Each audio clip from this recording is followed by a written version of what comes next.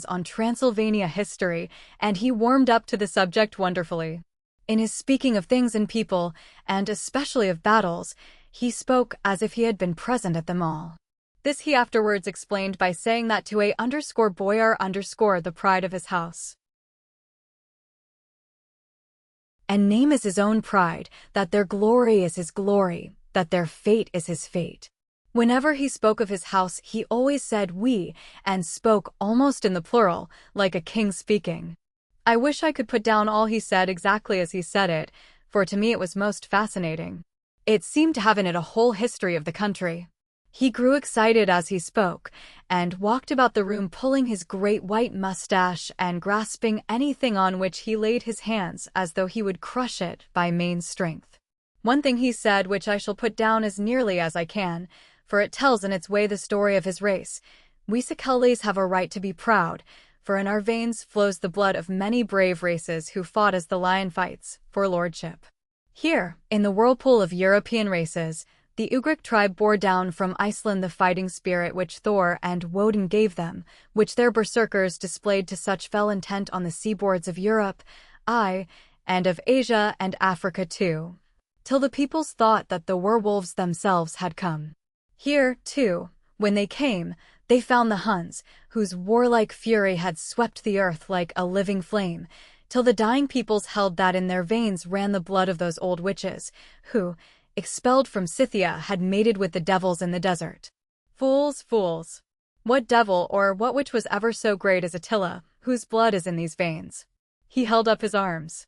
Is it a wonder that we were a conquering race, that we were proud, that when the Magyar, the Lombard, the Avar, the Bulgar, or the Turk poured his thousands on our frontiers, we drove them back? Is it strange that when Arpad and his legions swept through the Hungarian fatherland, he found us here when he reached the frontier, that the Han Foglas was completed there? And when the Hungarian flood swept eastward, the Szekelys were claimed as kindred by the victorious Magyars, and to us for centuries was trusted the guarding of the frontier of Turkeyland. Aye, and more than that, endless duty of the frontier guard, for, as the Turks say, water sleeps and enemy is sleepless. Who more gladly than we throughout the four nations received the bloody sword, or at its warlike call flocked quicker to the standard of the king? When was redeemed that great shame of my nation, the shame of Kosovo, when the flags of the Wallach and the Magyar went down beneath the crescent? Who is it but one of my own race who as voivode crossed the Danube and beat the Turk on his own ground? This was a Dracula indeed. Woe was it that his own unworthy brother, when he had fallen, sold his people to the Turk and brought the shame of slavery on them. Was it not this Dracula, indeed, who inspired that other of his race who in a later age again and again brought his forces over the great river into Turkeyland, who, when he was beaten back, came again and again and again, though he had to come alone from the bloody field where his troops were being slaughtered, since he knew that he alone could ultimately triumph. They said that he thought only of himself. Bah! What good are peasants without a leader? Where ends the war without a brain and heart to conduct it? Again, when, after the Battle of Mohacs, we threw off the Hungarian yoke, we of the Dracula blood were amongst their leaders, for our spirit would not brook that we were not free. Ah, young sir, the Szekelys and the Dracula as their heart's blood, their brains, and their swords can boast a record that mushroom growths like the Habsburgs and the Romanovs can never reach. The warlike days are over. Blood is too precious a thing in these days of dishonorable peace, and the glories of the great races are as a tale that is told. It was by this time close on morning, and we went to bed. _Emium, this diary seems horribly like the beginning of the Arabian Nights, for everything has to break off at cockcrow like the ghost of Hamlet's father. **12 May. Let me begin with facts bare, meager facts, verified by books and figures, and of which there can be no doubt. I must not confuse them with experiences which will have to rest on my own observation or my memory of them. Last evening when the Count came from his room he began by asking me questions on legal matters and on the doing of certain kinds of business. I had spent the day wearily over books, and, simply to keep my mind occupied, went over some of the matters I had been examining at Lincoln's Inn. There was a certain method in the Count's inquiries, so I shall try to put them down in sequence. The knowledge may somehow or sometime be useful to me. First, he asked if a man in England might have 2 solicitors or more. I told him he might have a dozen if he wished, but that it would not be wise to have more than 1 solicitor engaged in one transaction, as only one could act at a time, and that to change would be certain to militate against his interest. He seemed thoroughly to understand, and went on to ask if there would be any practical difficulty in having one man to attend, say, to banking and another to look after shipping, in case local help were needed in a place far from the home of the banking solicitor. I asked him to explain more fully, so that I might not by any chance mislead him, so he said, I shall illustrate. Your friend and mine, Mr. Peter Hawkins, from under the shadow of your beautiful cathedral at Exeter, which is far from London, buys for me through your good self my place at London. Good. Now here let me say frankly, lest you should think it strange that I have sought the services of one so far off from London instead of someone resident there, that my motive was that no local interest might be served save my wish only, and as one of London residents might, perhaps, have some purpose of himself or friend to serve.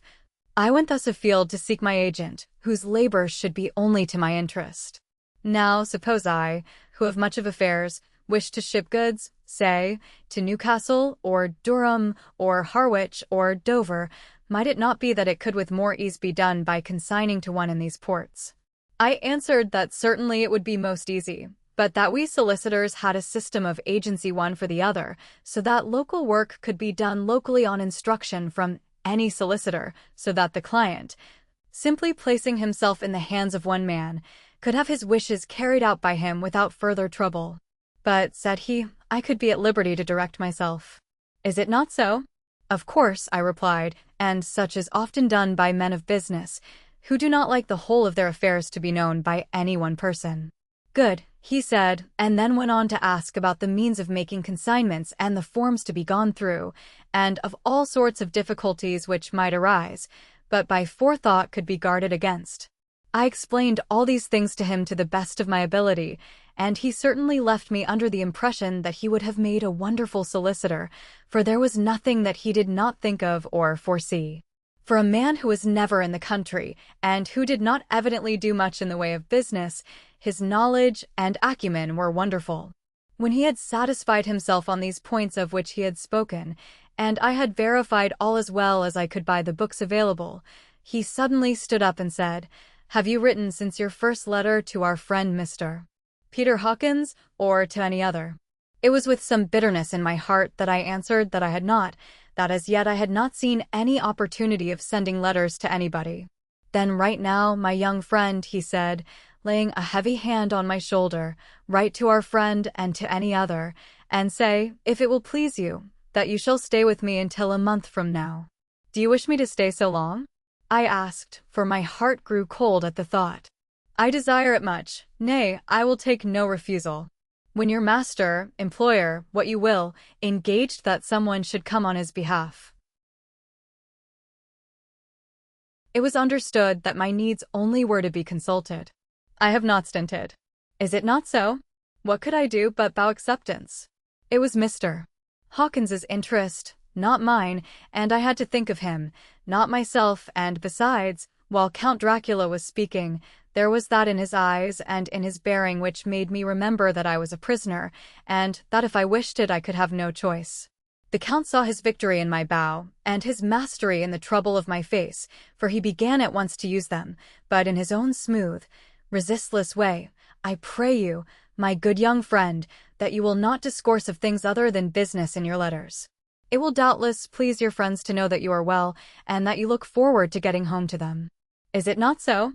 As he spoke, he handed me 3 sheets of notepaper and 3 envelopes. They were all of the thinnest foreign post, and looking at them, then at him, and noticing his quiet smile, with the sharp, canine teeth lying over the red underlip, I understood as well as if he had spoken that I should be careful what I wrote, for he would be able to read it. So I determined to write only formal notes now, but to write fully to Mr. Hawkins in secret, and also to Mina, for to her I could write in shorthand, which would puzzle the Count, if he did see it. When I had written my 2 letters I sat quiet, reading a book whilst the Count wrote several notes, referring as he wrote them to some books on his table. Then he took up my 2 and placed them with his own, and put by his writing materials, after which, the instant the door had closed behind him, I leaned over and looked at the letters, which were face down on the table. I felt no compunction in doing so, for under the circumstances I felt that I should protect myself in every way I could. One of the letters was directed to Samuel F. Billington, No. 7, The Crescent, Whitby, another to Herr Lieutenant Varna, the third was to Coutts and Company, London, and the 4th to Heron Klopstock and Billruth, bankers, Budapest. The 2nd and 4th were unsealed. I was just about to look at them when I saw the door handle move. I sank back in my seat, having just had time to replace the letters as they had been and to resume my book before the Count, holding still another letter in his hand, entered the room. He took up the letters on the table and stamped them carefully, and then turning to me said, "I trust you will forgive me, but I have much work to do in private this evening. You will, I hope, find all things as you wish." At the door he turned, and after a moment's pause said, "Let me advise you, my dear young friend, nay, let me warn you with all seriousness, that should you leave these rooms you will not by any chance go to sleep in any other part of the castle. It is old, and has many memories, and there are bad dreams for those who sleep unwisely. Be warned. Should sleep now or ever overcome you, or be like to do, then haste to your own chamber or to these rooms, for your rest will then be safe. But if you be not careful in this respect, then—" He finished his speech in a gruesome way, for he motioned with his hands as if he were washing them. I quite understood. My only doubt was as to whether any dream could be more terrible than the unnatural, horrible net of gloom and mystery which seemed closing around me. *********_later. I endorse the last words written, but this time there is no doubt in question. I shall not fear to sleep in any place where he is not. I have placed the crucifix over the head of my bed. I imagine that my rest is thus freer from dreams, and there it shall remain. When he left me, I went to my room. After a little while, not hearing any sound, I came out and went up the stone stair to where I could look out towards the south. There was some sense of freedom in the vast expanse, inaccessible though it was to me, as compared with the narrow darkness of the courtyard. Looking out on this, I felt that I was indeed in prison, and I seemed to want a breath of fresh air, though it were of the night. I am beginning to feel this nocturnal existence tell on me. It is destroying my nerve. I start at my own shadow, and am full of all sorts of horrible imaginings. God knows that there is ground for my terrible fear in this accursed place. I looked out over the beautiful expanse, bathed in soft yellow moonlight till it was almost as light as day. In the soft light the distant hills became melted, and the shadows in the valleys and gorges of velvety blackness. The mere beauty seemed to cheer me. There was peace and comfort in every breath I drew. As I leaned from the window, my eye was caught by something moving a story below me, and somewhat to my left, where I imagined, from the order of the rooms, that the windows of the Count's own room would look out. The window at which I stood was tall and deep, stone-mullioned, and though weather-worn, was still complete, but it was evidently many a day since the case had been there. I drew back behind the stonework and looked carefully out. What I saw was the Count's head coming out from the window. I did not see the face, but I knew the man by the neck and the movement of his back and arms. In any case, I could not mistake the hands which I had had so many opportunities of studying. I was at first interested and somewhat amused, for it is wonderful how small a matter will interest and amuse a man when he is a prisoner. But my very feelings changed to repulsion and terror when I saw the whole man slowly emerge from the window and begin to crawl down the castle wall over that dreadful abyss, face down, with his cloak spreading out around him like great wings.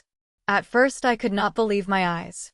I thought it was some trick of the moonlight, some weird effect of shadow, but I kept looking, and it could be no delusion. I saw the fingers and toes grasp the corners of the stones, worn clear of the mortar by the stress of years, and by thus using every projection and inequality move downwards with considerable speed, just as a lizard moves along a wall. What manner of man is this, or what manner of creature is it in the semblance of man? I feel the dread of this horrible place overpowering me. I am in fear and awful fear, and there is no escape for me. I am encompassed about with terrors that I dare not think of. *******15 May, Once more have I seen the Count go out in his lizard fashion. He moved downwards in a sidelong way, some 100 feet down, and a good deal to the left. He vanished into some hole or window. When his head had disappeared, I leaned out to try and see more, but without avail. The distance was too great to allow a proper angle of sight. I knew he had left the castle now, and thought to use the opportunity to explore more than I had dared to do as yet. I went back to the room, and taking a lamp, tried all the doors. They were all locked, as I had expected, and the locks were comparatively new, but I went down the stone stairs to the hall where I had entered originally. I found I could pull back the bolts easily enough and unhook the great chains, but the door was locked, and the key was gone. That key must be in the Count's room. I must watch should his door be unlocked, so that I may get it and escape. I went on to make a thorough examination of the various stairs and passages, and to try the doors that opened from them. 1 or 2 small rooms near the hall were open, but there was nothing to see in them except old furniture, dusty with age and moth-eaten. At last, however, I found one door at the top of the stairway which, though it seemed to be locked, gave a little under pressure. I tried it harder, and found that it was not really locked, but that the resistance came from the fact that the hinges had fallen somewhat, and the heavy door rested on the floor. Here was an opportunity which I might not have again, so I exerted myself, and with many efforts forced it back so that I could enter. I was now in a wing of the castle further to the right than the rooms I knew and a story lower down. From the windows I could see that the suite of rooms lay along to the south of the castle, the windows of the end room looking out both west and south. On the latter side, as well as to the former, there was a great precipice. The castle was built on the corner of a great rock, so that on 3 sides it was quite impregnable, and great windows were placed here where sling, or bow, or culverin could not reach, and consequently light and comfort, impossible to a position which had to be guarded, were secured. To the west was a great valley, and then, rising far away, great jagged mountain fastnesses, rising peak on peak, the sheer rock studded with mountain ash and thorn, whose roots clung in cracks and crevices and crannies of the stone. This was evidently the portion of the castle occupied by the ladies in bygone days, for the furniture had more air of comfort than any I had seen. The windows were curtainless, and the yellow moonlight, flooding in through the diamond panes, enabled one to see even colors, whilst it softened the wealth of dust which lay over all and disguised in some measure the ravages of time and the moth. My lamp seemed to be of little effect in the brilliant moonlight, but I was glad to have it with me, for there was a dread loneliness in the place which chilled my heart and made my nerves tremble. Still, it was better than living alone in the rooms which I had come to hate from the presence of the Count, and after trying a little to school my nerves, I found a soft quietude come over me. Here I am, sitting at a little oak table where in old times possibly some fair lady sat to pen, with much thought and many blushes, her ill-spelt love letter, and writing in my diary in shorthand all that has happened since I closed it last. It is 19th century up to date with a vengeance. And yet, unless my senses deceive me, the old centuries had, and have, powers of their own which mere modernity cannot kill. Asterisk, asterisk, asterisk, asterisk, asterisk, underscore later, the morning of 16 May, underscore, God preserve my sanity, for to this I am reduced. Safety and the assurance of safety are things of the past. Whilst I live on here there is but one thing to hope for, that I may not go mad, if, indeed, I be not mad already.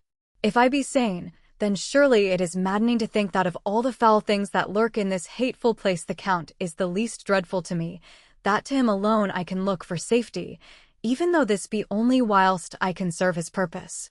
Great God, merciful God, let me be calm, for out of that way lies madness indeed.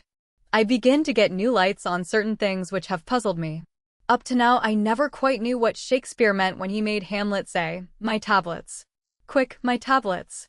'Tis meet that I put it down," etc. For now, feeling as though my own brain were unhinged or as if the shock had come which must end in its undoing, I turned to my diary for repose. The habit of entering accurately must help to soothe me. The Count's mysterious warning frightened me at the time. It frightens me more now when I think of it, for in future he has a fearful hold upon me. I shall fear to doubt what he may say. When I had written in my diary and had fortunately replaced the book and pen in my pocket, I felt sleepy. The Count's warning came into my mind, but I took a pleasure in disobeying it. The sense of sleep was upon me, and with it the obstinacy which sleep brings as outrider. The soft moonlight soothed, and the wide expanse without gave a sense of freedom which refreshed me. I determined not to return tonight to the gloom-haunted rooms, but to sleep here, where, of old, ladies had sat and sung and lived sweet lives whilst their gentle breasts were sad for their menfolk away in the midst of remorseless wars. I drew a great couch out of its place near the corner, so that as I lay, I could look at the lovely view to east and south, and unthinking of and uncaring for the dust, composed myself for sleep. I suppose I must have fallen asleep. I hope so, but I fear, for all that followed was startlingly real, so real that now sitting here in the broad, full sunlight of the morning, I cannot in the least believe that it was all sleep. I was not alone. The room was the same, unchanged in any way since I came into it. I could see along the floor, in the brilliant moonlight, my own footsteps marked where I had disturbed the long accumulation of dust. In the moonlight opposite me were 3 young women, ladies by their dress and manner. I thought at the time that I must be dreaming when I saw them, for, though the moonlight was behind them, they threw no shadow on the floor. They came close to me and looked at me for some time, and then whispered together. 2 were dark, and had high aquiline noses, like the Count, and great dark, piercing eyes that seemed to be almost red when contrasted with the pale yellow moon. The other was fair as can be, with great wavy masses of golden hair, and eyes like pale sapphires. I seemed somehow to know her face, and to know it in connection with some dreamy fear, but I could not recollect at the moment how or where. All 3 had brilliant white teeth that shone like pearls against the ruby of their voluptuous lips. There was something about them that made me uneasy, some longing and at the same time some deadly fear. I felt in my heart a wicked, burning desire that they would kiss me with those red lips. It is not good to note this down, lest some day it should meet Mina's eyes and cause her pain, but it is the truth. They whispered together, and then they all 3 laughed such a silvery, musical laugh, but as hard as though the sound never could have come through the softness of human lips. It was like the intolerable, tingling sweetness of water glasses when played on by a cunning hand. The fair girl shook her head coquettishly, and the other 2 urged her on. One said, "Go on. You're first, and we shall follow. Yours is the right to begin." The other added, "He is young and strong. There are kisses for us all." I lay quiet, looking out under my eyelashes in an agony of delightful anticipation. The fair girl advanced and bent over me till I could feel the movement of her breath upon me. Sweet it was in one sense, honey sweet, and sent the same tingling through the nerves as her voice, but with a bitter underlying the sweet, a bitter offensiveness, as one smells in blood. I was afraid to raise my eyelids, but looked out and saw perfectly under the lashes. The girl went on her knees and bent over me, simply gloating. There was a deliberate voluptuousness which was both thrilling and repulsive, and as she arched her neck, she actually licked her lips like an animal, till I could see in the moonlight the moisture shining on the scarlet lips and on the red tongue as it lapped the white sharp teeth. Lower and lower went her head as the lips went below the range of my mouth and chin, and seemed about to fasten on my throat. Then she paused, and I could hear the churning sound of her tongue as it licked her teeth and lips, and could feel the hot breath on my neck. Then the skin of my throat began to tingle as one's flesh does when the hand that is to tickle it approaches nearer. I could feel the soft, shivering touch of the lips on the supersensitive skin of my throat, and the hard dents of 2 sharp teeth, just touching and pausing there. I closed my eyes in a languorous ecstasy and waited with beating heart. But at that instant, another sensation swept through me as quick as lightning. I was conscious of the presence of the Count, and of his being as if lapped in a storm of fury. As my eyes opened involuntarily, I saw his strong hand grasp the slender neck of the fair woman, and with giant's power draw it back, the blue eyes transformed with fury, the white teeth champing with rage, and the fair cheeks blazing red with passion. But the Count. Never did I imagine such wrath and fury, even to the demons of the pit. His eyes were positively blazing. The red light in them was lurid, as if the flames of hellfire blazed behind them. His face was deathly pale, and the lines of it were hard like drawn wires. The thick eyebrows that met over the nose now seemed like a heaving bar of white-hot metal. With a fierce sweep of his arm, he hurled the woman from him, and then motioned to the others, as though he were beating Then back, it was the same imperious gesture that I had seen used to the wolves. In a voice which, though low and almost in a whisper, seemed to cut through the air and then ring round the room, he said, "How dare you touch him, any of you? How dare you cast eyes on him when I had forbidden it? Back, I tell you all. This man belongs to me. Beware how you meddle with him, or you'll have to deal with me." The fair girl, with a laugh of ribald coquetry, turned to answer him, "You yourself never loved, you never love." On this the other women joined, and such a mirthless, hard, soulless laughter rang through the room that it almost made me faint to hear. It seemed like the pleasure of fiends. Then the Count turned, after looking at my face attentively, and said in a soft whisper, "Yes, I too can love. Yourselves can tell it from the past. Is it not so? Well, now I promise you that when I am done with him you shall kiss him at your will. Now go, go. I must awaken him, for there is work to be done." "Are we to have nothing tonight?" said one of them, with a low laugh, as she pointed to the bag which he had thrown upon the floor, and which moved as though there were some living thing within it. For answer, he nodded his head. One of the women jumped forward and opened it. If my ears did not deceive me, there was a gasp and a low wail, as of a half-smothered child. The women closed round, whilst I was aghast with horror, but as I looked they disappeared, and with them the dreadful bag. There was no door near them, and they could not have passed me without my noticing. They simply seemed to fade into the rays of the moonlight and pass out through the window, for I could see outside the dim, shadowy forms for a moment before they entirely faded away. Then the horror overcame me, and I sank down unconscious. Chapter 4 Jonathan Harker's Journal _continued _ I awoke in my own bed. If it be that I had not dreamt, the Count must have carried me here. I tried to satisfy myself on the subject, but could not arrive at any unquestionable result. To be sure, there were certain small evidences, such as that my clothes were folded and laid by in a manner which was not my habit. My watch was still unwound, and I am rigorously accustomed to wind it the last thing before going to bed, and many such details. But these things are no proof, for they may have been evidences that my mind was not as usual, and, from some cause or another, I had certainly been much upset. I must watch for proof. Of one thing I am glad, if it was that the Count carried me here and undressed me. He must have been hurried in his task, for my pockets are intact. I am sure this diary would have been a mystery to him which he would not have brooked. He would have taken or destroyed it.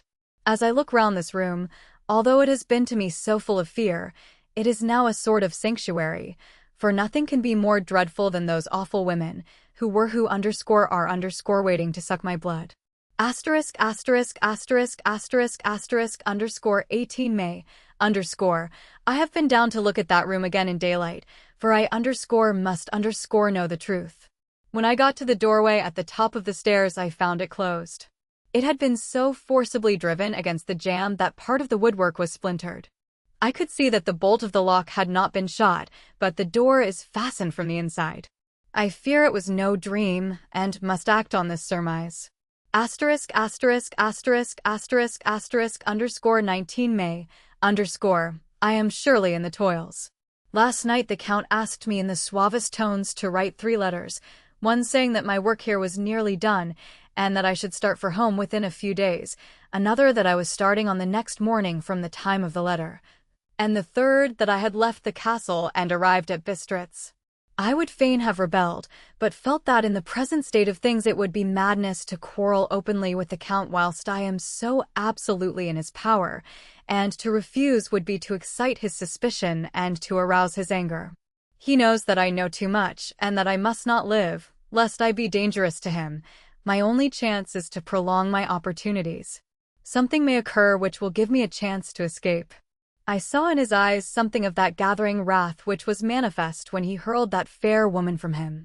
He explained to me that posts were few and uncertain, and that my writing now would ensure ease of mind to my friends, and he assured me with so much impressiveness that he would countermand the later letters, which would be held over at Bistritz until due time in case chance would admit of my prolonging my stay, that to oppose him would have been to create new suspicion. I therefore pretended to fall in with his views, and asked him what dates I should put on the letters. He calculated a minute, and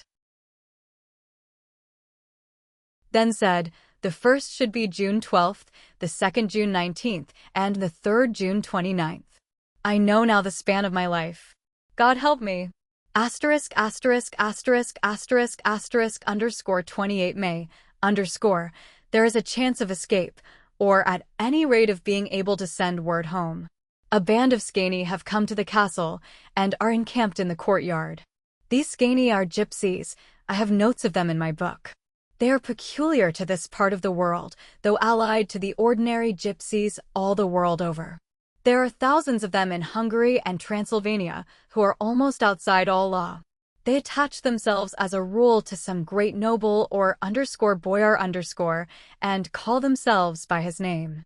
They are fearless and without religion, save superstition, and they talk only their own varieties of the Romany tongue. I shall write some letters home, and shall try to get them to have them posted. I have already spoken them through my window to begin acquaintanceship. They took their hats off and made obeisance and many signs, which, however, I could not understand any more than I could their spoken language. Asterisk asterisk asterisk asterisk asterisk. I have written the letters. Mina's is in shorthand, and I simply ask Mr. Hawkins to communicate with her. To her I have explained my situation, but without the horrors which I may only surmise. It would shock and frighten her to death were I to expose my heart to her. Should the letters not carry, then the Count shall not yet know my secret or the extent of my knowledge.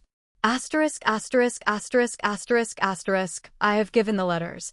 I threw them through the bars of my window with a gold piece, and made what signs I could to have them posted. The man who took them pressed them to his heart and bowed, and then put them in his cap. I could do no more. I stole back to the study and began to read. As the Count did not come in, I have written here. Asterisk asterisk asterisk asterisk asterisk. The Count has come. He sat down beside me, and said in his smoothest voice as he opened 2 letters, "The Skaney has given me these, of which, though I know not whence they come, I shall, of course, take care. See." He must have looked at it. "One is from you, and to my friend Peter Hawkins. The other," here he caught sight of the strange symbols as he opened the envelope, and the dark look came into his face, and his eyes blazed wickedly. "The other is a vile thing. An outrage upon friendship and hospitality. It is not signed. Well, so it cannot matter to us." And he calmly held letter and envelope in the flame of the lamp till they were consumed. Then he went on, "The letter to Hawkins that I shall, of course, send on, since it is yours. Your letters are sacred to me. Your pardon, my friend, that unknowingly I did break the seal. Will you not cover it again?" He held out the letter to me, and with a courteous bow handed me a clean envelope. I could only redirect it and hand it to him in silence. When he went out of the room I could hear the key turn softly. A minute later I went over and tried it, and the door was locked. When, an hour or 2 after, the Count came quietly into the room, his coming awakened me, for I had gone to sleep on the sofa. He was very courteous and very cheery in his manner, and seeing that I had been sleeping, he said, "So, my friend, you are tired? Get to bed. There is the surest rest. I may not have the pleasure to talk tonight, since there are many labors to me, but you will sleep, I pray." I passed to my room and went to bed, and, strange to say, slept without dreaming. Despair has its own calms. Asterisk asterisk asterisk asterisk asterisk underscore 31 May underscore. This morning when I woke I thought I would provide myself with some paper and envelopes from my bag and keep them in my pocket, so that I might write in case I should get an opportunity, but again a surprise, again a shock. Every scrap of paper was gone, and with it all my notes, my memoranda, relating to railways and travel, my letter of credit, in fact all that might be useful to me were I once outside the castle. I sat and pondered a while, and then some thought occurred to me, and I made search of my portmanteau and in the wardrobe where I had placed my clothes. The suit in which I had traveled was gone, and also my overcoat and rug. I could find no trace of them anywhere. This looked like some new scheme of villainy. Asterisk asterisk asterisk asterisk asterisk underscore 17 June underscore. This morning, as I was sitting on the edge of my bed cudgeling my brains, I heard without a cracking of whips and pounding and scraping of horses' feet up the rocky path beyond the courtyard.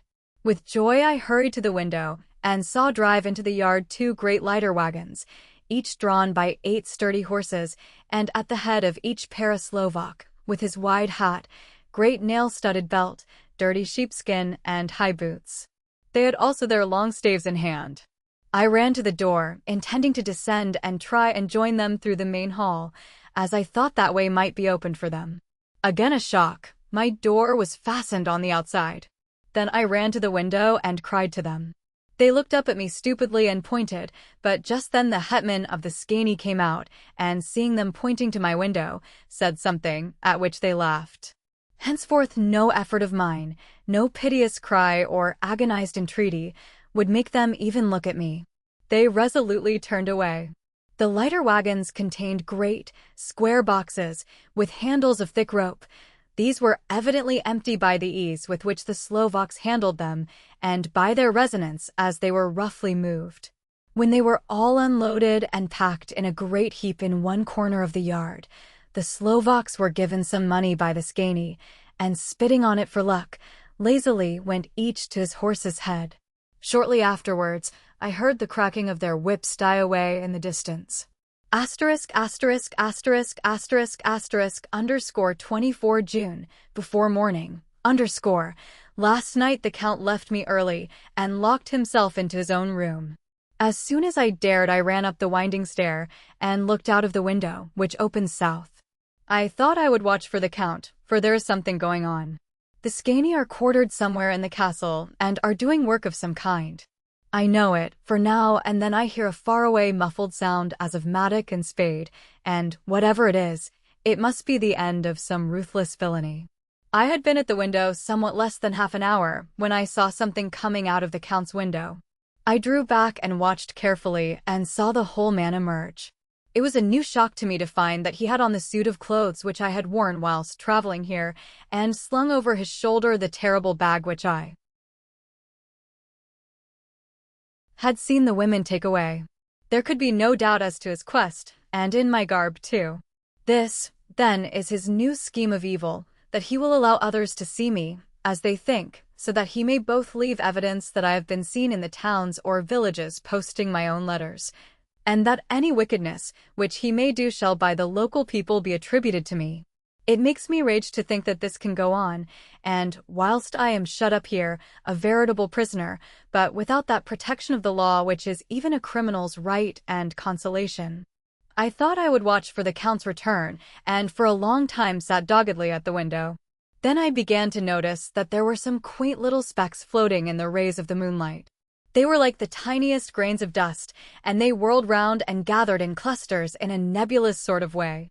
I watched them with a sense of soothing, and a sort of calm stole over me. I leaned back in the embrasure in a more comfortable position, so that I could enjoy more fully the aerial gambolling. Something made me start up, a low, piteous howling of dogs somewhere far below in the valley, which was hidden from my sight. Louder it seemed to ring in my ears, and the floating motes of dust to take new shapes to the sound as they danced in the moonlight. I felt myself struggling to awake to some call of my instincts. Nay, my very soul was struggling, and my half-remembered sensibilities were striving to answer the call. I was becoming hypnotized. Quicker and quicker danced the dust. The moonbeams seemed to quiver as they went by me into the mass of gloom beyond. More and more they gathered till they seemed to take dim phantom shapes. And then I started, broad awake and in full possession of my senses, and ran screaming from the place. The phantom shapes, which were becoming gradually materialized from the moonbeams, were those of the 3 ghostly women to whom I was doomed. I fled and felt somewhat safer in my own room, where there was no moonlight and where the lamp was burning brightly. When a couple of hours had passed, I heard something stirring in the Count's room, something like a sharp wail quickly suppressed, and then there was silence, deep, awful silence, which chilled me. With a beating heart, I tried the door, but I was locked in my prison and could do nothing. I sat down and simply cried. As I sat, I heard a sound in the courtyard, without the agonized cry of a woman. I rushed to the window and, throwing it up, peered out between the bars. There, indeed, was a woman with disheveled hair, holding her hands over her heart as one distressed with running. She was leaning against a corner of the gateway. When she saw my face at the window, she threw herself forward and shouted in a voice laden with menace, "Monster, give me my child." She threw herself on her knees and, raising up her hands, cried the same words in tones which wrung my heart. Then she tore her hair and beat her breast and abandoned herself to all the violences of extravagant emotion. Finally, she threw herself forward, and, though I could not see her, I could hear the beating of her naked hands against the door. Somewhere high overhead, probably on the tower, I heard the voice of the Count calling in his harsh, metallic whisper. His call seemed to be answered from far and wide by the howling of wolves. Before many minutes had passed, a pack of them poured, like a pent-up dam when liberated, through the wide entrance into the courtyard. There was no cry from the woman, and the howling of the wolves was but short. Before long they streamed away singly, licking their lips. I could not pity her, for I knew now what had become of her child, and she was better dead. What shall I do? What can I do? How can I escape from this dreadful thing of night and gloom and fear? ********25 June, morning, _ No man knows till he has suffered from the night how sweet and how dear to his heart and I the morning can be. When the sun grew so high this morning that it struck the top of the great gateway opposite my window, the high spot which it touched seemed to me as if the dove from the ark had lighted there. My fear fell from me as if it had been a vaporous garment which dissolved in the warmth. I must take action of some sort whilst the courage of the day is upon me. Last night one of my post-dated letters went to post, the first of that fatal series which is to blot out the very traces of my existence from the earth. Let me not think of it. Action! It has always been at night time that I have been molested or threatened, or in some way in danger or in fear. I have not yet seen the Count in the daylight. Can it be that he sleeps when others wake, that he may be awake whilst they sleep? If I could only get into his room. But there is no possible way. The door is always locked, no way for me. Yes, there is a way, if one dares to take it. Where his body has gone, why may not another body go? I have seen him myself crawl from his window. Why should not I imitate him, and go in by his window? The chances are desperate, but my need is more desperate still. I shall risk it. At the worst it can only be death, and a man's death is not a calf's, and the dreaded hereafter may still be open to me. God help me in my task. Goodbye, Mina, if I fail. Goodbye, my faithful friend and second father. Goodbye, all, and last of all, Mina. ********_, same day, later, _ I have made the effort, and God, helping me, have come safely back to this room. I must put down every detail in order. I went whilst my courage was fresh straight to the window on the south side, and at once got outside on the narrow ledge of stone which runs around the building on this side. The stones are big and roughly cut, and the mortar has by process of time been washed away between them. I took off my boots and ventured out on the desperate way. I looked down once, so as to make sure that a sudden glimpse of the awful depth would not overcome me, but after that kept my eyes away from it. I knew pretty well the direction and distance of the Count's window, and made for it as well as I could, having regard to the opportunities available. I did not feel dizzy. I suppose I was too excited, and the time seemed ridiculously short till I found myself standing on the windowsill and trying to raise up the sash. I was filled with agitation, however, when I bent down and slid feet foremost in through the window. Then I looked around for the Count, but, with surprise and gladness, made a discovery. The room was empty.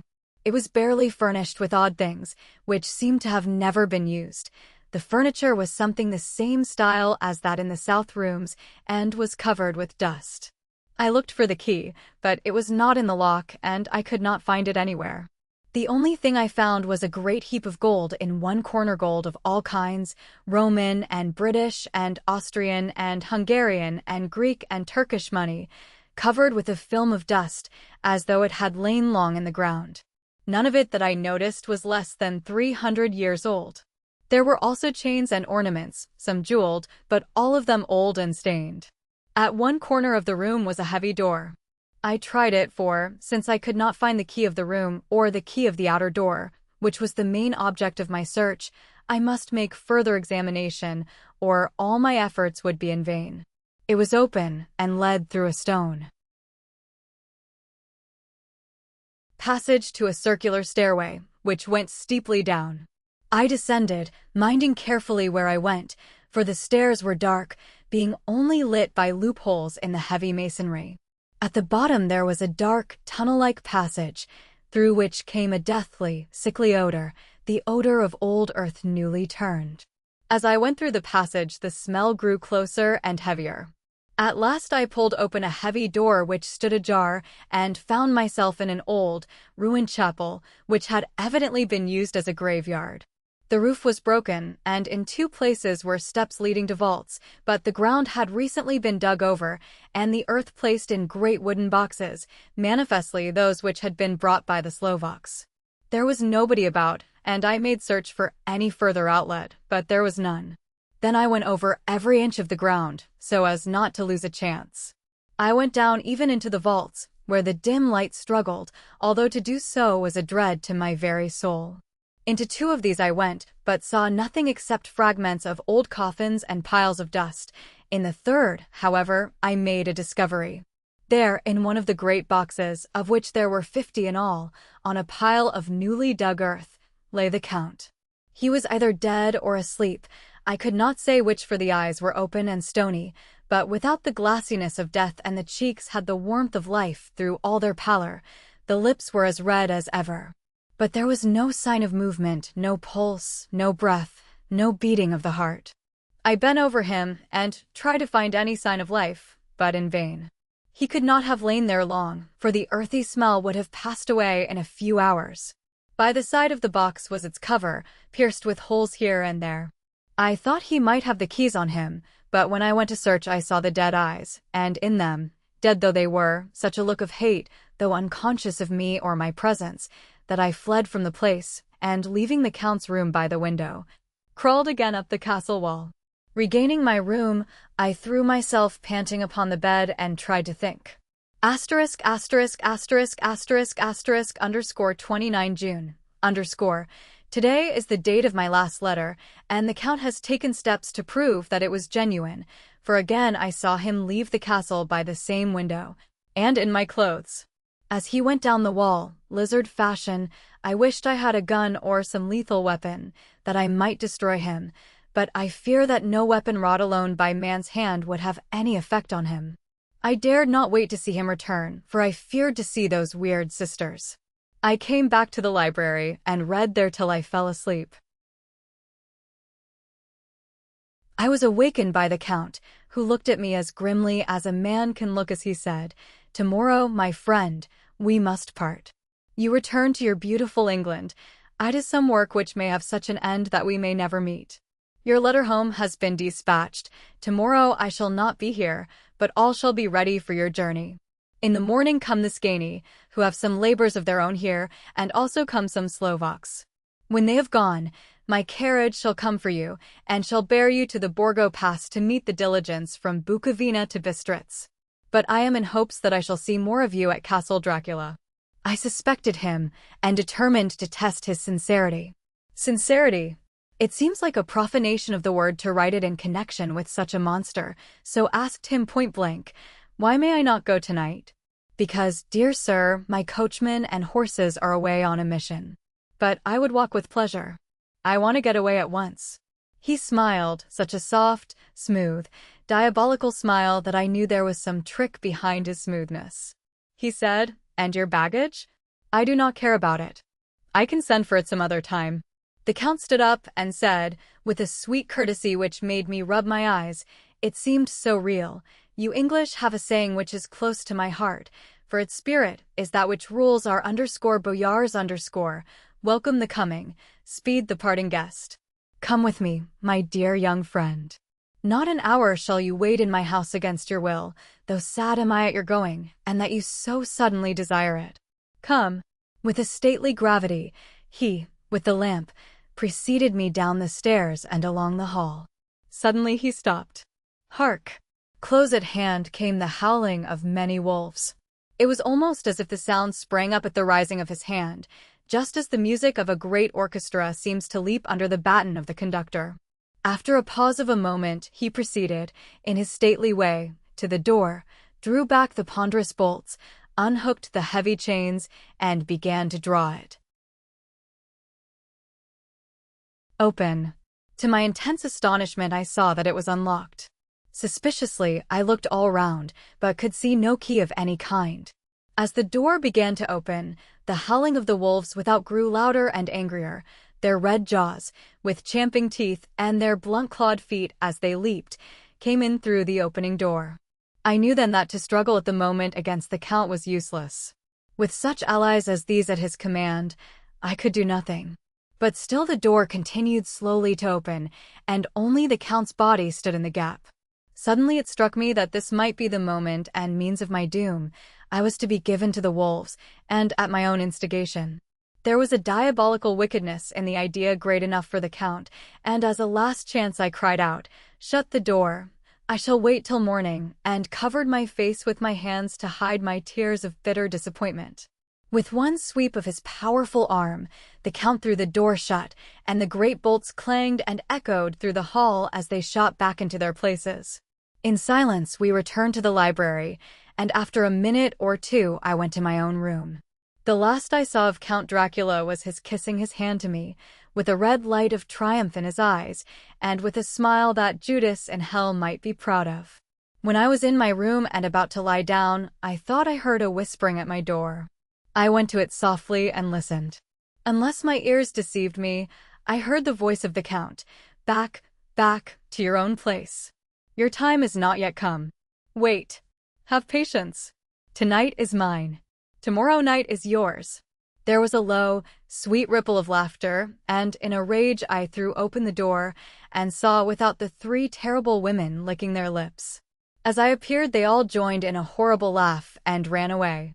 I came back to my room and threw myself on my knees. It is then so near the end? Tomorrow. Tomorrow. Lord, help me, and those to whom I am dear. ************ _30 June, morning, _. These may be the last words I ever write in this diary. I slept till just before the dawn, and when I woke threw myself on my knees, for I determined that if death came he should find me ready. At last I felt that subtle change in the air, and knew that the morning had come. Then came the welcome cockcrow, and I felt that I was safe. With a glad heart, I opened my door and ran down to the hall. I had seen that the door was unlocked, and now escape was before me. With hands that trembled with eagerness, I unhooked the chains and drew back the massive bolts. But the door would not move. Despair seized me. I pulled and pulled at the door, and shook it till, massive as it was, it rattled in its casement. I could see the bolt shot. It had been locked after I left the Count. Then a wild desire took me to obtain that key at any risk, and I determined then and there to scale the wall again and gain the Count's room.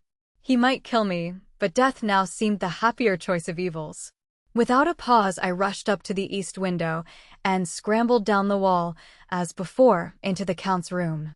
It was empty, but that was as I expected. I could not see a key anywhere, but the heap of gold remained. I went through the door in the corner and down the winding stair and along the dark passage to the old chapel. I knew now well enough where to find the monster I sought.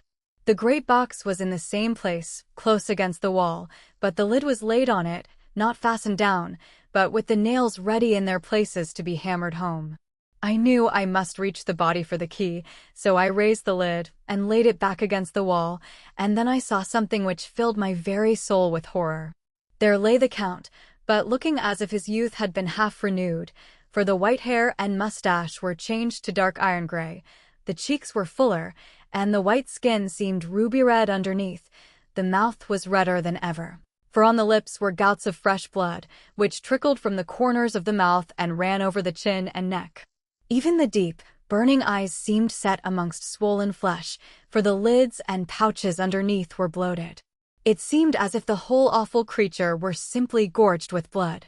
He lay like a filthy leech, exhausted with his repletion. I shuddered as I bent over to touch him, and every sense in me revolted at the contact, but I had to search, or I was lost. The coming night might see my own body a banquet in a similar way to those horrid three. I felt all over the body, but no sign could I find of the key. Then I stopped and looked at the Count. There was a mocking smile on the bloated face which seemed to drive me mad. This was the being I was helping to transfer to London, where, perhaps, for centuries to come he might, amongst its teeming millions, satiate his lust for blood and create a new and ever-widening circle of semi-demons to batten on the helpless. The very thought drove me mad. A terrible desire came upon me to rid the world of such a monster. There was no lethal weapon at hand, but I seized a shovel which the workmen had been using to fill the cases, and lifting it high, struck, with the edge downward, at the hateful face. But as I did so the head turned, and the eyes fell full upon me, with all their blaze of basilisk horror. The sight seemed to paralyze me, and the shovel turned in my hand and glanced from the face, merely making a deep gash above the forehead. The shovel fell from my hand across the box, and as I pulled it away the flange of the blade caught the edge of the lid which fell over again, and hid the horrid thing from my sight. The last glimpse I had was of the bloated face, blood-stained and fixed with a grin of malice, which would have held its own in the nethermost hell. I thought and thought what should be my next move, but my brain seemed on fire, and I waited with a despairing feeling growing over me. As I waited, I heard in the distance a gypsy song sung by merry voices coming closer, and, through their song, the rolling of heavy wheels and the cracking of whips, the Skaney and the Slovaks of whom the Count had spoken were coming.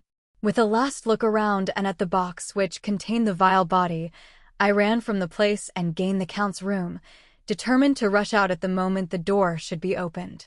With strained ears, I listened and heard downstairs the grinding of the key in the great lock and the falling back of the heavy door. There must have been some other means of entry, or someone had a key for one of the locked doors. Then there came the sound of many feet tramping and dying away in some passage, which sent up a clanging echo. I turned to run down again towards the vault, where I might find the new entrance, but at the moment there seemed to come a violent puff of wind, and the door to the winding stair blew to with a shock that set the dust from the lintels flying. When I ran to push it open, I found that it was hopelessly fast. I was again a prisoner, and the net of doom was closing round me more closely. As I write, there is in the passage below a sound of many tramping feet and the crash of weights being set down heavily, doubtless the boxes, with their freight of earth. There is a sound of hammering. It is the box being nailed down. Now I can hear the heavy feet tramping again along the hall, with many other idle feet coming behind them. The door is shut and the chains rattle. There is a grinding of the key in the lock. I can hear the key withdraw. Then another door opens and shuts. I hear the creaking of lock and bolt. Hark! In the courtyard and down the rocky way the roll of heavy wheels, the crack of whips, and the chorus of the Skaney as they pass into the distance. I am alone in the castle with those awful women. Pho! Mina is a woman, and there is naught in common. They are devils of the pit. I shall not remain alone with them.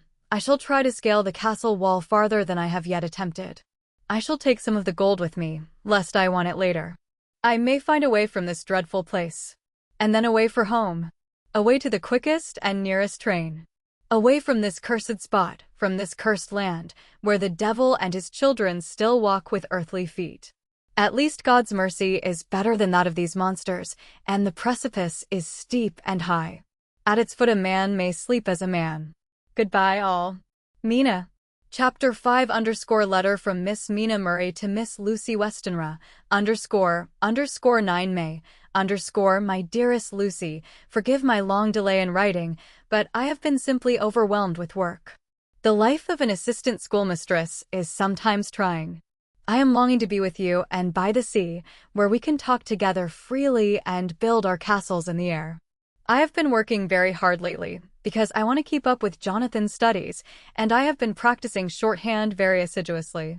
When we are married, I shall be able to be useful to Jonathan, and if I can stenograph well enough, I can take down what he wants to say in this way and write it out for him on the typewriter, at which also I am practicing very hard. He and I sometimes write letters in shorthand, and he is keeping a stenographic journal of his travels abroad. When I am with you, I shall keep a diary in the same way. I don't mean one of those 2 pages to the week with Sundays squeezed in a corner diaries, but a sort of journal which I can write in whenever I feel inclined. I do not suppose there will be much of interest to other people, but it is not intended for them. I may show it to Jonathan someday if there is in it anything worth sharing, but it is really an exercise book. I shall try to do what I see lady journalists do, interviewing and writing descriptions and trying to remember conversations. I am told that, with a little practice, one can remember all that goes on or that one hears said during a day. However, we shall see. I will tell you of my little plans when we meet. I have just had a few hurried lines from Jonathan from Transylvania. He is well and will be returning in about a week. I am longing to hear all his news. It must be so nice to see strange countries. I wonder if I mean Jonathan and I shall ever see them together. There is the 10 o'clock bell ringing. Goodbye. Your loving Mina. Tell me all the news when you write. You have not told me anything for a long time. I hear rumors, and especially of a tall, handsome, curly-haired man. Letter, Lucy Westenra to Mina Murray _17, Chatham Street Wednesday My dearest Mina, I must say you tax me very unfairly with being a bad correspondent. I wrote to you twice since we parted, and your last letter was only your second . Besides, I have nothing to tell you. There is really nothing to interest you. Town is very pleasant just now, and we go a good deal to picture galleries and for walks and rides in the park. As to the tall, curly-haired man, I suppose it was the one who was with me at the last pop. Someone has evidently been telling tales. That was Mr. Holmwood. He often comes to see us, and he and Mama get on very well together. They have so many things to talk about in common. We met some time ago a man that would just do for you if you were not already engaged to Jonathan. He is an excellent party being handsome, well off, and of good birth. He is a doctor and really clever. Just fancy. He is only 29, and he has an immense lunatic asylum all under his own care. Mr. Holmwood introduced him to me, and he called here to see us and often comes now. I think he is one of the most resolute men I ever saw, and yet the most calm. He seems absolutely imperturbable. I can fancy what a wonderful power he must have over his patients. He has a curious habit of looking one straight in the face as if trying to read one's thoughts. He tries this on very much with me, but I flatter myself he has got a tough nut to crack. I know that from my glass. Do you ever try to read your own face? I do and I can tell you it is not a bad study, and gives you more trouble than you can well fancy if you have never tried it. He says that I afford him a curious psychological study, and I humbly think I do. I do not, as you know, take sufficient interest in dress to be able to describe the new fashions. Dress is a bore. That is slang again, but never mind. Arthur says that every day. There, it is all out. Mina, we have told all our secrets to each other since we were children . We have slept together and eaten together, and laughed and cried together, and now, though I have spoken, I would like to speak more. Oh, Mina, couldn't you guess? I love him. I am blushing as I write, for although I think he loves me, he has not told me so in words. But oh, Mina, I love him, I love him, I love him. There, that does me good. I wish I were with you, dear, sitting by the fire undressing as we used to sit, and I would try to tell you what I feel. I do not know how I am writing this even to you. I am afraid to stop, or I should tear up the letter, and I don't want to stop, for I do so want to tell you all. Let me hear from you at once and tell me all that you think about it. Mina, I must stop. Good night. Bless me in your prayers, and Mina, pray for my happiness. Lucy. P.S. I need not tell you this is a secret. Good night again. Letter, Lucy Westenra to Mina Murray _24 May . My dearest Mina, thanks again for your sweet letter. It was so nice to be able to tell you and to have your sympathy. My dear, it never rains but it pours. How true the old proverbs are. Here am I, who shall be 20 in September, and yet I never had a proposal till today. Not a real proposal, and today I have had 3. Just fancy. 3 proposals in one day. Isn't it awful? I feel sorry, really and truly sorry, for 2 of the poor fellows. Oh, Mina, I am so happy that I don't know what to do with myself. And 3 proposals. But for goodness sake, don't tell any of the girls, or they would be getting all sorts of extravagant ideas and imagining themselves injured and slighted if in their very first day at home they did not get 6 at least. Some girls are so vain. You and I, Mina dear, who are engaged and are going to settle down soon soberly into old married women, can despise vanity. Well, I must tell you about the 3, but you must keep it a secret, dear, from everyone except, of course, Jonathan. You will tell him, because I would, if I were in your place, certainly tell Arthur. A woman ought to tell her husband everything, don't you think so, dear? And I must be fair. Men like women, certainly their wives, to be quite as fair as they are, and women, I am afraid, are not always quite as fair as they should be. Well, my dear, number 1 came just before lunch. I told you of him, dear. John Seward, the lunatic asylum man, with the strong jaw and the good forehead. He was very cool outwardly, but was nervous all the same. He had evidently been schooling himself as to all sorts of little things and remembered them, but he almost managed to sit down on his silk hat, which men don't generally do when they are cool. And then, when he wanted to appear at ease, he kept playing with a lancet in a way that made me nearly scream. He spoke to me, Mina, very straightforwardly. He told me how dear I was to him, though he had known me so little, and what his life would be with me to help and cheer him. He was going to tell me how unhappy he would be if I did not care for him, but when he saw me cry he said that he was a brute and would not add to my present trouble. Then he broke off and asked if I could love him in time, and when I shook my head his hands trembled, and then with some hesitation he asked me if I cared already for anyone else. He put it very nicely, saying that he did not want to wring my confidence from me, but only to know, because if a woman's heart was free a man might have hope. And then, Mina, I felt a sort of duty to tell him that there was someone. I only told him that much, and then he stood up, and he looked very strong and very grave as he took both my hands in his and said he hoped I would be happy, and that if I ever wanted a friend I must count him one of my best. Oh, Mina dear, I can't help crying, and you must excuse this letter being all blotted. Being proposed to is all very nice and all that sort of thing, but it isn't at all a happy thing when you have to see a poor fellow, whom you know loves you honestly, going away and looking all broken-hearted, and to know that, no matter what he may say at the moment, you are passing quite out of his life. My dear, I must stop here at present. I feel so miserable, though I am so happy. _evening, Arthur has just gone, and I feel in better spirits than when I left. Off, so I can go on telling you about the day. Well, my dear, number 2 came after lunch.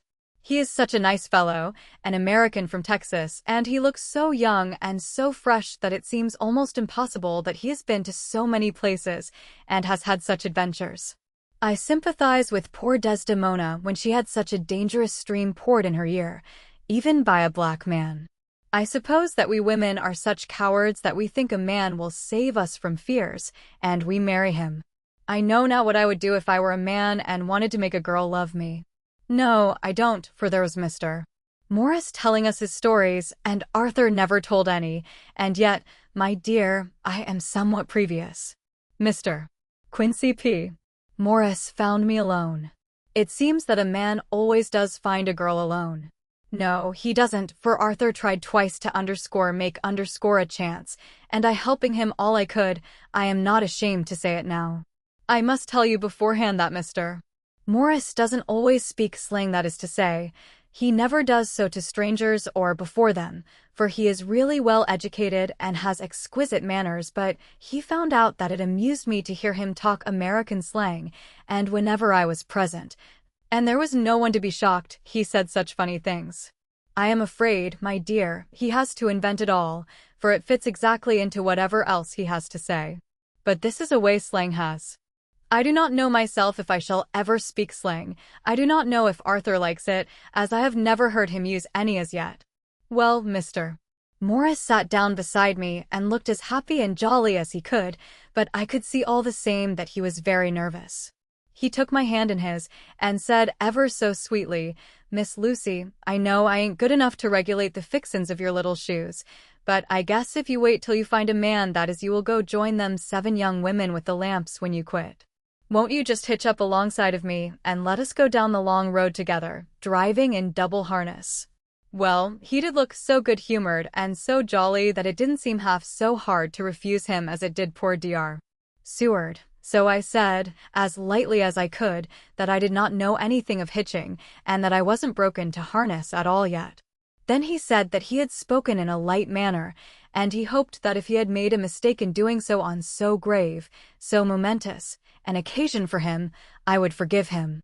He really did look serious when he was saying it, and I couldn't help feeling a bit serious too. I know, Mina, you will think me a horrid flirt, though I couldn't help feeling a sort of exultation that he was number 2 in one day. And then, my dear, before I could say a word, he began pouring out a perfect torrent of lovemaking, laying his very heart and soul at my feet. He looked so earnest over it that I shall never again think that a man must be playful always and never earnest, because he is merry at times. I suppose he saw something in my face which checked him, for he suddenly stopped and said with a sort of manly fervor that I could have loved him for if I had been free, "Lucy, you are an honest-hearted girl, I know. I should not be here speaking to you as I am now if I did not believe you clean grit, right through to the very depths of your soul. Tell me, like one good fellow to another, is there anyone else that you care for? And if there is, I'll never trouble you a hair's breadth again, but will be, if you will let me, a very faithful friend." My dear Mina, why are men so noble when we women are so little worthy of them? Here was I almost making fun of this great-hearted, true gentleman. I burst into tears. "I am afraid, my dear, you will think this a very sloppy letter in more ways than one, and I really felt very badly. Why can't they let a girl marry 3 men, or as many as want her, and save all this trouble? But this is heresy, and I must not say it. I am glad to say that, though I was crying, I was able to look into Mr. Morris's brave eyes, and I told him out straight, yes, there is someone I love, though he has not told me yet that he even loves me. I was right to speak to him so frankly, for quite a light came into his face, and he put out both his hands and took mine. I think I put them into his and said in a hearty way, 'That's my brave girl.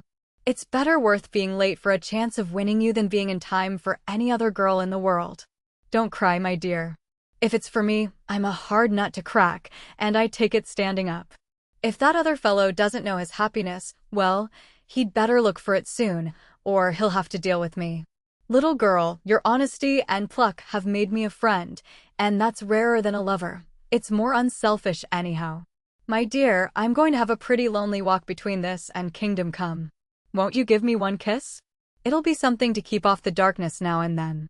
You can, you know, if you like, for that other good fellow. He must be a good fellow, my dear, and a fine fellow, or you could not love him. Has it spoken yet?" That quite won me, Mina, for it was brave and sweet of him, and noble, too, to a rival, wasn't it? And he's so sad, so I leaned over and kissed him. He stood up with my 2 hands in his, and as he looked down into my face, I am afraid I was blushing very much. He said, "Little girl, I hold your hand, and you've kissed me, and if these things don't make us friends, nothing ever will. Thank you for your sweet honesty to me, and goodbye." He wrung my hand, and taking up his hat, went straight out of the room without looking back, without a tear or a quiver or a pause, and I am crying like a baby. Oh, why must a man like that be made unhappy when there are lots of girls about who would worship the very ground he trod on? I know I would if I were free, only I don't want to be free. My dear, this quite upset me, and I feel I cannot write of happiness just at once, after telling you of it, and I don't wish to tell of the number 3 until it can be all happy. Ever your loving, Lucy. P.S. Oh, about number 3, I needn't tell you of number 3, need I? Besides, it was all so confused.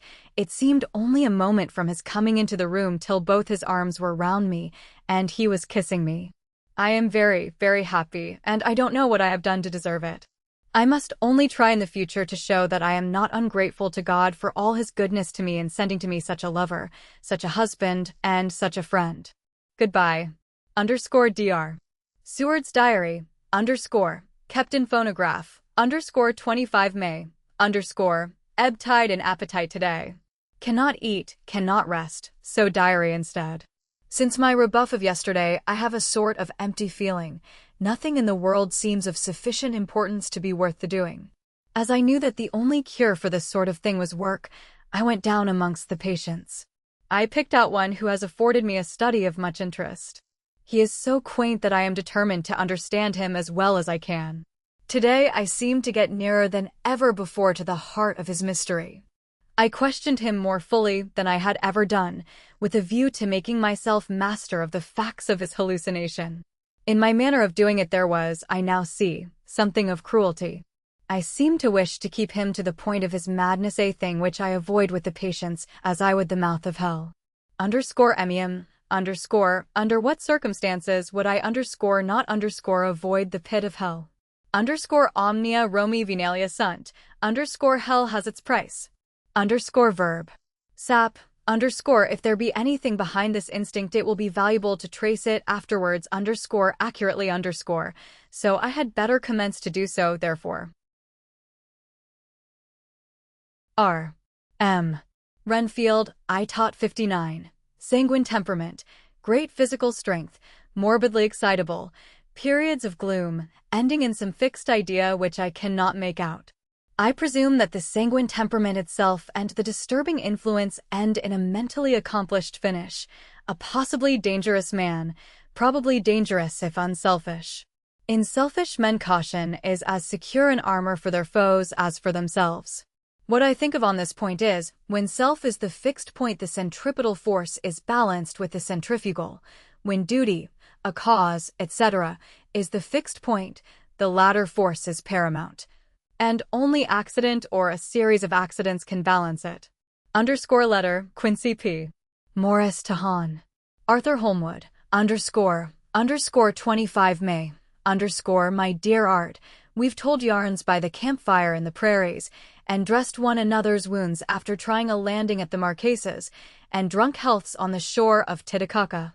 There are more yarns to be told, and other wounds to be healed, and another health to be drunk. Won't you let this be at my campfire tomorrow night? I have no hesitation in asking you, as I know a certain lady is engaged to a certain dinner party, and that you are free. There will only be one other, our old pal at the Korea, Jack Seward. He's coming, too, and we both want to mingle our weeps over the wine cup, and to drink a health with all our hearts to the happiest man in all the wide world, who has won the noblest heart that God has made and the best worth winning. We promise you a hearty welcome, and a loving greeting, and a health as true as your own right hand. We shall both swear to leave you at home if you drink too deep to a certain pair of eyes. Come. Yours, as ever and always, Quincy P. Morris. Telegram from Arthur Holmwood to Quincy P. Morris, 26 May, count me in every time. I bear messages which will make both your ears tingle. Art. Chapter 6 Mina, Murray's Journal 24 July. Whitby, Lucy met me at the station, looking sweeter and lovelier than ever, and we drove up to the house at the Crescent in which they have rooms. This is a lovely place. The little river, the Esk, runs through a deep valley, which broadens out as it comes near the harbor.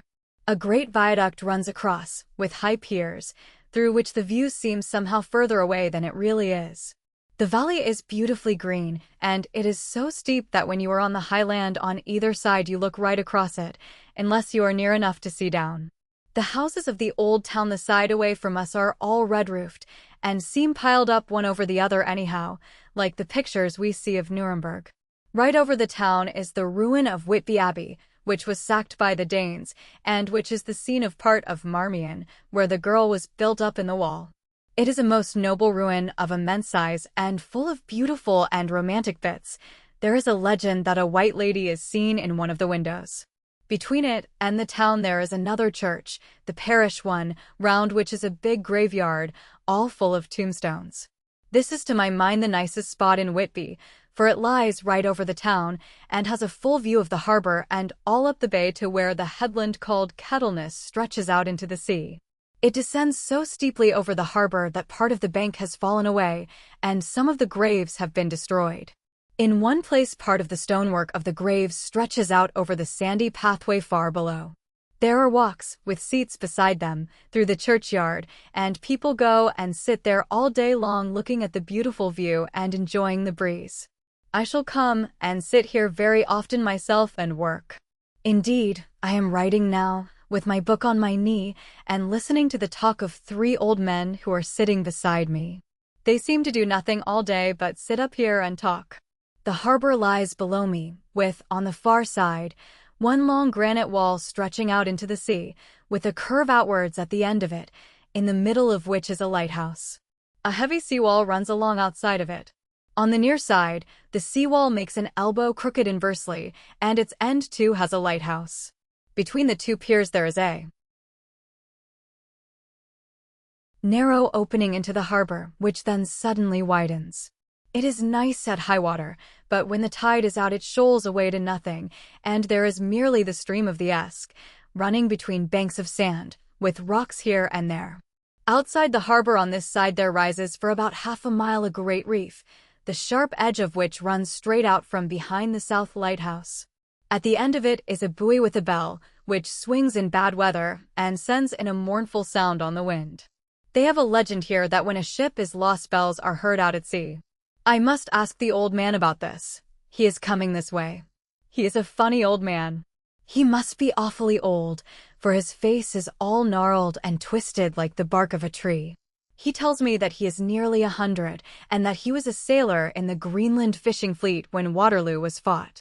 He is, I am afraid, a very skeptical person, for when I asked him about the bells at sea and the White Lady at the Abbey, he said very brusquely, "I wouldn't fash missile about them, miss. Them things be all wore out.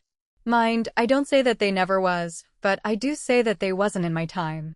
They be all very well for cummers and trippers and the like, but not for a nice young lady like you.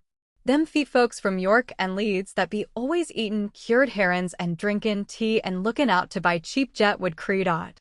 I wonder, missile, who'd be bothered tellin' lies to them, even the newspapers, which is full of fool talk."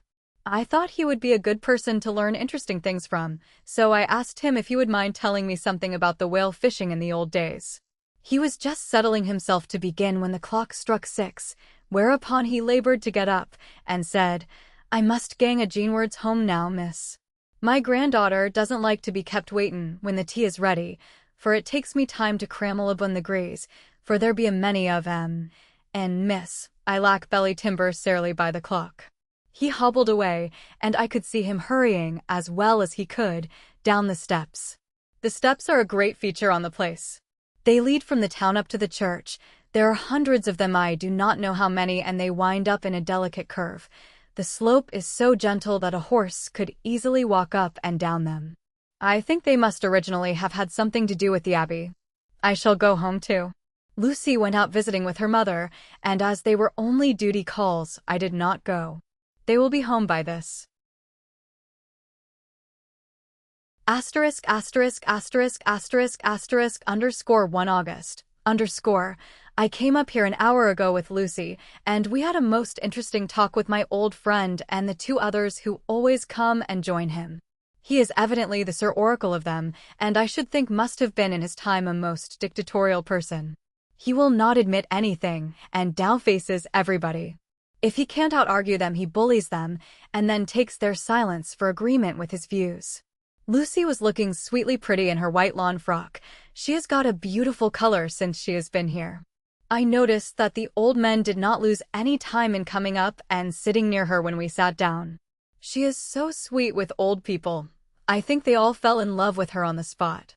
Even my old man succumbed and did not contradict her, but gave me double share instead. I got him on the subject of the legends, and he went off at once into a sort of sermon. I must try to remember it and put it down. It be all fool talk, lock, stock, and barrel. That's what it be, and naught else.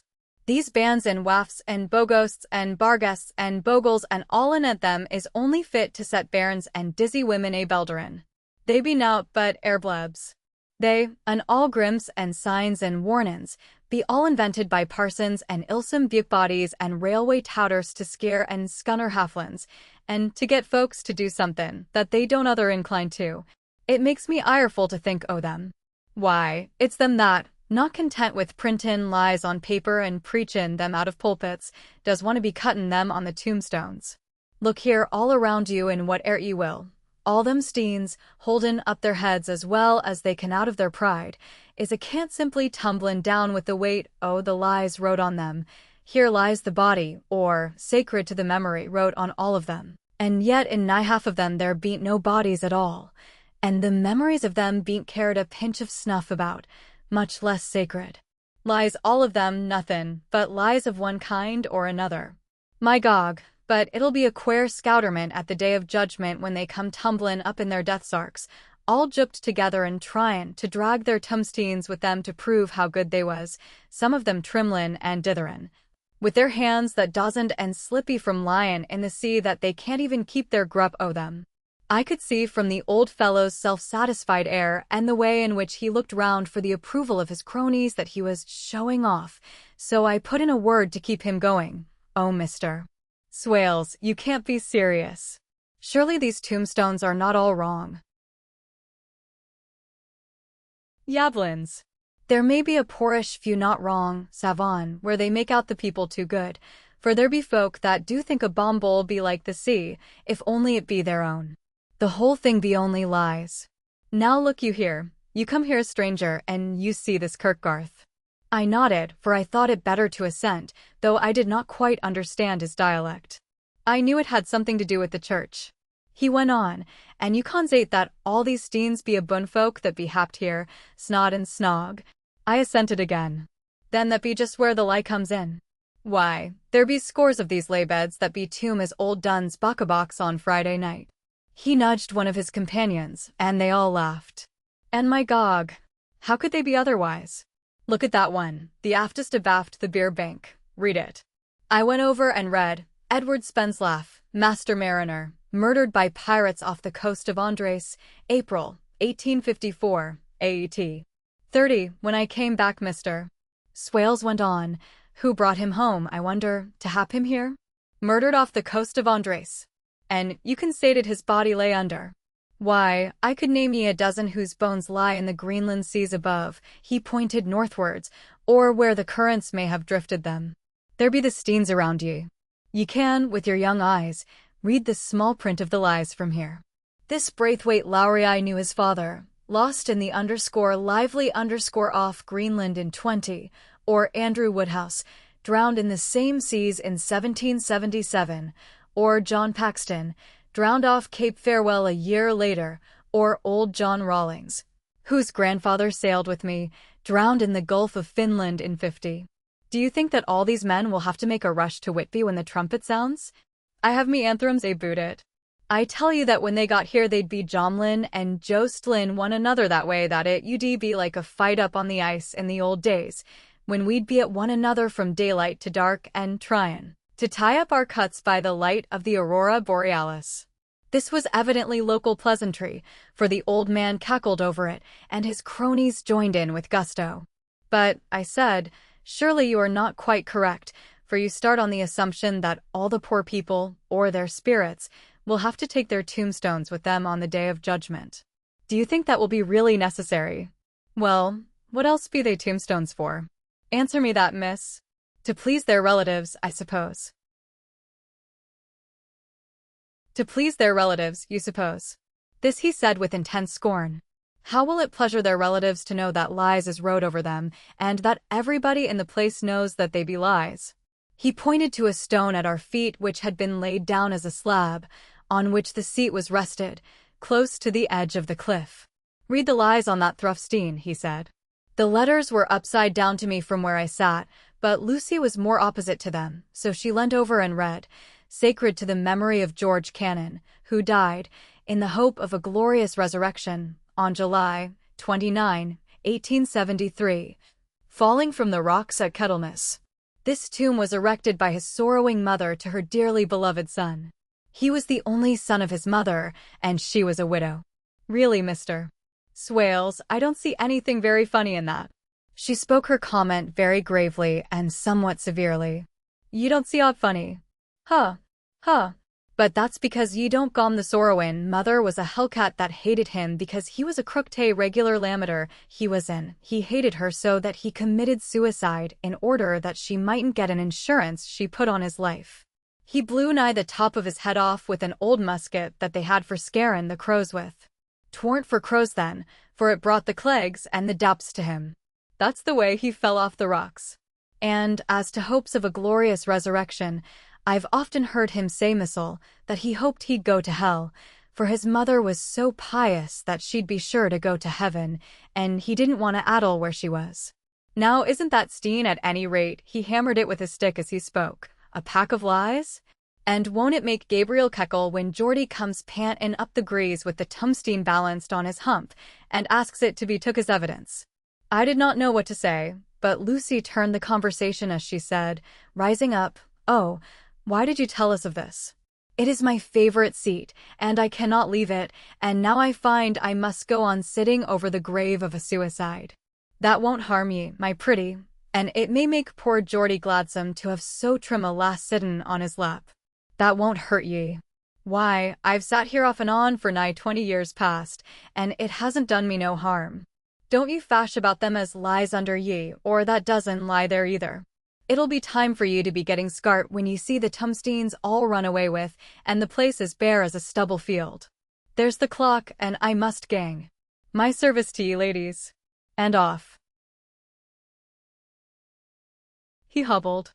Lucy and I sat a while, and it was all so beautiful before us that we took hands as we sat, and she told me all over again about Arthur and their coming marriage. That made me just a little heartsick, for I haven't heard from Jonathan for a whole month. Asterisk, asterisk, asterisk, asterisk, asterisk, underscore the same day, underscore I came up here alone, for I am very sad.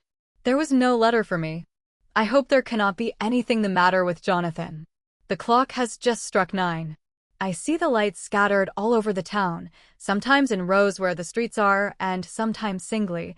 They run right up the Esk and die away in the curve of the valley. To my left the view is cut off by a black line of roof of the old house next the abbey. The sheep and lambs are bleating in the fields away behind me, and there is a clatter of a donkey's hoofs up the paved road below. The band on the pier is playing a harsh waltz in good time, and further along the quay there is a Salvation Army meeting in a back street. Neither of the bands hears the other, but up here I hear and see them both. I wonder where Jonathan is and if he is thinking of me. I wish he were here. Dr. Seward's Diary. _ 5 June. The case of Renfield grows more interesting the more I get to understand the man. He has certain qualities very largely developed: selfishness, secrecy, and purpose. I wish I could get at what is the object of the latter. He seems to have some settled scheme of his own, but what it is I do not yet know. His redeeming quality is a love of animals, though, indeed, he has such curious turns in it that I sometimes imagine he is only abnormally cruel. His pets are of odd sorts. Just now his hobby is catching flies. He has at present such a quantity that I have had myself to expostulate. To my astonishment, he did not break out into a fury, as I expected, but took the matter in simple seriousness. He thought for a moment, and then said, "May I have 3 days? I shall clear them away." Of course, I said that would do. I must watch him. Asterisk, asterisk, asterisk, asterisk, asterisk, underscore 18 June, underscore. He has turned his mind now to spiders, and has got several very big fellows in a box. He keeps feeding them with his flies, and the number of the latter is becoming sensibly diminished, although he has used half his food in attracting more flies from outside to his room. Asterisk, asterisk, asterisk, asterisk, asterisk, underscore 1 July, underscore. His spiders are now becoming as great a nuisance as his flies, and today I told him that he must get rid of them. He looked very sad at this, so I said that he must clear out some of them, at all events. He cheerfully acquiesced in this, and I gave him the same time as before for reduction. He disgusted me much while with him, for when a horrid blowfly, bloated with some carrion food, buzzed into the room, he caught it, held it exultantly for a few moments between his finger and thumb, and, before I knew what he was going to do, put it in his mouth and ate it. I scolded him for it, but he argued quietly that it was very good and very wholesome, that it was life, strong life, and gave life to him. This gave me an idea, or the rudiment of one. I must watch how he gets rid of his spiders. He has evidently some deep problem in his mind, for he keeps a little notebook in which he is always jotting down something. Whole pages of it are filled with masses of figures, generally single numbers added up in batches, and then the totals added in batches again, as though he were focusing some account, as the auditors put it. Asterisk, asterisk, asterisk, asterisk, asterisk, underscore 8 July, underscore. There is a method in his madness, and the rudimentary idea in my mind is growing. It will be a whole idea soon, and then, oh, unconscious cerebration. You will have to give the wall to your conscious brother. I kept away from my friend for a few days, so that I might notice if there were any change. Things remain as they were except that he has parted with some of his pets and got a new one. He has managed to get a sparrow, and has already partially tamed it. His means of taming is simple, for already the spiders have diminished. Those that do remain, however, are well fed, for he still brings in the flies by tempting them with his food. Asterisk, asterisk, asterisk, asterisk, asterisk, underscore 19 July, underscore. We are progressing. My friend has now a whole colony of sparrows, and his flies and spiders are almost obliterated. When I came in, he ran to me and said he wanted to ask me a great favor, a very, very great favor, and as he spoke he fawned on me like a dog. I asked him what it was, and he said, with a sort of rapture in his voice and bearing, "A kitten, a nice little, sleek, playful kitten, that I can play with, and teach, and feed and feed and feed." I was not unprepared for this request, for I had noticed how his pets went on increasing in size and vivacity, but I did not care that his pretty family of tame sparrows should be wiped out in the same manner as the flies and the spiders. So I said I would see about it, and asked him if he would not rather have a cat than a kitten. His eagerness betrayed him as he answered, "Oh yes, I would like a cat. I only asked for a kitten lest you should refuse me a cat." No one would refuse me a kitten, would they? I shook my head, and said that at present I feared it would not be possible, but that I would see about it. His face fell, and I could see a warning of danger in it, for there was a sudden fierce, sidelong look which meant killing. The man is an undeveloped homicidal maniac. I shall test him with his present craving and see how it will work out, then I shall know more. Asterisk, asterisk, asterisk, asterisk, asterisk, underscore 10p. M, underscore. I have visited him again and found him sitting in a corner brooding. When I came in he threw himself on his knees before me and implored me to let him have a cat, that his salvation depended upon it. I was firm, however, and told him that he could not have it, whereupon he went without a word, and sat down, gnawing his fingers, in the corner where I had found him. I shall see him in the morning early. Asterisk, asterisk, asterisk, asterisk, asterisk, underscore 20 July, underscore. Visited Renfield very early, before the attendant went his rounds. Found him up and humming a tune. He was spreading out his sugar, which he had saved, in the window, and was manifestly beginning his fly-catching again, and beginning it cheerfully and with a good grace. I looked around for his birds, and not seeing them, asked him where they were. He replied, without turning round, that they had all flown away. There were a few feathers about the room, and on his pillow a drop of blood. I said nothing, but went and told the keeper to report to me if there were anything odd about him during the day. Asterisk, asterisk, asterisk, asterisk, asterisk, underscore 11a. M, underscore. The attendant has just been to me to say that Renfield has been very sick and has disgorged a whole lot of feathers. My belief is, doctor, he said, that he has eaten his birds, and that he just took and ate them raw. Asterisk, asterisk, asterisk, asterisk, asterisk, underscore 11p. M, underscore. I gave Renfield a strong opiate tonight, enough to make even him sleep, and took away his pocketbook to look at it. The thought that has been buzzing about my brain lately is complete, and the theory proved. My homicidal maniac is of a peculiar kind. I shall have to invent a new classification for him and call him a zoophagous, life-eating, maniac. What he desires is to absorb as many lives as he can, and he has laid himself out to achieve it in a cumulative way. He gave many flies to one spider and many spiders to one bird, and then wanted a cat to eat the many birds. What would have been his later steps? It would almost be worthwhile to complete the experiment. It might be done if there were only a sufficient cause. Men sneered at vivisection, and yet look at its results today.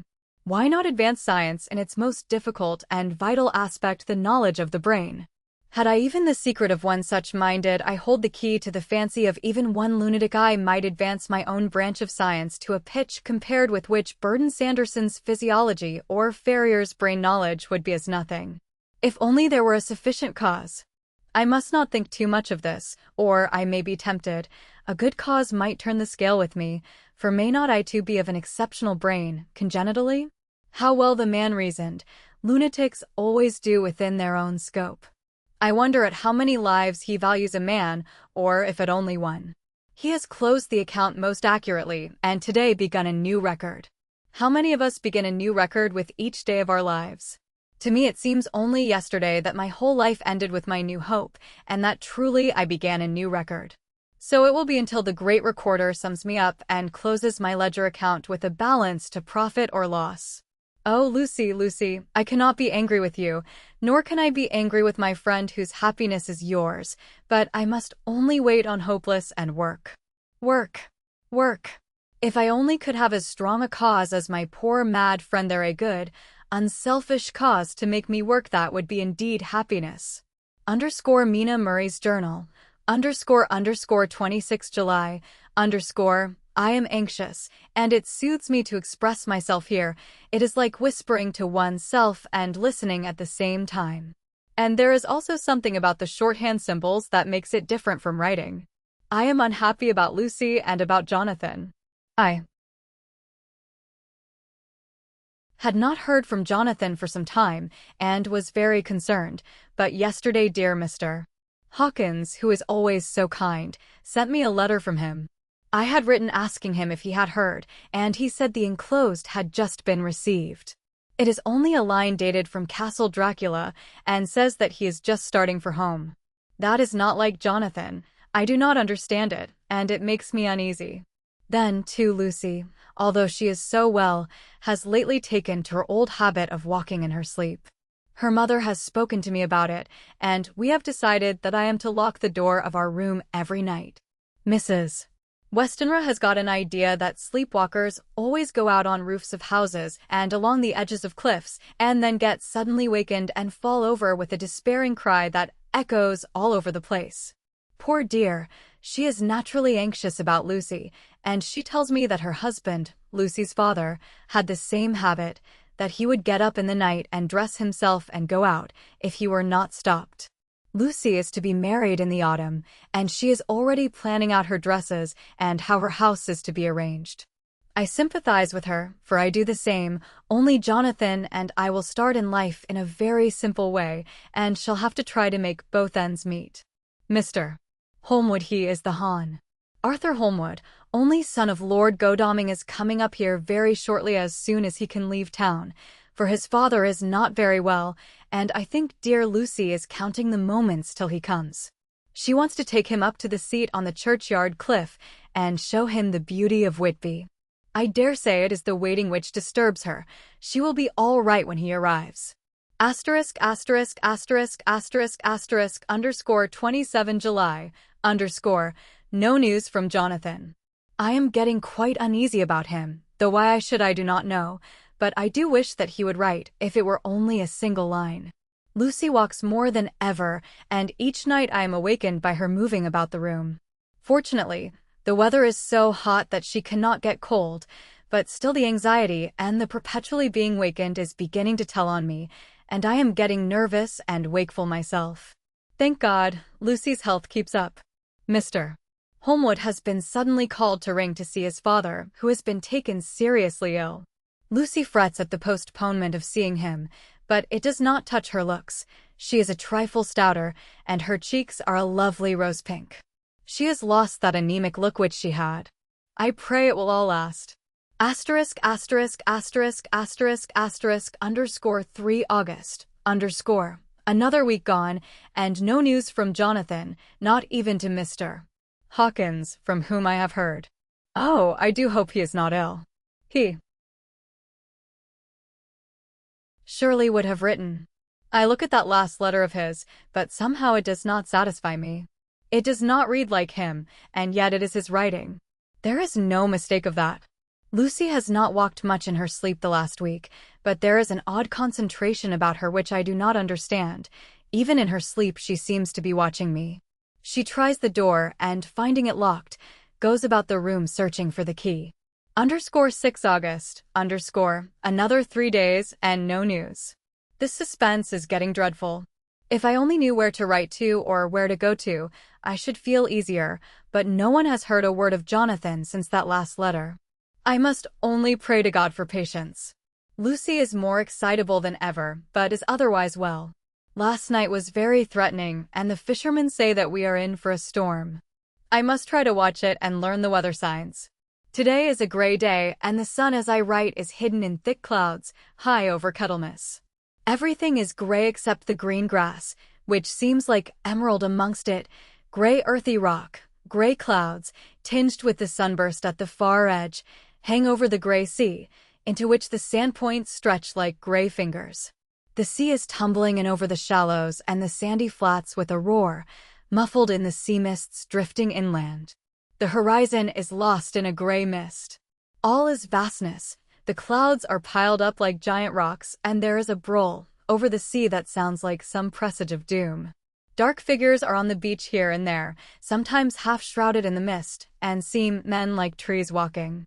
The fishing boats are racing for home, and rise and dip in the ground swell as they sweep into the harbor, bending to the scuppers.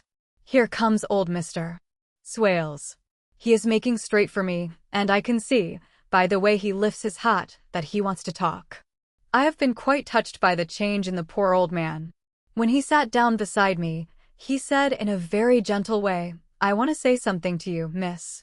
I could see he was not at ease, so I took his poor old wrinkled hand in mine and asked him to speak fully. So he said, leaving his hand in mine, "I'm afraid, my dearie, that I must have shocked you by all the wicked things I've been sayin' about the dead, and such like, for weeks past, but I didn't mean them, and I want you to remember that when I'm gone. We AUD folks that be daffled, and with one foot abaft the crock-hole, don't altogether like to think of it, and we don't want to feel scarred of it, and that's why I've took to makin' light of it, so that I'd cheer up my own heart a bit. But, Lord love ye, miss, I ain't afraid of dyin', not a bit, only I don't want to die if I can help it. My time must be nigh at hand now, for I be AUD, and 100 years is too much for any man to expect, and I'm so nigh it that the AUD man is already wet in his scythe. Ye see, I can't get out the habit of caffin about it all at once. The chaffs will wag as they be used to. Some day soon the angel of death will sound his trumpet for me. But don't you dull and greet, my dearie. For he saw that I was crying. If he should come this very night, I'd not refuse to answer his call. For life be, after all, only a waitin' for somethin' else than what we're doin', and death be all that we can rightly depend on. But I'm content, for it's comin' to me, my dearie, and comin' quick. It may be comin' while we be lookin' and wonderin'. Maybe it's in that wind out over the sea that's bringin' with it loss and wreck, and sore distress and sad hearts. Look, look, he cried suddenly. There's something in that wind and in the host beyond that sounds, and looks, and tastes, and smells like death. It's in the air. I feel it comin'. Lord, make me answer cheerful when my call comes. He held up his arms devoutly, and raised his hat. His mouth moved as though he were praying. After a few minutes' silence, he got up, shook hands with me, and blessed me, and said goodbye, and hobbled off. It all touched me, and upset me very much. I was glad when the Coast Guard came along, with his spyglass under his arm. He stopped to talk with me, as he always does, but all the time kept looking at a strange ship. "I can't make her out," he said. "She's a Russian, by the look of her, but she's knocking about in the queerest way. She doesn't know her mind a bit. She seems to see the storm coming, but can't decide whether to run up north in the open or to put in here. Look there again. She is steered mighty strangely, for she doesn't mind the hand on the wheel, changes about with every puff of wind. We'll hear more of her before this time tomorrow. Chapter 7, cutting from The Daily Graph, August 8th, pasted in Mina Murray's journal, from a correspondent, Whitby. One of the greatest and suddenest storms on record has just been experienced here, with results both strange and unique. The weather had been somewhat sultry, but not to any degree uncommon in the month of August. Saturday evening was as fine as was ever known, and the great body of holiday-makers laid out yesterday for visits to Mulgrave Woods, Robin Hood's Bay, Rig Mill, Runswick, Staithes, and the various trips in the neighborhood of Whitby. The steamers _Emma and _Scarborough made trips up and down the coast, and there was an unusual amount of tripping both to and from Whitby. The day was unusually fine till the afternoon, when some of the gossips who frequent the East Cliff churchyard, and from that commanding eminence watch the wide sweep of sea visible to the north and east, called attention to a sudden show of Mara's tails, high in the sky to the northwest. The wind was then blowing from the southwest in the mild degree which in barometrical language is ranked No. 2, light breeze. The Coast Guard on duty at once made report, and one old fisherman, who for more than half a century has kept watch on weather signs from the East Cliff, foretold in an emphatic manner the coming of a sudden storm. The approach of sunset was so very beautiful, so grand in its masses of splendidly colored clouds, that there was quite an assemblage on the walk along the cliff in the old churchyard to enjoy the beauty. Before the sun dipped below the black mass of Kettleness, standing boldly athwart the western sky, its downward way was marked by myriad clouds of every sunset color flame, purple, pink, green, violet, and all the tints of gold, with here and there masses not large, but of seemingly absolute blackness, in all sorts of shapes, as well outlined as colossal silhouettes. The experience was not lost on the painters, and doubtless some of the sketches of the prelude to the great storm will grace the R.A. and R.I. walls in May next. More than one captain made up his mind then and there that his cobble or his mule, as they term the different classes of boats, would remain in the harbor till the storm had passed. The wind fell away entirely during the evening, and at midnight there was a dead calm, a sultry heat, and that prevailing intensity which, on the approach of thunder, affects persons of a sensitive nature. There were but few lights in sight at sea, for even the coasting steamers, which usually hug the shore so closely, kept well to seaward, and but few fishing boats were in sight. The only sail noticeable was a foreign schooner with all sails set, which was seemingly going westwards. The foolhardiness or ignorance of her officers was a prolific theme for comment whilst she remained in sight, and efforts were made to signal her to reduce sail in face of her danger. Before the night shut down she was seen with sails idly flapping as she gently rolled on the undulating swell of the sea. As idle as a painted ship upon a painted ocean. Shortly before 10 o'clock the stillness of the air grew quite oppressive, and the silence was so marked that the bleating of a sheep inland or the barking of a dog in the town was distinctly heard, and the band on the pier, with its lively French air, was like a discord in the great harmony of nature's silence. A little after midnight came a strange sound from over the sea, and high overhead the air began to carry a strange, faint, hollow booming. Then, without warning, the tempest broke. With a rapidity which, at the time, seemed incredible and even afterwards is impossible to realize, the whole aspect of nature at once became convulsed. The waves rose in growing fury, each overtopping its fellow, till in a very few minutes the lately glassy sea was like a roaring and devouring monster. White-crested waves beat madly on the level sands and rushed up the shelving cliffs. Others broke over the piers, and with their spume swept the lanterns of the lighthouses, which rise from the end of either pier of Whitby Harbor. The wind roared like thunder, and blew with such force that it was with difficulty that even strong men kept their feet or clung with grim clasp to the iron stanchions. It was found necessary to clear the entire piers from the mass of onlookers, or else the fatalities of the night would have been increased manifold. To add to the difficulties and dangers of the time, masses of sea fog came drifting inland, wet clouds, which swept by in ghostly fashion, so dank and damp and cold that it needed but little effort of imagination to think that the spirits of those lost at sea were touching their living brethren with the clammy hands of death, and many a one shuddered as the wreaths of sea mist swept by. At times the mist cleared, and the sea for some distance could be seen in the glare of the lightning, which now came thick and fast, followed by such sudden peals of thunder that the whole sky overhead seemed trembling under the shock of the footsteps of the storm. Some of the scenes thus revealed were of immeasurable grandeur and of absorbing interest. The sea, running mountains high, threw skywards with each wave mighty masses of white foam, which the tempest seemed to snatch at and whirl away into space.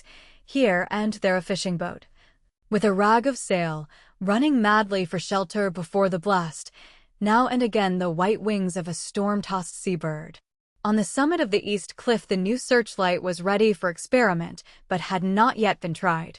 The officers in charge of it got it into working order, and in the pauses of the inrushing mist swept with it the surface of the sea. Once or twice its service was most effective, as when a fishing boat, with gunwale under water, rushed into the harbor, able, by the guidance of the sheltering light, to avoid the danger of dashing against the piers. As each boat achieved the safety of the port there was a shout of joy from the mass of people on shore, a shout which for a moment seemed to cleave the gale and was then swept away in its rush. Before long the searchlight discovered some distance away a schooner with all sails set, apparently the same vessel which had been noticed earlier in the evening. The wind had by this time backed to the east, and there was a shudder amongst the watchers on the cliff as they realized the terrible danger in which she now was. Between her and the port lay the great flat reef on which so many good ships have from time to time suffered, and, with the wind blowing from its present quarter, it would be quite impossible that she should fetch the entrance of the harbor. It was now nearly the hour of high tide, but the waves were so great that in their troughs the shallows of the shore were almost visible, and the schooner, with all sails set, was rushing with such speed that, in the words of one old salt, she must fetch up somewhere, if it was only in hell. Then came another rush of sea fog, greater than any hitherto, a mass of dank mist, which seemed to close on all things like a grey pall, and left available to men only the organ of hearing, for the roar of the tempest, and the crash of the thunder, and the booming of the mighty billows came through the damp oblivion even louder than before. The rays of the searchlight were kept fixed on the harbor mouth across the east pier, where the shock was expected, and men waited breathless. The wind suddenly shifted to the northeast, and the remnant of the sea fog melted in the blast, and then, _mirabile dictu_, between the piers, leaping from wave to wave as it rushed at headlong speed, swept the strange schooner before the blast with all sails set and gained the safety of the harbor. The searchlight followed her, and a shudder ran through all who saw her, for lashed to the helm was a corpse, with drooping head, which swung horribly to and fro at each motion of the ship. No other form could be seen on deck at all. A great awe came on all as they realized that the ship, as if by a miracle, had found the harbor, unsteered save by the hand of a dead man. However, all took place more quickly than it takes to write these words. The schooner paused not, but rushing across the harbor, pitched herself on that accumulation of sand and gravel washed by many tides and many storms into the southeast corner of the pier jutting under the east cliff, known locally as Tate Hill Pier. There was of course a considerable concussion as the vessel drove up on the sand heap. Every spar, rope, and stay was strained, and some of the top hammer came crashing down. But, strangest of all, the very instant the shore was touched, an immense dog sprang up on deck from below, as if shot up by the concussion, and running forward, jumped from the bow. On the sand, making straight for the steep cliff, where the churchyard hangs over the laneway to the east pier so steeply that some of the flat tombstones, thruffsteins, or through stones, as they call them in the Whitby vernacular. Actually project over where the sustaining cliff has fallen away. It disappeared in the darkness, which seemed intensified just beyond the focus of the searchlight. It so happened that there was no one at the moment on Tate Hill Pier, as all those whose houses are in close proximity were either in bed or were out on the heights above. Thus the Coast Guard on duty on the eastern side of the harbor, who at once ran down to the little pier, was the first to climb on board. The men working the searchlight, after scouring the entrance of the harbor without seeing anything, then turned the light on the derelict and kept it there. The Coast Guard ran aft, and when he came beside the wheel, bent over to examine it, and recoiled at once as though under some sudden emotion. This seemed to pique general curiosity, and quite a number of people began to run. It is a good way round from the West Cliff by the drawbridge to Tate Hill Pier, but your correspondent is a fairly good runner, and came well ahead of the crowd. When I arrived, however, I found already assembled on the pier a crowd, whom the Coast Guard and police refused to allow to come on board. By the courtesy of the chief boatman, I was, as your correspondent, permitted to climb on deck, and was one of a small group who saw the dead seaman whilst actually lashed to the wheel. It was no wonder that the Coast Guard was surprised, or even awed, for not often can such a sight have been seen. The man was simply fastened by his hands, tied one over the other, to a spoke of the wheel. Between the inner hand and the wood was a crucifix, the set of beads on which it was fastened being around both wrists and wheel, and all kept fast by the binding cords. The poor fellow may have been seated at one time, but the flapping and buffeting of the sails had worked through the rudder of the wheel and dragged him to and fro, so that the cords with which he was tied had cut the flesh to the bone. Accurate note was made of the state of things, and a doctor-surgeon J.M. Caffin, of 33, East Elliot Place, who came immediately after me, declared, after making examination, that the man must have been dead for quite 2 days. In his pocket was a bottle, carefully corked, empty save for a little roll of paper, which proved to be the addendum to the log. The Coast Guard said the man must have tied up his own hands, fastening the knots with his teeth. The fact that a Coast Guard was the first on board may save some complications, later on, in the Admiralty Court, for Coast Guards cannot claim the salvage, which is the right of the first civilian entering on a derelict. Already, however, the legal tongues are wagging, and one young law student is loudly asserting that the rights of the owner are already completely sacrificed, his property being held in contravention of the statutes of Moormain, since the tiller, as emblemship, if not proof, of delegated possession, is held in a_dead hand_. It is needless to say that the dead steersman has been reverently removed from the place where he held his honorable watch and ward till death, a steadfastness as noble as that of the young Casabianca, and placed in the mortuary to await inquest. Already the sudden storm is passing, and its fierceness is abating. Crowds are scattering homeward, and the sky is beginning to redden over the Yorkshire wolds. I shall send, in time for your next issue, further details of the derelict ship which found her way so miraculously into harbor in the storm. _Whitby _9 August _ The sequel to the strange arrival of the derelict in the storm last night is almost more startling than the thing itself. It turns out that the schooner is a Russian from Varna, and is called the _Demeter_. She is almost entirely in ballast of silver sand, with only a small amount of cargo, a number of great wooden boxes filled with mold. This cargo was consigned to a Whitby solicitor, Mr. S. F. Billington of 7, the Crescent, who this morning went aboard and formally took possession of the goods consigned to him. The Russian consul, too, acting for the charter party, took formal possession of the ship and paid all harbor dues, etc. Nothing is talked about here today except the strange coincidence. The officials of the Board of Trade have been most exacting in seeing that every compliance has been made with existing regulations. As the matter is to be a 9 days' wonder, they are evidently determined that there shall be no cause of after complaint. A good deal of interest was abroad concerning the dog which landed when the ship struck, and more than a few of the members of the S.P.C.A., which is very strong in Whitby, have tried to befriend the animal. To the general disappointment, however, it was not to be found. It seems to have disappeared entirely from the town. It may be that it was frightened and made its way onto the moors, where it is still hiding in terror. There are some who look with dread on such a possibility, lest later on it should in itself become a danger, for it is evidently a fierce brute. Early this morning a large dog, a half-bred mastiff belonging to a coal merchant close to Tate Hill Pier, was found dead in the roadway opposite to its master's yard. It had been fighting and manifestly had had a savage opponent, for its throat was torn away, and its belly was slit open as if with a savage claw. Asterisk, asterisk, asterisk, asterisk, asterisk. Underscore later, underscore, by the kindness of the Board of Trade Inspector, I have been permitted to look over the logbook of the underscore Demeter underscore, which was in order up to within 3 days, but contained nothing of special interest except as to facts of missing men.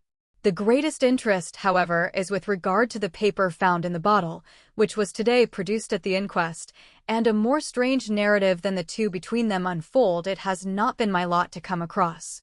As there is no motive for concealment, I am permitted to use them, and accordingly send you a rescript, simply omitting technical details of seamanship and supercargo.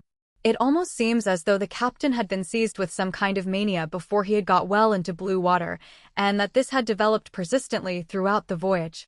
Of course my statement must be taken underscore cum grano underscore, since I am writing from the dictation of a clerk of the Russian consul, who kindly translated for me, time being short. Log of the Demeter. Underscore Varna to Whitby, underscore written July 18th, things so strange happening, that I shall keep accurate note henceforth till we land. Underscore asterisk asterisk asterisk asterisk asterisk on July 6th, we finished taking in cargo, silver sand and boxes of earth. At noon set sail. East wind fresh. Crew 5 hands. 2 mates, cook, and myself, captain. Asterisk asterisk asterisk asterisk asterisk on July 11th, at dawn entered Bosphorus. Boarded by Turkish customs officers. Bakshish. All correct. Underway at 4 p.m. Asterisk asterisk asterisk asterisk asterisk on July 12th through Dardanelles. More customs officers and flag boat of guarding squadron. Bakshish again. Work of officers thorough, but quick. Want us off soon.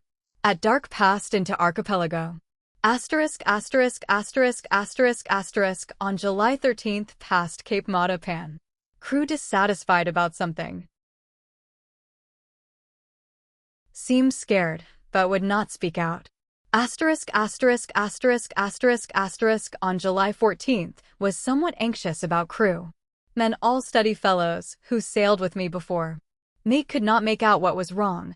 They only told him there was underscore something underscore, and crossed themselves.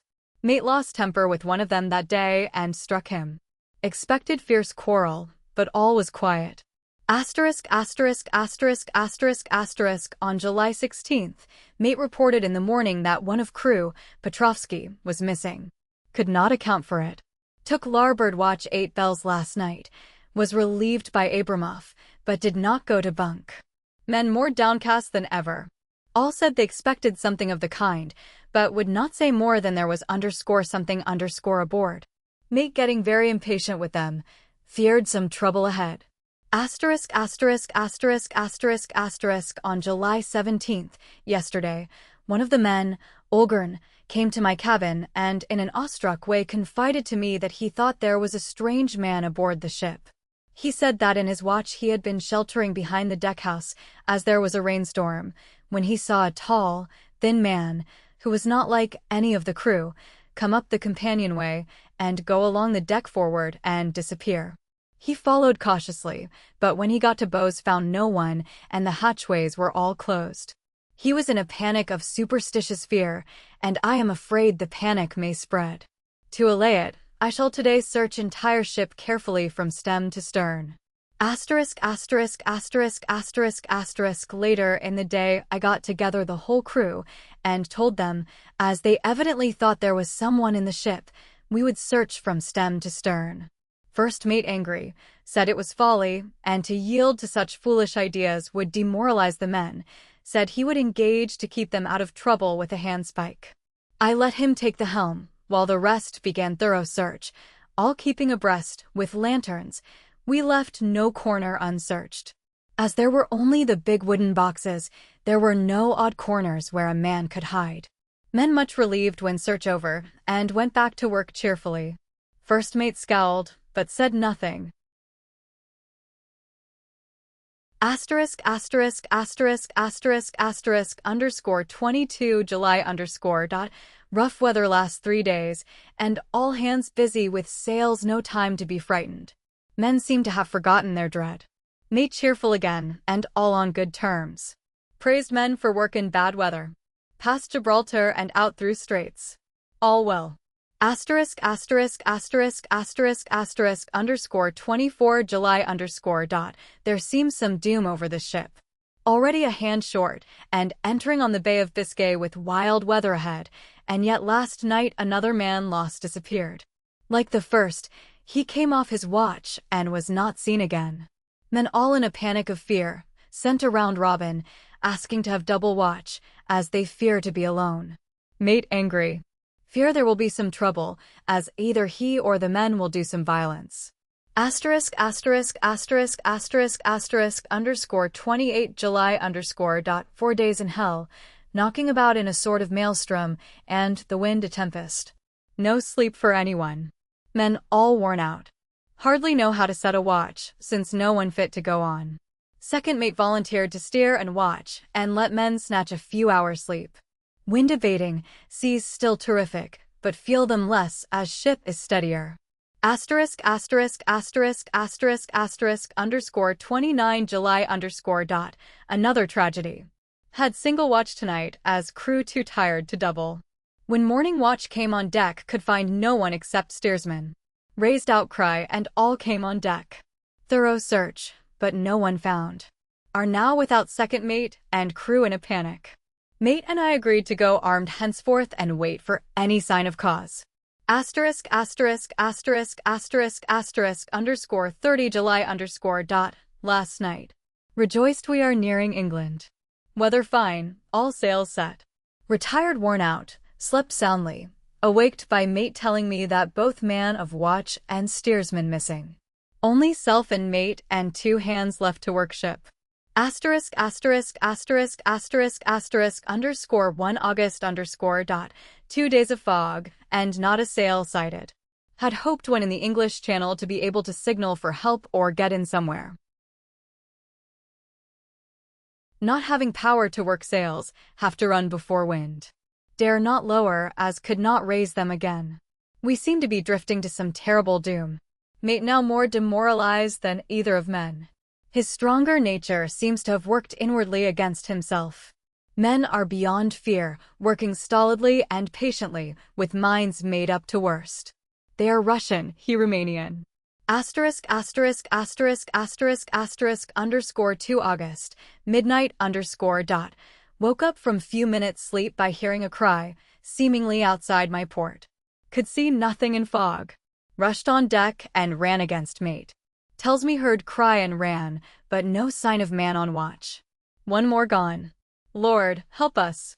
Mate says we must be past Straits of Dover, as in a moment of fog lifting he saw North Foreland, just as he heard the man cry out. If so, we are now off in the North Sea, and only God can guide us in the fog, which seems to move with us, and God seems to have deserted us. *******3 August_. At midnight, I went to relieve the man at the wheel, and when I got to it found no one there. The wind was steady, and as we ran before it there was no yawing. I dared not leave it, so shouted for the mate. After a few seconds, he rushed up on deck in his flannels. He looked wild-eyed and haggard, and I greatly fear his reason has given way. He came close to me and whispered hoarsely, with his mouth to my ear, as though fearing the very air might hear, _it_ is here, I know it, now. On the watch last night I saw it, like a man, tall and thin and ghastly pale. It was in the bows and looking out. I crept behind it and gave it my knife, but the knife went through it, empty as the air. And as he spoke he took his knife and drove it savagely into space. Then he went on, but it is here, and I'll find it. It is in the hold, perhaps in one of those boxes. I'll unscrew them one by one and see. You work the helm." And, with a warning look and his finger on his lip, he went below. There was springing up a choppy wind, and I could not leave the helm. I saw him come out on deck again with a tool chest and a lantern, and go down the forward hatchway. He is mad, stark, raving mad, and it's no use my trying to stop him. He can't hurt those big boxes, they are invoiced as clay, and to pull them about is as harmless a thing as he can do. So here I stay and mind the helm and write these notes. I can only trust in God and wait till the fog clears. Then, if I can't steer to any harbor with the wind that is, I shall cut down sails and lie by, and signal for help. Asterisk, asterisk, asterisk, asterisk, asterisk. It is nearly all over now. Just as I was beginning to hope that the mate would come out calmer, for I heard him knocking away at something in the hold, and work is good for him, there came up the hatchway a sudden, startled scream, which made my blood run cold. And up on the deck, he came as if shot from a gun, a raging madman, with his eyes rolling and his face convulsed with fear. "Save me! Save me!" he cried, and then looked round on the blanket of fog. His horror turned to despair, and in a steady voice he said, "You had better come to, Captain, before it is too late. He is there. I know the secret now. The sea will save me from him, and it is all that is left." Before I could say a word or move forward to seize him, he sprang on the bulwark and deliberately threw himself into the sea. I suppose I know the secret too now. It was this madman who had got rid of the men one by one, and now he has followed them himself. God help me! How am I to account for all these horrors when I get to port? When I get to port. Will that ever be? Asterisk, asterisk, asterisk, asterisk, asterisk, _4 August, still fog, which the sunrise cannot pierce. I know there is sunrise because I am a sailor, why else I know not. I dared not go below, I dared not leave the helm, so here all night I stayed, and in the dimness of the night I saw it him. God forgive me, but the mate was right to jump overboard. It was better to die like a man, to die like a sailor in blue water, no man can object. But I am captain, and I must not leave my ship.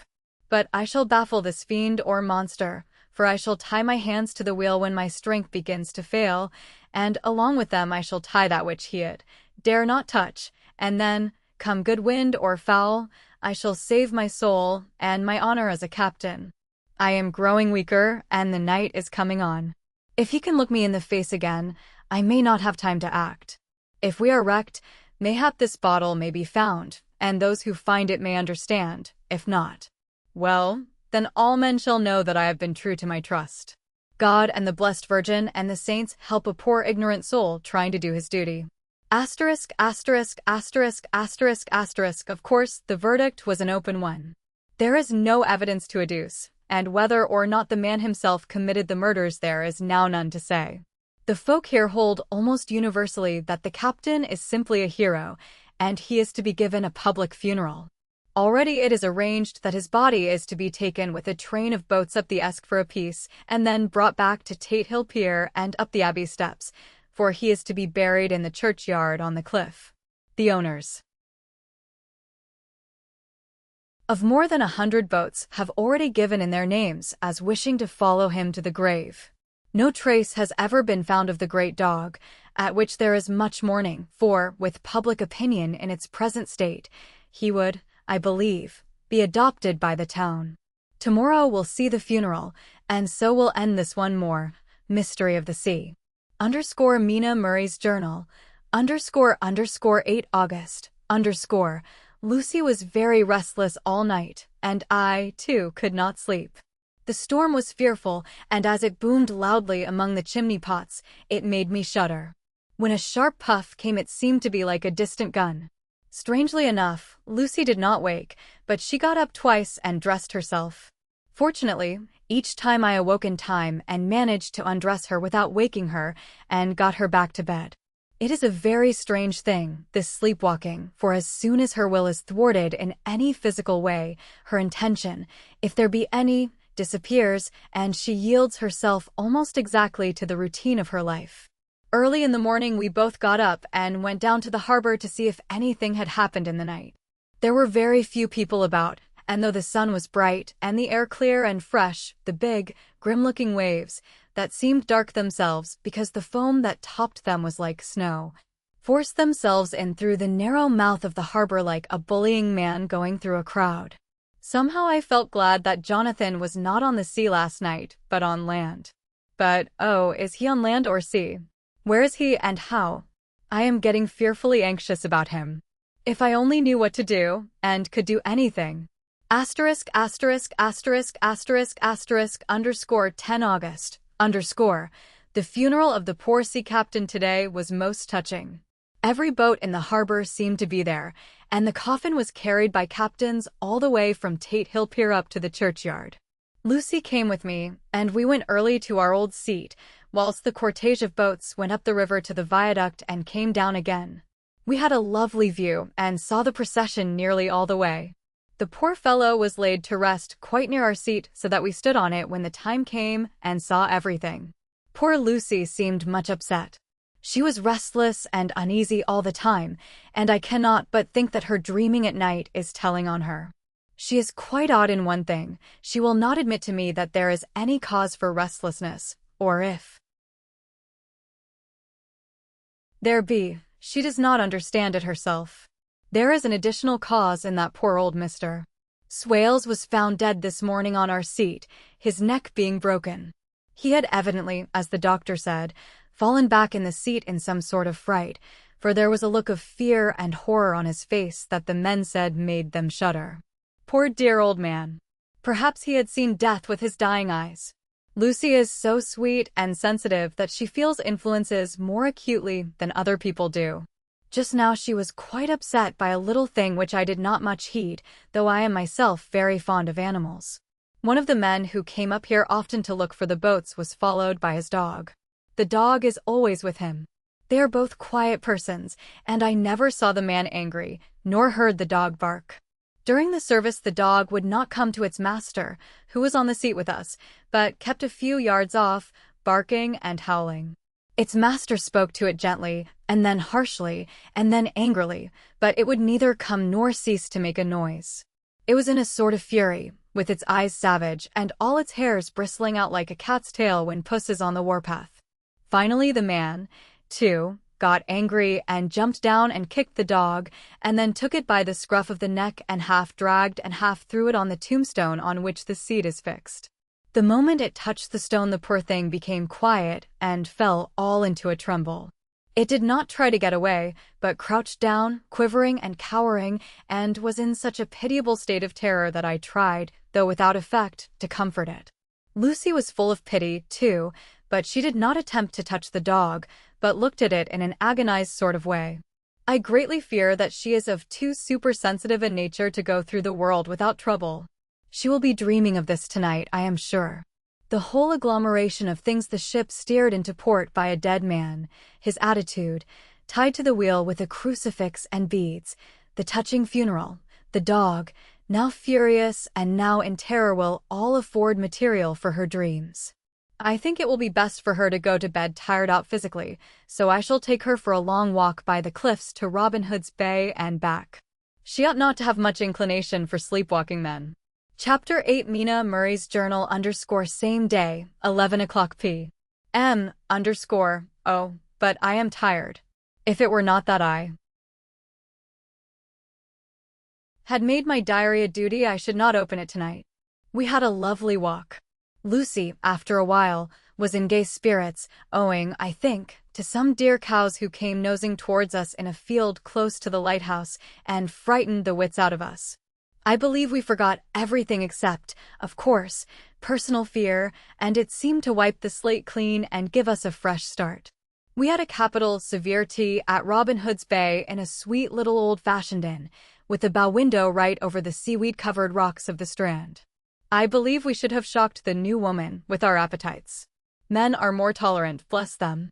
Then we walked home with some, or rather many, stoppages to rest, and with our hearts full of a constant dread of wild bulls. Lucy was really tired, and we intended to creep off to bed as soon as we could. The young curate came in, however, and Mrs. Westenra asked him to stay for supper. Lucy and I had both a fight for it with the dusty miller. I know it was a hard fight on my part, and I am quite heroic. I think that someday the bishops must get together and see about breeding up a new class of curates who don't take supper, no matter how they may be pressed to, and who will know when girls are tired. Lucy is asleep and breathing softly. She has more color in her cheeks than usual and looks, oh, so sweet. If Mr. Holmwood fell in love with her seeing her only in the drawing room, I wonder what he would say if he saw her now. Some of the new women writers will someday start an idea that men and women should be allowed to see each other asleep before proposing or accepting. But I suppose the new woman won't condescend in future to accept. She will do the proposing herself. And a nice job she will make of it, too. There's some consolation in that. I am so happy tonight because dear Lucy seems better. I really believe she has turned the corner and that we are over her troubles with dreaming. I should be quite happy if I only knew if Jonathan. God bless and keep him. *********** 11 August 3 a.m. Diary again. No sleep now, so I may as well write. I am too agitated to sleep. We have had such an adventure, such an agonizing experience. I fell asleep as soon as I had closed my diary. Suddenly I became broad awake and sat up, with a horrible sense of fear upon me and of some feeling of emptiness around me. The room was dark, so I could not see Lucy's bed. I stole across and felt for her. The bed was empty. I lit a match and found that she was not in the room. The door was shut, but not locked, as I had left it. I feared to wake her mother, who has been more than usually ill lately, so threw on some clothes and got ready to look for her. As I was leaving the room, it struck me that the clothes she wore might give me some clue to her dreaming intention. Dressing gown would mean house, dress outside. Dressing gown and dress were both in their places. Thank God, I said to myself, she cannot be far, as she is only in her nightdress. I ran downstairs and looked in the sitting room. Not there. Then I looked in all the other open rooms of the house, with an ever-growing fear chilling my heart. Finally I came to the hall door and found it open. It was not wide open, but the catch of the lock had not caught. The people of the house are careful to lock the door every night, so I feared that Lucy must have gone out as she was. There was no time to think of what might happen. A vague, overmastering fear obscured all details. I took a big, heavy shawl and ran out. The clock was striking 1 as I was in the crescent, and there was not a soul in sight. I ran along the north terrace, but could see no sign of the white figure which I expected. At the edge of the west cliff above the pier, I looked across the harbor to the east cliff, in the hope or fear, I don't know which, of seeing Lucy in our favorite seat. There was a bright full moon, with heavy black, driving clouds, which threw the whole scene into a fleeting diorama of light and shade as they sailed across. For a moment or two I could see nothing, as the shadow of a cloud obscured St. Mary's Church and all around it. Then as the cloud passed I could see the ruins of the abbey coming into view, and as the edge of a narrow band of light as sharp as a sword cut moved along, the church and the churchyard became gradually visible. Whatever my expectation was, it was not disappointed, for there, on our favorite seat, the silver light of the moon struck a half-reclining figure, snowy white. The coming of the cloud was too quick for me to see much, for shadow shut down on light almost immediately, but it seemed to me as though something dark stood behind the seat where the white figure shone, and bent over it. What it was, whether man or beast, I could not tell.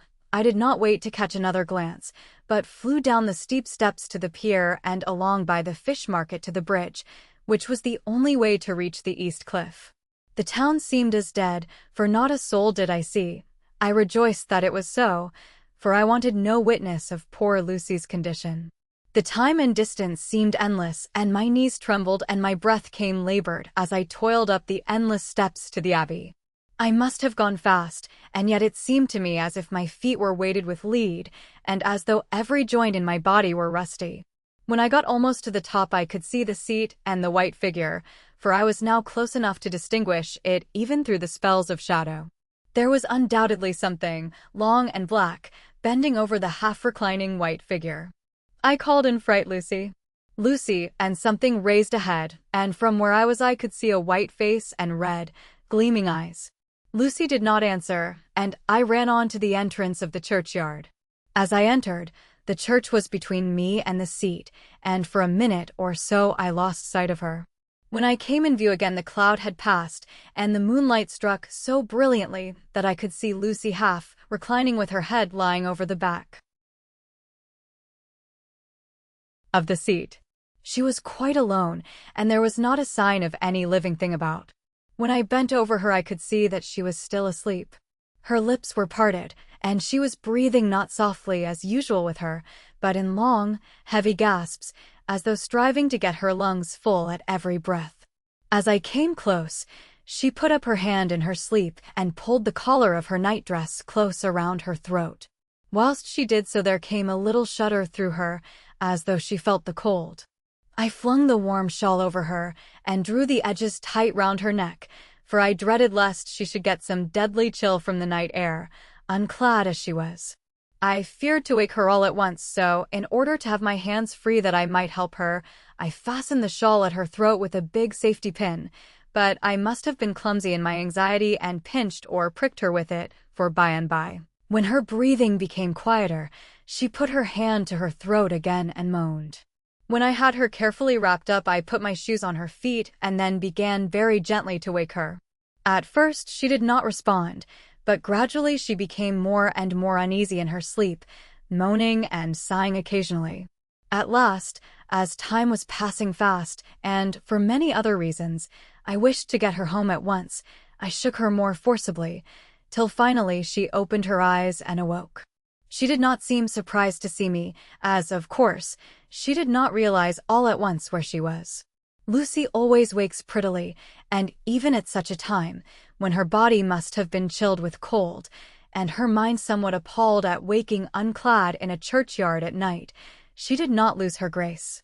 She trembled a little and clung to me. When I told her to come at once with me home, she rose without a word, with the obedience of a child.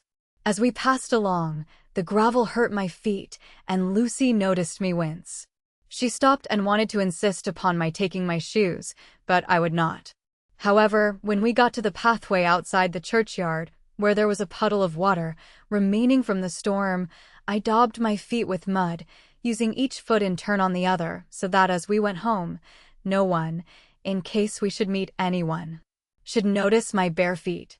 Fortune favored us, and we got home without meeting a soul. Once we saw a man, who seemed not quite sober, passing along a street in front of us, but we hid in a door till he had disappeared up an opening such as there are here, steep little closes, or wynds, as they call them in Scotland. My heart beat so loud all the time that sometimes I thought I should faint. I was filled with anxiety about Lucy, not only for her health, lest she should suffer from the exposure, but for her reputation in case the story should get wind. When we got in, and had washed our feet, and had said a prayer of thankfulness together, I tucked her into bed.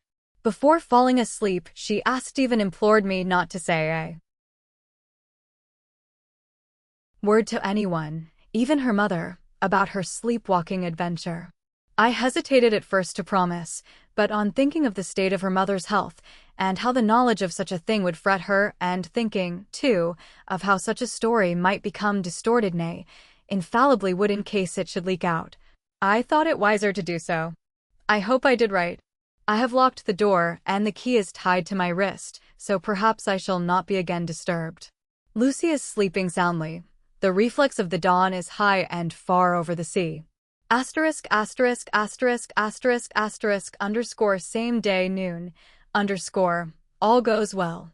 Lucy slept till I woke her, and seemed not to have even changed her side. The adventure of the night does not seem to have harmed her. On the contrary, it has benefited her, for she looks better this morning than she has done for weeks. I was sorry to notice that my clumsiness with the safety pin hurt her.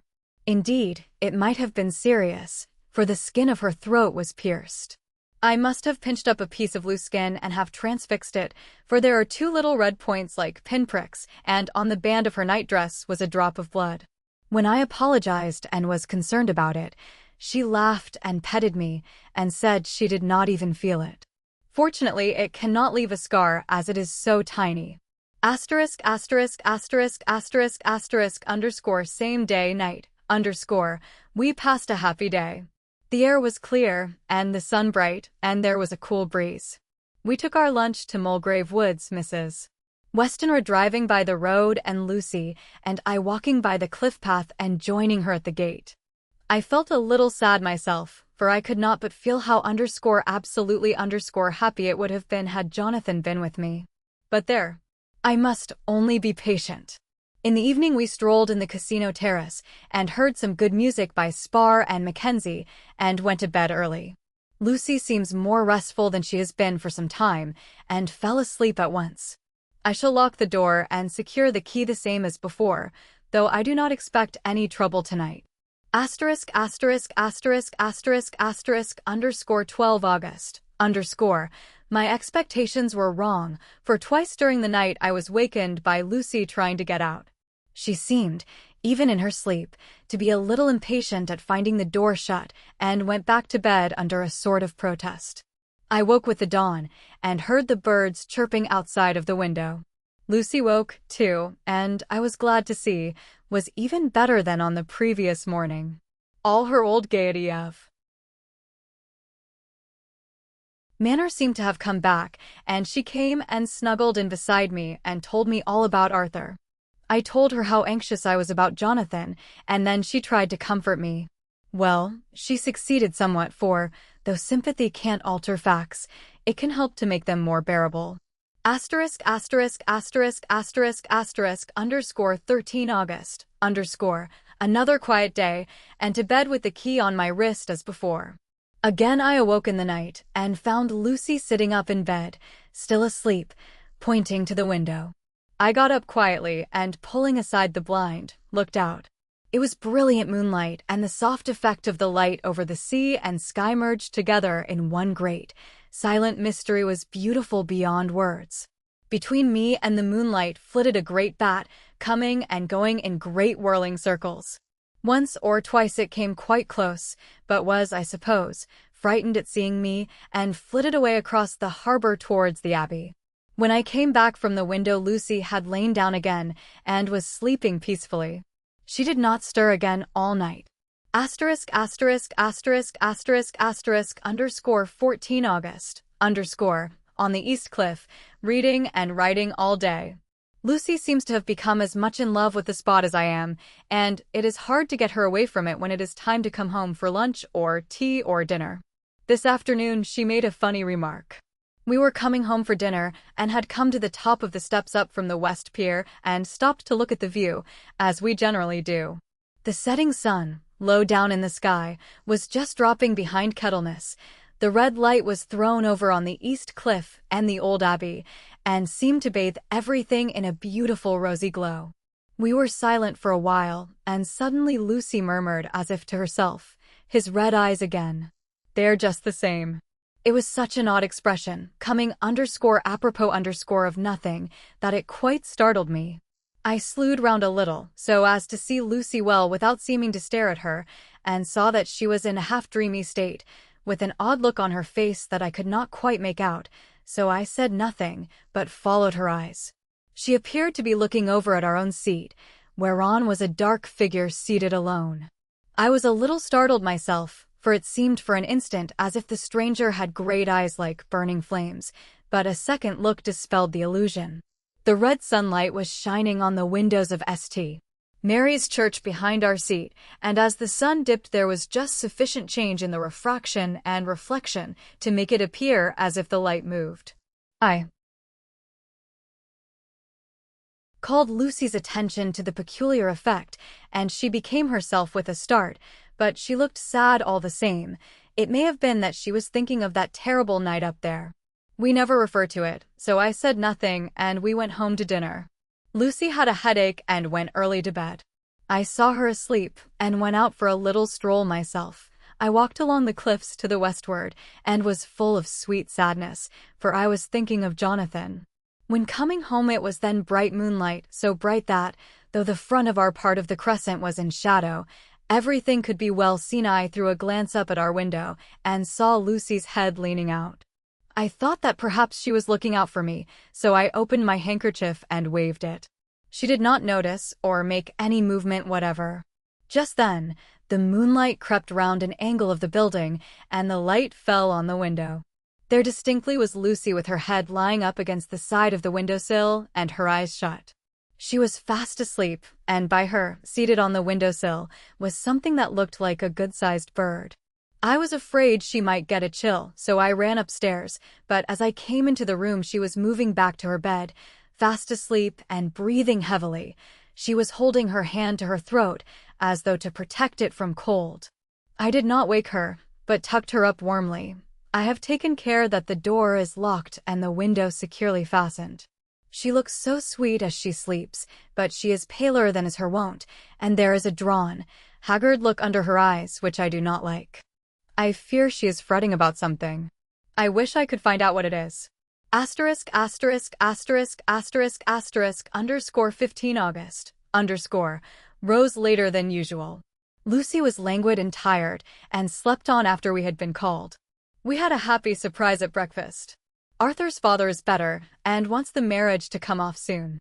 Lucy is full of quiet joy, and her mother is glad and sorry at once. Later on in the day she told me the cause.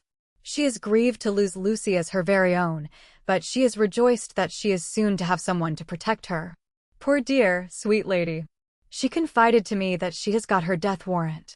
She has not told Lucy, and made me promise secrecy. Her doctor told her that within a few months, at most, she must die, for her heart is weakening. At any time, even now, a sudden shock would be almost sure to kill her. We were wise to keep from her the affair of the dreadful night of Lucy's sleepwalking. ************.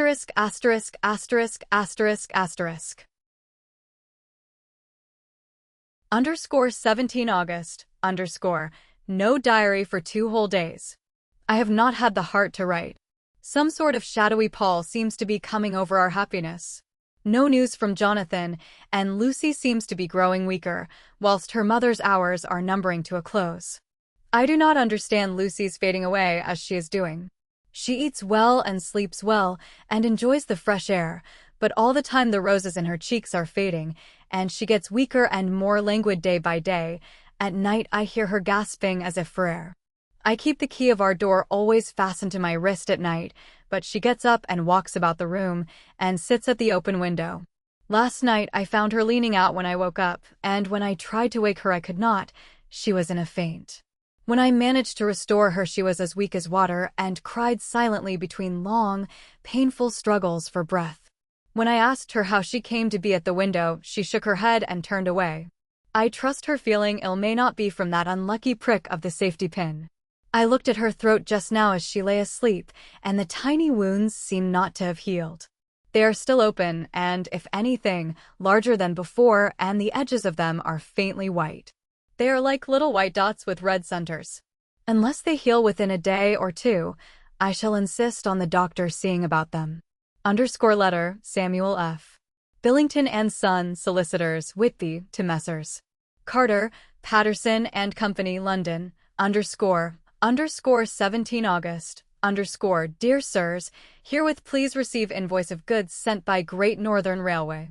Same are to be delivered at Carfax, near Purfleet, immediately on receipt at goods station King's Cross. The house is at present empty, but enclosed please find keys, all of which are labeled. You will please deposit the boxes, 50 in number, which form the consignment, in the partially ruined building forming part of the house and marked A on rough diagram enclosed. Your agent will easily recognize the locality, as it is the ancient chapel of the mansion. The goods leave by the train at tonight, and will be due at King's Cross at tomorrow afternoon.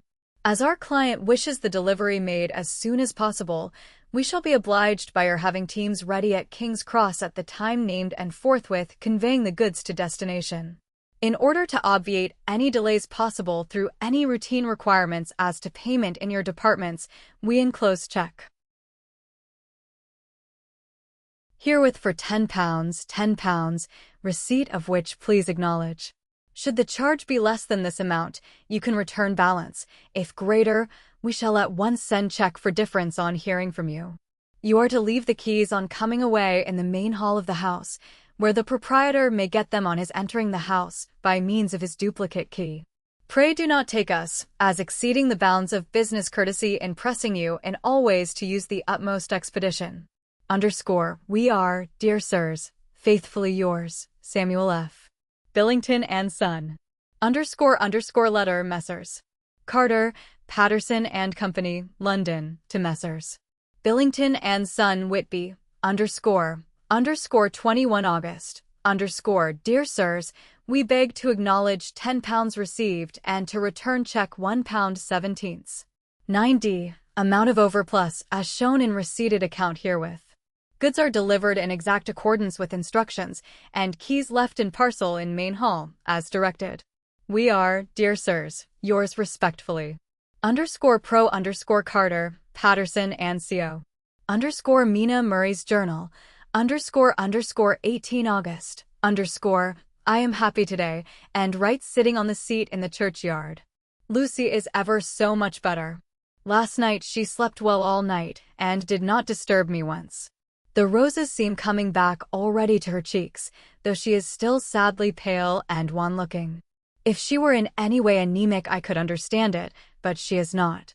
She is in gay spirits and full of life and cheerfulness. All the morbid reticence seems to have passed from her, and she has just reminded me, as if I needed any reminding of that night, and that it was here, on this very seat, I found her asleep. As she told me, she tapped playfully with the heel of her boot on the stone slab and said, "My poor little feet didn't make much noise then." I dare say poor old Mr. Swales would have told me that it was because I didn't want to wake up Geordie. As she was in such a communicative humor, I asked her if she had dreamed at all that night. Before she answered, that sweet, puckered look came into her forehead, which I call him Arthur from her habit says he loves, and, indeed, I don't wonder that he does. Then she went on in a half-dreaming kind of way, as if trying to recall it to herself. I didn't quite dream, but it all seemed to be real. I only wanted to be here in this spot, I don't know why, for I was afraid of something I don't know what. I remember, though I suppose I was asleep, passing through the streets and over the bridge. A fish leaped as I went by, and I leaned over to look at it, and I heard a lot of dogs howling. The whole town seemed as if it must be full of dogs, all howling at once as I went up the steps. Then I had a vague memory of something long and dark with red eyes, just as we saw in the sunset, and something very sweet and very bitter all around me at once, and then I seemed sinking into deep green water, and there was a singing in my ears, as I have heard there is to drowning men, and then everything seemed passing away from me. My soul seemed to go out from my body and float about the air.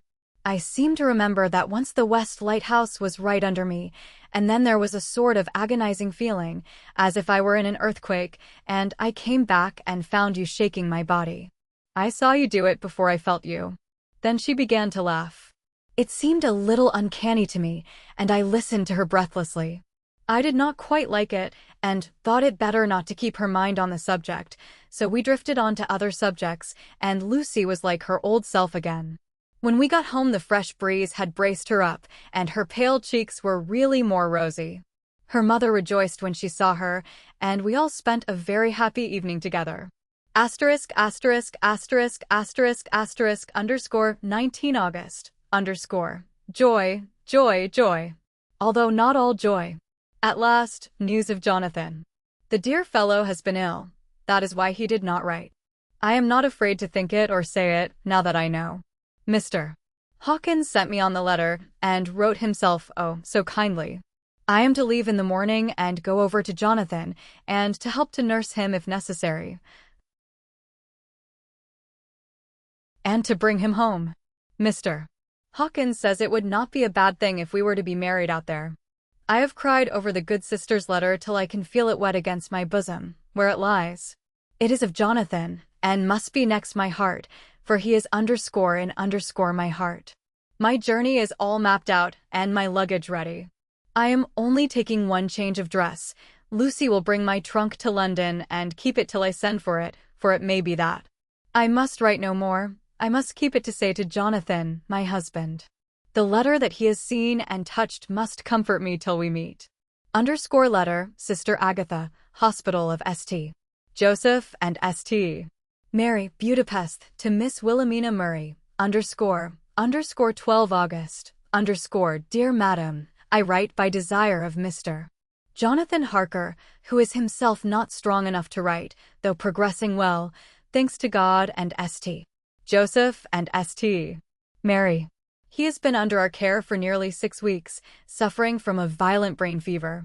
He wishes me to convey his love, and to say that by this post I write for him to Mr. Peter Hawkins, Exeter, to say, with his dutiful respects, that he is sorry for his delay, and that all of his work is completed. He will require some few weeks' rest in our sanatorium in the hills, but will then return. He wishes me to say that he has not sufficient money with him, and that he would like to pay for his staying here, so that others who need shall not be wanting for help. Believe me, yours, with sympathy and all blessings, Sister Agatha. P.S. My patient being asleep, I open this to let you know something more. He has told me all about you, and that you are shortly to be his wife. All blessings to you both. He has had some fearful shocks, so says our doctor, and in his delirium his ravings have been dreadful, of wolves and poison and blood, of ghosts and demons, and I fear to say of what. Be careful with him always, that there may be nothing to excite him of this kind for a long time to come. The traces of such an illness as his do not lightly die away. We should have written long ago, but we knew nothing of his friends, and there was on him nothing that anyone could understand. He came in the train from Klausenburg, and the guard was told by the station master there that he rushed into the station shouting for a ticket for home. Seeing from his violent demeanor that he was English, they gave him a ticket for the furthest station on the way thither that the train reached. Be assured that he is well cared for. He has won all hearts by his sweetness and gentleness. He is truly getting on well, and I have no doubt will in a few weeks be all himself. But be careful of him for safety's sake. There are, I pray God and St. Joseph and St. Mary, many, many happy years for you both. Underscore Dr. Seward's Diary, underscore 19 August, underscore, strange and sudden change in Renfield last night. About 8 o'clock, he began to get excited and sniff about as a dog does when setting. The attendant was struck by his manner, and knowing my interest in him, encouraged him to talk. He is usually respectful to the attendant and at times servile, but tonight, the man tells me, he was quite haughty. Would not condescend to talk with him at all. All he would say was, I don't want to talk to you, you don't count now, the master is at hand. The attendant thinks it is some sudden form of religious mania which has seized him. If so, we must look out for squalls, for a strong man with homicidal and religious mania at once might be dangerous. The combination is a dreadful one. At 9 o'clock, I visited him myself. His attitude to me was the same as that to the attendant. In his sublime self-feeling, the difference between myself and attendant seemed to him as nothing. It looks like religious mania, and he will soon think that he himself is God. These infinitesimal distinctions between man and man are too paltry for an omnipotent being. How these madmen give themselves away! The real God taketh heed lest a sparrow fall, but the God created from human vanity sees no difference between an eagle and a sparrow. Oh, if men only knew! For half an hour or more Renfield kept getting excited in greater and greater degree. I did not pretend to be watching him, but I kept strict observation all the same. All at once that shifty look came into his eyes which we always see when a madman has seized an idea, and with it the shifty movement of the head and back which asylum attendants come to know so well. He became quite quiet, and went and sat on the edge of his bed resignedly, and looked into space with lackluster eyes. I thought I would find out if his apathy were real or only assumed, and tried to lead him to talk of his pets, a theme which had never failed to excite his attention. At first he made no reply, but at length said testily, "Bother them all. I don't care a pin about them." "What?" I said. "You don't mean to tell me you don't care about spiders?" Spiders at present are his hobby, and the notebook is filling up with columns of small figures. To this he answered enigmatically, "The bride maidens rejoice the eyes that wait the coming of the bride, But when the bride draweth nigh, then the maidens shine not to the eyes that are filled. He would not explain himself, but remained obstinately seated on his bed all the time I remained with him. I am weary tonight and low in spirits. I cannot but think of Lucy, and how different things might have been.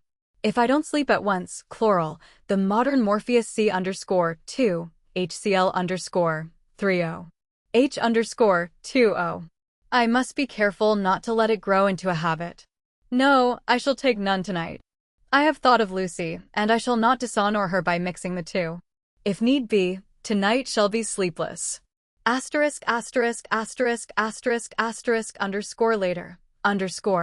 Glad I made the resolution, gladder that I kept to it. I had lain tossing about, and had heard the clock strike only twice, when the night watchman came to me, sent up from the ward, to say that Renfield had escaped. I threw on my clothes and ran down at once. My patient is too dangerous a person to be roaming about. Those ideas of his might work out dangerously with strangers. The attendant was waiting for me. He said he had seen him not 10 minutes before, seemingly asleep in his bed, when he had looked through the observation trap in the door. His attention was called by the sound of the window being wrenched out. He ran back and saw his feet disappear through the window, and had at once sent up for me. He was only in his night gear, and cannot be far off. The attendant thought it would be more useful to watch where he should go than to follow him, as he might lose sight of him whilst getting out of the building by the door. He is a bulky man, and couldn't get through the window. I am thin, so, with his aid, I got out, but feet foremost, and, as we were only a few feet above ground, landed unhurt. The attendant told me the patient had gone to the left, and had taken a straight line, so I ran as quickly as I could. As I got through the belt of trees, I saw a white figure scale the high wall which separates our grounds from those of the deserted house. I ran back at once, told the watchman to get 3 or 4 men immediately, and follow me into the grounds of Carfax, in case our friend might be dangerous. I got a ladder myself, and crossing the wall, dropped down on the other side. I could see Renfield's figure just disappearing behind the angle of the house, so I ran after him. On the far side of the house, I found him pressed close against the old iron-bound oak door of the chapel. He was talking, apparently to someone, but I was afraid to go near enough to hear what he was saying, lest I might frighten him, and he should run off. Chasing an errant swarm of bees is nothing to following a naked lunatic when the fit of escaping is upon him. After a few minutes, however, I could see that he did not take note of anything around him, and so ventured to draw nearer to him, the more so as my men had now crossed the wall and were closing him in. I heard him say, "I am here to do your bidding, master. I am your slave, and you will reward me, for I shall be faithful. I have worshipped you long and afar off. Now that you are near, I await your commands, and you will not pass me by, will you, dear master, in your distribution of good things?" He is a selfish old beggar anyhow. He thinks of the loaves and fishes even when he believes he is in a real presence. His manias make a startling combination. When we closed in on him, he fought like a tiger. He is immensely strong, for he was more like a wild beast than a man. I never saw a lunatic in such a paroxysm of rage before, and I hope I shall not again. It is a mercy that we have found out his strength and his danger in good time. With strength and determination like his, he might have done wild work before he was caged. He is safe now at any rate. Jack Sheppard himself couldn't get free from the strait waistcoat that keeps him restrained, and he's chained to the wall in the padded room. His cries are at times awful, but the silences that follow are more deadly still, for he means murder in every turn and movement. Just now he spoke coherent words for the first time. "I shall be patient, master. It is coming. So I took the hint, and came to. I was too excited to sleep, but this diary has quieted me, and I feel I shall get some sleep tonight. Chapter 9_letter. Mina Harker to Lucy Westenra, Budapest, 24 August, my dearest Lucy. I know you will be anxious to hear all that has happened since we parted at the railway station at Whitby. Well, my dear, I got to Hull all right and caught the boat to Hamburg and then the train on here. I feel that I can hardly recall anything of the journey, except that I knew I was coming to Jonathan, and that as I should have to do some nursing, I had better get all the sleep I could. I found my dear one, oh, so thin and pale and weak-looking. All the resolution has gone out of his dear eyes, and that quiet dignity which I told you was in his face has vanished. He is only a wreck of himself, and he does not remember anything that has happened to him for a long time past. At least, he wants me to believe so, and I shall never ask. He has had some terrible shock, and I fear it might tax his poor brain if he were to try to recall it. Sister Agatha, who is a good creature and a born nurse, tells me that he raved of dreadful things whilst he was off his head. I wanted her to tell me what they were, but she would only cross herself and say she would never tell, that the ravings of the sick were the secrets of God, and that if a nurse through her vocation should hear them, she should respect her trust. She is a sweet, good soul, and the next day, when she saw I was troubled, she opened up the subject again, and after saying that she could never mention what my poor dear raved about, added, "I can tell you this much, my dear, that it was not about anything which he has done wrong himself, and you, as his wife-to-be, have no cause to be concerned. He has not forgotten you or what he owes to you. His fear was of great and terrible things, which no mortal can treat of. I do believe the dear soul thought I might be jealous lest my poor dear should have fallen in love with any other girl. The idea of my being jealous about Jonathan. And yet, my dear, let me whisper, I felt a thrill of joy through me when I knew that no other woman was a cause of trouble. I am now sitting by his bedside, where I can see his face while he sleeps. He is waking. When he woke, he asked me for his coat, as he wanted to get something from the pocket. I asked Sister Agatha, and she brought all his things. I saw that amongst them was his notebook, and was going to ask him to let me look at it, for I knew then that I might find some clue to his trouble, but I suppose he must have seen my wish in my eyes, for he sent me over to the window, saying he wanted to be quite alone for a moment. Then he called me back, and when I came he had his hand over the notebook, and he said to me very solemnly, "Wilhelmina," I knew then that he was in deadly earnest, for he has never called me by that name since he asked me to marry him, you know, dear. My ideas of the trust between husband and wife, there should be no secret, no concealment. I have had a great shock, and when I try to think of what it is, I feel my head spin round, and I do not know if it was all real or the dreaming of a madman. You know I have had brain fever, and that is to be mad. The secret is here, and I do not want to know it. I want to take up my life here, with our marriage. For, my dear, we had decided to be married as soon as the formalities are complete. Are you willing, Wilhelmina, to share my ignorance? Here is the book. Take it and keep it, read it if you will, but never let me know, unless, indeed, some solemn duty should come upon me to go back to the bitter hours, asleep or awake, sane or mad, recorded here. He fell back exhausted, and I put the book under his pillow and kissed him. I have asked Sister Agatha to beg the Superior to let our wedding be this afternoon, and am waiting her reply. Asterisk, asterisk, asterisk, asterisk, asterisk. She has come and told me that the chaplain of the English Mission Church has been sent for. We are to be married in an hour, or as soon after as Jonathan awakes. Asterisk, asterisk, asterisk, asterisk, asterisk. Lucy, the time has come and gone. I feel very solemn, but very, very happy. Jonathan woke a little after the hour, and all was ready, and he sat up in bed, propped up with pillows. He answered his "I will" firmly and strongly. I could hardly speak. My heart was so full that even those words seemed to choke me. The dear sisters were so kind. Please God, I shall never, never forget them, nor the grave and sweet responsibilities I have taken upon me. I must tell you of my wedding present.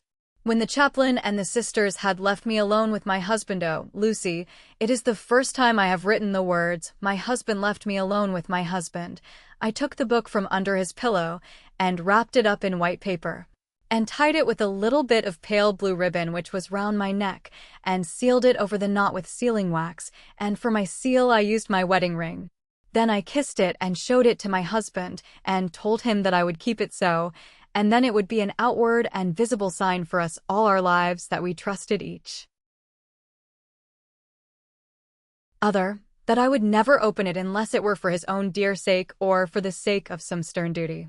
Then he took my hand in his, and oh, Lucy, it was the first time he took his wife's hand, and said that it was the dearest thing in all the wide world, and that he would go through all the past again to win it, if need be. The poor dear meant to have said a part of the past, but he cannot think of time yet, and I shall not wonder if at first he mixes up not only the month, but the year. Well, my dear, what could I say? I could only tell him that I was the happiest woman in all the wide world, and that I had nothing to give him except myself, my life, and my trust, and that with these went my love and duty for all the days of my life. And, my dear, when he kissed me, and drew me to him with his poor weak hands, it was like a very solemn pledge between us. Lucy dear, do you know why I tell you all this? It is not only because it is all sweet to me, but because you have been, and are, very dear to me. It was my privilege to be your friend and guide when you came from the schoolroom to prepare for the world of life. I want you to see now, and with the eyes of a very happy wife, whither duty has led me, so that in your own married life you too may be all happy as I am. My dear, please Almighty God, your life may be all it promises, a long day of sunshine, with no harsh wind, no forgetting duty, no distrust.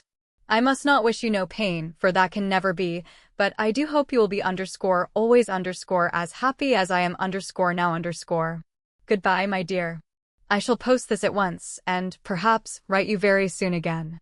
I must stop, for Jonathan is waking. I must attend to my husband. Your ever-loving Mina Harker. Letter, Lucy Westenra to Mina Harker, Whitby, 30 August. My dearest Mina, oceans of love and millions of kisses, and may you soon be in your own home with your husband. I wish you could be coming home soon enough to stay with us here. The strong air would soon restore Jonathan. It has quite restored me. I have an appetite like a cormorant, am full of life, and sleep well. You will be glad to know that I have quite given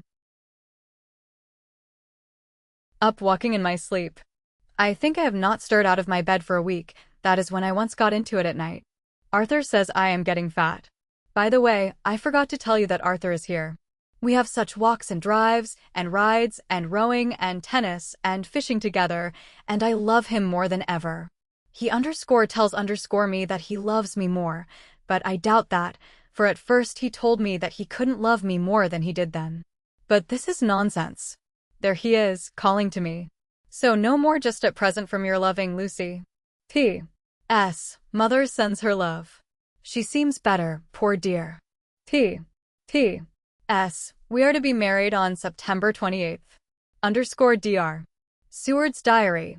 20 August. The case of Renfield grows even more interesting. He has now so far quieted that there are spells of cessation from his passion. For the first week after his attack, he was perpetually violent. Then one night, just as the moon rose, he grew quiet and kept murmuring to himself, "Now I can wait, now I can wait." The attendant came to tell me, so I ran down at once to have a look at him. He was still in the strait waistcoat and in the padded room, but the suffused look had gone from his face, and his eyes had something of their old pleading, I might almost say, cringing softness. I was satisfied with his present condition and directed him to be relieved. The attendants hesitated, but finally carried out my wishes without protest. It was a strange thing that the patient had humor enough to see their distrust, for, coming close to me, he said in a whisper, all the while looking furtively at them, "They think I could hurt you. Fancy me hurting you. The fools." It was soothing, somehow, to the feelings to find myself dissociated even in the mind of this poor madman from the others, but all the same I do not follow his thought. Am I to take it that I have anything in common with him, so that we are, as it were, to stand together, or has he to gain from me some good so stupendous that my well-being is needful to him? I must find out later on. Tonight he will not speak. Even the offer of a kitten or even a full-grown cat will not tempt him. He will only say, "I don't take any stock in cats. I have more to think of now, and I can wait. After a while I left him. The attendant tells me that he was quiet until just before dawn, and that then he began to get uneasy, and at length violent, until at last he fell into a paroxysm which exhausted him so that he swooned into a sort of coma. Asterisk, asterisk, asterisk, asterisk, asterisk. 3 nights has the same thing happen, violent all day, then quiet from moonrise to sunrise. I wish I could get some clue to the cause. It would almost seem as if there was some influence which came and went. Happy thought. We shall tonight play sane wits against mad ones. He escaped before without our help. Tonight he shall escape with it. We shall give him a chance, and have the men ready to follow in case they are required. Asterisk, asterisk, asterisk, asterisk, asterisk, underscore 23 August, underscore, the unexpected always happens. How well Disraeli knew life. Our bird, when he found the cage open, would not fly, so all our subtle arrangements were for naught. At any rate, we have proved one thing, that the spells of quietness last a reasonable time. We shall in future be able to ease his bonds for a few hours each day. I have given orders to the night attendant merely to shut him in the padded room, when once he is quiet, until an hour before sunrise. The poor soul's body will enjoy the relief even if his mind cannot appreciate it. Hark! The unexpected again. I am called. The patient has once more escaped. Asterisk, asterisk, asterisk, asterisk, asterisk, underscore later, underscore. Another night adventure. Renfield artfully waited until the attendant was entering the room to inspect. Then he dashed out past him and flew down the passage. I sent word for the attendants to follow. Again he went into the grounds of the deserted house, and we found him in the same place, pressed against the old chapel door. When he saw me he became furious, and had not the attendants seized him in time, he would have tried to kill me.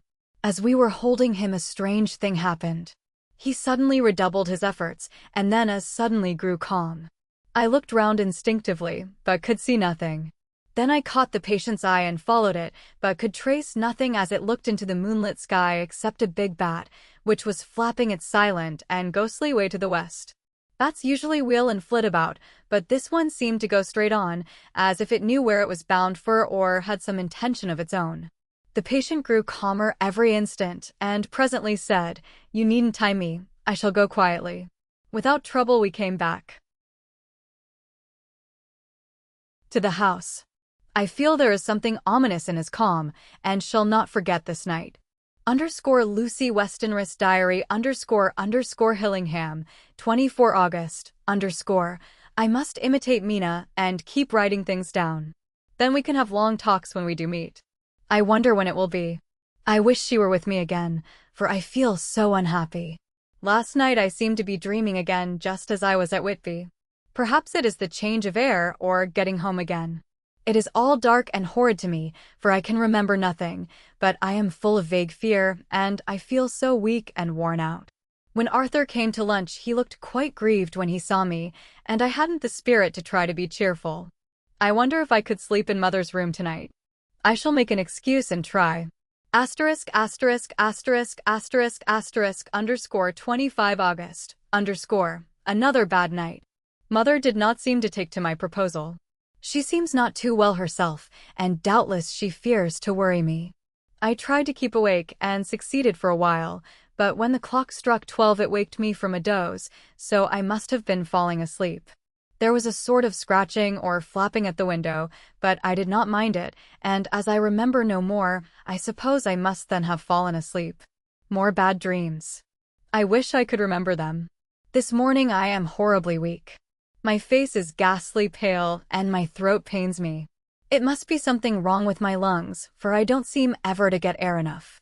I shall try to cheer up when Arthur comes, or else I know he will be miserable to see me so. Underscore letter. Arthur Holmwood to Dr. Seward, underscore Albemarle Hotel, 31 August, underscore. My dear Jack, I want you to do me a favor. Lucy is ill. That is, she has no special disease, but she looks awful and is getting worse every day. I have asked her if there is any cause. I do not dare to ask her mother, for to disturb the poor lady's mind about her daughter in her present state of health would be fatal. Mrs. Westenra has confided to me that her doom is spoken disease of the heart, though poor Lucy does not know it yet. I am sure that there is something preying on my dear girl's mind. I am almost distracted when I think of her. To look at her gives me a pang. I told her I should ask you to see her, and though she demurred at first, I know why.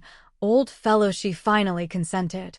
It will be a painful task for you, I know, old friend, but it is for her sake, and I must not hesitate to ask, or you to act. You are to come to lunch at Hillingham tomorrow, 2 o'clock, so as not to arouse any suspicion in Mrs. Westenra, and after lunch Lucy will take an opportunity of being alone with you. I shall come in for tea, and we can go away together. I am filled with anxiety, and want to consult with you alone as soon as I can after you have seen her. Do not fail. Arthur. _telegram. Arthur Holmwood to Seward. _1 September. AM summoned to see my father, who is worse. AM writing. Write me fully by tonight's post to ring. Wire me if necessary. Letter from Dr. Seward to Arthur Holmwood. 2 September. My dear old fellow. With regard to Miss Westenra's health, I hasten to let you know at once that in my opinion there is not any functional disturbance or any malady that I know of. At the same time, I am not by any means satisfied with her appearance. She is woefully different from what she was when I saw her last. Of course you must bear in mind that I did not have full opportunity of examination, such as I should wish. Our very friendship makes a little difficulty which not even medical science or custom can bridge over. I had better tell you exactly what happened, leaving you to draw, in a measure, your own conclusions. I shall then say what I have done and propose doing. I found Miss Westenra in seemingly gay spirits. Her mother was present, and in a few seconds I made up my mind that she was trying all she knew to mislead her mother and prevent her from being anxious. I have no doubt she guesses, if she does not know, what need of caution there is. We lunched alone, and as we all exerted ourselves to be cheerful, we got, as some kind of reward for our labors, some real cheerfulness amongst us. Then Mrs. Westenra went to lie down, and Lucy was left with me. We went into her boudoir, and till we got there her gaiety remained, for the servants were coming and going. As soon as the door was closed, however, the mask fell from her face, and she sank down into a chair with a great sigh, and hid her eyes with her hand. When I saw that her high spirits had failed, I at once took advantage of her reaction to make a diagnosis. She said to me very sweetly, I cannot tell you how I loathe talking about myself. I reminded her that a doctor's confidence was sacred, but that you were grievously anxious about her. She caught on to my meaning at once, and settled that matter in a word. Tell Arthur everything you choose. I do not care for myself, but all for him. So I am quite free. I could easily see that she is somewhat bloodless, but I could not see the usual anemic signs, and by a chance I was actually able to test the quality of her blood, for in opening a window which was stiff a cord gave way, and she cut her hand slightly with broken glass. It was a slight matter in itself, but it gave me an evident chance, and I secured a few drops of the blood and have analyzed them. The qualitative analysis gives a quite normal condition and shows, I should infer, in itself a vigorous state of health. In other physical matters I was quite satisfied that there is no need for anxiety, but as there must be a cause somewhere, I have come to the conclusion that it must be something mental. She complains of difficulty in breathing satisfactorily at times, and of heavy, lethargic sleep, with dreams that frighten her, but regarding which she can remember nothing. She says that as a child she used to walk in her sleep, and that when in Whitby the habit came back, and that once she walked out in the night and went to East Cliff, where Miss Murray found her, but she assures me that of late the habit has not returned. I am in doubt, and so have done the best thing I know of. I have written to my old friend and master, Professor Van Helsing of Amsterdam, who knows as much about obscure diseases as anyone in the world. I have asked him to come over, and as you told me that all things were to be at your charge, I have mentioned to him who you are and your relations to Miss Westenra. This, my dear fellow, is in obedience to your wishes, for I am only too proud and happy to do anything I can for her. Van Helsing would, I know, do anything for me for a personal reason, so, no matter on what ground he comes, we must accept his wishes. He is a seemingly arbitrary man, but this is because he knows what he is talking about better than anyone else. He is a philosopher and a metaphysician, and one of the most advanced scientists of his day, and he has, I believe, an absolutely open mind. This, with an iron nerve, a temper of the icebrook, an indomitable resolution, self-command, and toleration exalted from virtues to blessings, and the kindliest and truest heart that beats these form his equipment for the noble work that he is doing for mankind, work both in theory and practice, for his views are as wide as his all-embracing sympathy. I tell you these facts that you may know why I have such confidence in him. I have asked him to come at once. I shall see Miss Westenra tomorrow again. She is to meet me at the stores, so that I may not alarm her mother by too early a repetition of my call. Yours always, John Seward. _letter, Abraham Van Helsing, M.D., Ph.D., Lit., etc., etc., to Dr. Seward, _2 September, my good friend, when I have received your letter I am already coming to you. By good fortune I can leave just at once, without wrong to any of those who have trusted me. Were fortune other, then it were bad for those who have trusted, for I come to my friend when he call me to aid those he holds dear. Tell your friend that when that time you suck from my wound so swiftly the poison of the gangrene from that knife that our other friend, too nervous, let slip, you did more for him when he wants my aids, and you call for them than all his great fortune could do. But it is pleasure added to do for him, your friend, it is to you that I come. Have then rooms for me at the Great Eastern Hotel, so that I may be near to hand, and please it so arrange that we may see the young lady not too late on tomorrow, for it is likely that I may have to return here that night. But if need be I shall come again in 3 days, and stay longer if it must. Till then goodbye, my friend John. Van Helsing. _letter, Dr. Seward to Hon. Arthur Holmwood, _3 September, my dear Art, Van Helsing has come and gone. He came on with me to Hillingham, and found that, by Lucy's discretion, her mother was lunching out, so that we were alone with her. Van Helsing made a very careful examination of the patient. He is to report to me, and I shall advise you, for of course I was not present all the time. He is, I fear, much concerned, but says he must think. When I told him of our friendship and how you trust to me in the matter, he said, you must tell him all you think. Tell him what I think, if you can guess it, if you will. Nay, I am not jesting. This is no jest, but life and death, perhaps more. I asked what he meant by that, for he was very serious. This was when we had come back to town, and he was having a cup of tea before starting on his return to Amsterdam. He would not give me any further clue. You must not be angry with me, Art, because his very reticence means that all his brains are working for her good. He will speak plainly enough when the time comes, be sure. So I told him I would simply write an account of our visit, just as if I were doing a descriptive special article for the Daily Telegraph _. He seemed not to notice, but remarked that the smuts in London were not quite so bad as they used to be when he was a student here. I am to get his report tomorrow if he can possibly make it. In any case, I am to have a letter. Well, as to the visit. Lucy was more cheerful than on the day I first saw her, and certainly looked better. She had lost something of the ghastly look that so upset you, and her breathing was normal. She was very sweet to the professor, as she always is, and tried to make him feel at ease, though I could see that the poor girl was making a hard struggle for it. I believe Van Helsing saw it, too, for I saw the quick look under his bushy brows that I knew of old. Then he began to chat of all things except ourselves and diseases, and with such an infinite geniality that I could see poor Lucy's pretense of animation merge into reality. Then, without any seeming change, he brought the conversation gently round to his visit, and suavely said, "My dear young miss, I have the so great pleasure because you are so much beloved. That is much, my dear, ever were there that which I do not see. They told me you were down in the spirit, and that you were of a ghastly pale. To them I say, poof." And he snapped his fingers at me and went on, "But you and I shall show them how wrong they are.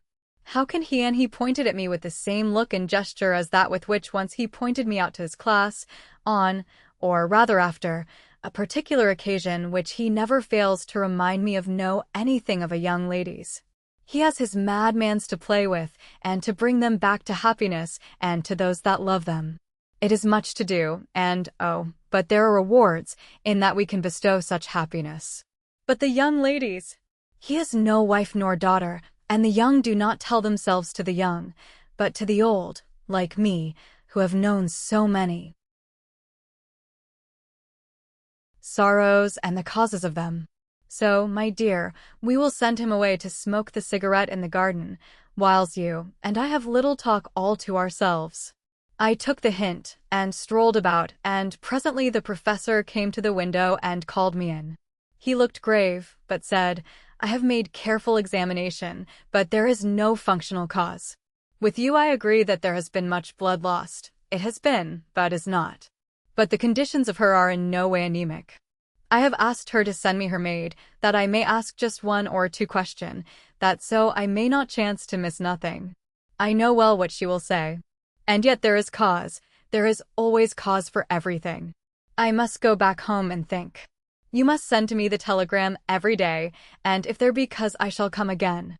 The disease for not to be all well is a disease interest me, and the sweet young dear, she interest me too.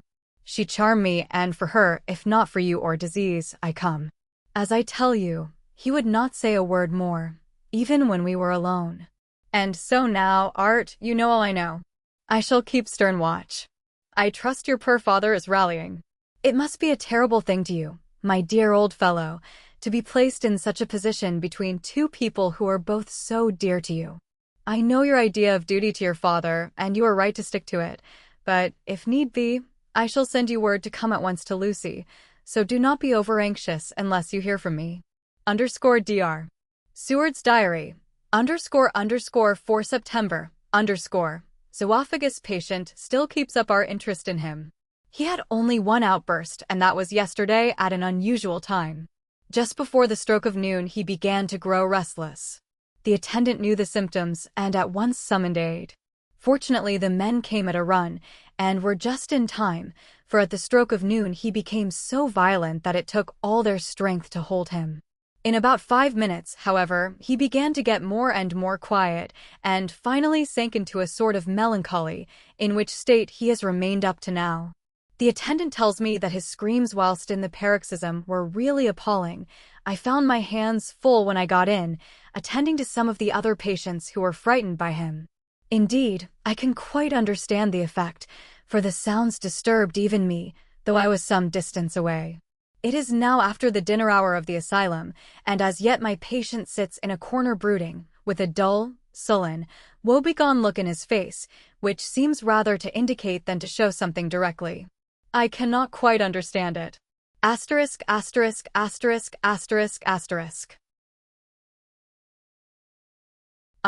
Later, another change in my patient. At 5 o'clock I looked in on him, and found him seemingly as happy and contented as he used to be. He was catching flies and eating them, and was keeping note of his capture by making nail marks on the edge of the door between the ridges of padding.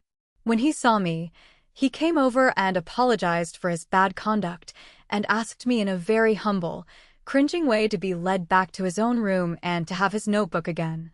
I thought it well to humor him, so he is back in his room with the window open. He has the sugar of his tea spread out on the windowsill, and is reaping quite a harvest of flies.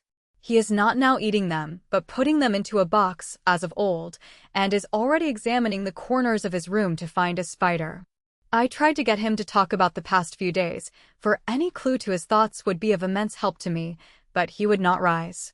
For a moment or 2 he looked very sad, and said in a sort of faraway voice, as though saying it rather to himself than to me, "All over. All over. He has deserted me. No hope for me now unless I do it for myself."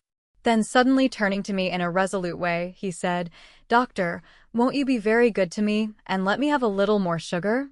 I think it would be good for me." "And the flies?" I said. "Yes, the flies like it, too, and I like the flies, therefore I like it. And there are people who know so little as to think that madmen do not argue." I procured him a double supply, and left him as happy a man as, I suppose, any in the world.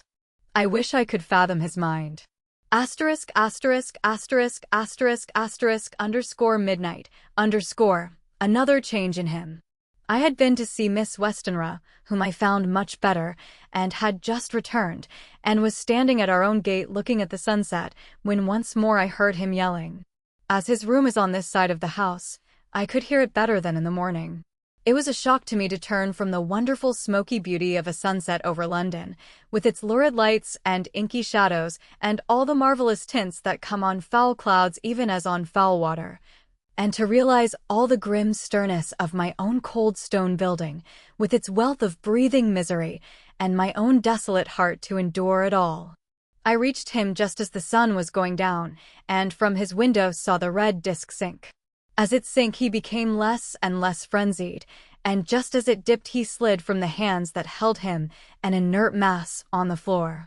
It is wonderful, however, what intellectual recuperative power lunatics have, for within a few minutes he stood up quite calmly and looked around him. I signaled to the attendants not to hold him, for I was anxious to see what he would do. He went straight over to the window and brushed out the crumbs of sugar. Then he took his fly box and emptied it outside, and threw away the box. Then he shut the window, and crossing over, sat down on his bed. All this surprised me, so I asked him, "Are you not going to keep flies anymore?" "No," said he, "I am sick of all that rubbish." He certainly is a wonderfully interesting study. I wish I could get some glimpse of his mind or of the cause of his sudden passion. Stop, there may be a clue after all, if we can find why today his paroxysms came on at high noon and at sunset. Can it be that there is a malign influence of the sun at periods which affects certain natures as at times the moon does others? We shall see. Underscore telegram, Seward, London, to Van Helsing, Amsterdam, underscore 4 September, underscore, patient still better today. Underscore telegram, Seward, London, to Van Helsing, Amsterdam, underscore 5 September, underscore, patient greatly improved. Good appetite, sleeps naturally, good spirits, color coming back. Underscore telegram, Seward, London, to Van Helsing, Amsterdam, underscore 6 September, underscore, terrible change for the worse. Come at once, do not lose an hour. I hold over telegram to Holmwood till have seen you. Chapter 10 underscore letter, Dr. Seward to Hon. Arthur Holmwood, underscore 6 September, underscore, my dear Art, my news today is not so good. Lucy this morning had gone back a bit. There is, however, one good thing which has arisen from it. Mrs. Westenra was naturally anxious concerning Lucy, and has consulted me professionally about her. I took advantage of the opportunity, and told her that my old master, Van Helsing, the great specialist, was coming to stay with me, and that I would put her in his charge conjointly with myself, so now we can come and go without alarming her unduly. For a shock to her would mean sudden death, and this, in Lucy's weak condition, might be disastrous to her. We are hedged in with difficulties, all of us, my poor old fellow, but, please God, we shall come through them all right. If any need I shall write, so that, if you do not hear from me, take it for granted that I am simply waiting for news. In haste, yours ever, John Seward. Underscore Dr. Seward's Diary. Underscore 7 September. Underscore. The first thing Van Helsing said to me when we met at Liverpool Street was, "Have you said anything to our young friend the lover of her?" "No," I said. "I waited till I had seen you, as I said in my telegram. I wrote him a letter simply telling him that you were coming, as Miss Westenra was not so well, and that I should let him know if need be." "Right, my friend," he said, "quite right. Better he not know as yet. Perhaps he shall never know. I pray so, but if it be needed, then he shall know all. And, my good friend John, let me caution you. You deal with a madman. All men are mad in some way or the other, and inasmuch as you deal discreetly with your madman, so deal with God's madman, to the rest of the world. You tell not your madmen what you do nor why you do it, you tell them not what you think. So you shall keep knowledge in its place, where it may rest, where it may gather its kind around it and breed. You and I shall keep as yet what we know here and here."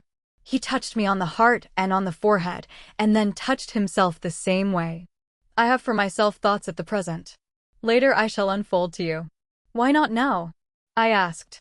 It may do some good. We may arrive at some decision. He stopped and looked at me and said, My friend John, when the corn is grown, even before it has ripened while the milk of its mother earth is in him, and the sunshine has not yet begun to paint him with his gold, the husbandman he pull the ear and rub him between his rough hands, and blow away the green chaff, and say to you, Look, he's good corn, he will make good crop when the time comes. I did not see the application, and told him so. For reply he reached over and took my ear in his hand and pulled it playfully, as he used long ago to do at lectures, and said, The good husbandman tell you so then, because he knows, but not till then. But you do not find the good husbandman dig up his planted corn to see if he grow. That is for the children who play at husbandry, and not for those who take it as of the work of their life. See you now, friend John? I have sown my corn, and nature has her work to do in making it sprout. If he sprout at all, there's some promise, and I wait till the ear begins to swell. He broke off, for he evidently saw that I understood. Then he went on, and very gravely, You were always a careful student, and your casebook was ever more full than the rest. You were only student then, now you are master, and I trust that good habit have not fail. Remember, my friend, that knowledge is stronger than memory, and we should not trust the weaker. Even if you have not kept the good practice, let me tell you that this case of our dear miss is one that may be mind. I say may be of such interest to us and others that all the rest may not make him kick the beam, as your peoples say. Take then good note of it. Nothing is too small. I counsel you, put down in record even your doubts and surmises. Hereafter it may be of interest to you to see how true you guess. We learn from failure, not from success. When I described Lucy's symptoms the same as before, but infinitely more marked, he looked very grave, but said nothing. He took with him a bag in which were many instruments and drugs, the ghastly paraphernalia of our beneficial trade, as he once called, in one of his lectures, the equipment of a professor of the healing craft. When we were shown in, Mrs. Westenra met us. She was alarmed, but not nearly so much as I expected to find her. Nature in one of her beneficent moods has ordained that even death has some antidote to its own terrors. Here, in a case where any shock may prove fatal, matters are so ordered that, from some cause or other, the things not personal, even the terrible change in her daughter to whom she is so attached, do not seem to reach her. It is something like the way Dame Nature gathers round a foreign body an envelope of some insensitive tissue, which can protect from evil that which it would otherwise harm by contact. If this be an ordered selfishness, then we should pause before we condemn anyone for the vice of egoism, for there may be deeper root for its causes than we have. Knowledge of. I used my knowledge of this phase of spiritual pathology and laid down a rule that she should not be present with Lucy or think of her illness more than was absolutely required. She assented readily, so readily that I saw again the hand of nature fighting for life. Van Helsing and I were shown up to Lucy's room. If I was shocked when I saw her yesterday, I was horrified when I saw her today. She was ghastly, chalkily pale. The red seemed to have gone even from her lips and gums, and the bones of her face stood out prominently. Her breathing was painful to see or hear. Van Helsing's face grew set as marble, and his eyebrows converged till they almost touched over his nose. Lucy lay motionless and did not seem to have strength to speak, so for a while we were all silent. Then Van Helsing beckoned to me, and we went gently out of the room. The instant we had closed the door, he stepped quickly along the passage to the next door, which was open. Then he pulled me quickly in with him and closed the door. My God, he said, this is dreadful. There is no time to be lost. She will die for sheer want of blood to keep the heart's action as it should be. There must be transfusion of blood at once. Is it you or me? I am younger and stronger, Professor. It must be me. Then get ready at once. I will bring up my bag. I am prepared. I went downstairs with him, and as we were going there was a knock at the hall door. When we reached the hall, the maid had just opened the door, and Arthur was stepping quickly in. He rushed up to me, saying in an eager whisper, Jack, I was so anxious.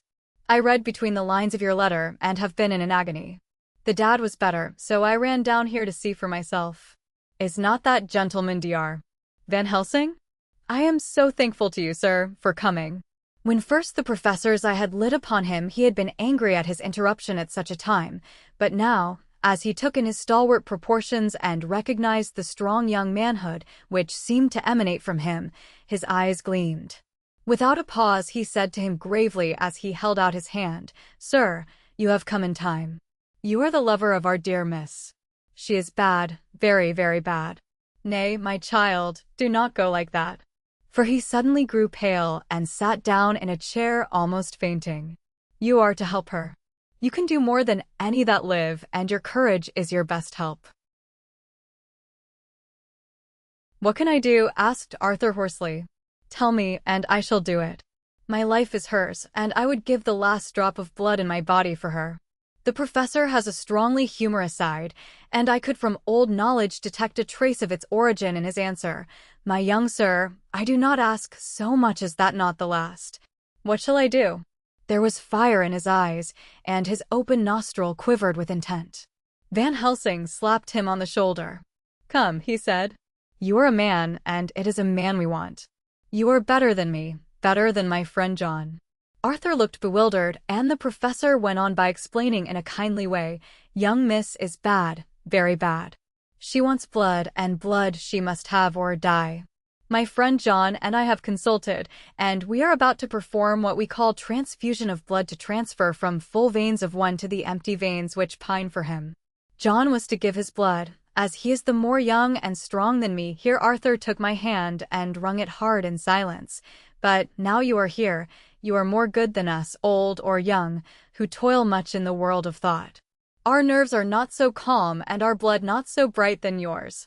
Arthur turned to him and said, "If you only knew how gladly I would die for her, you would understand." He stopped, with a sort of choke in his voice. "Good boy," said Van Helsing. "In the not so far off, you will be happy that you have done all for her you love.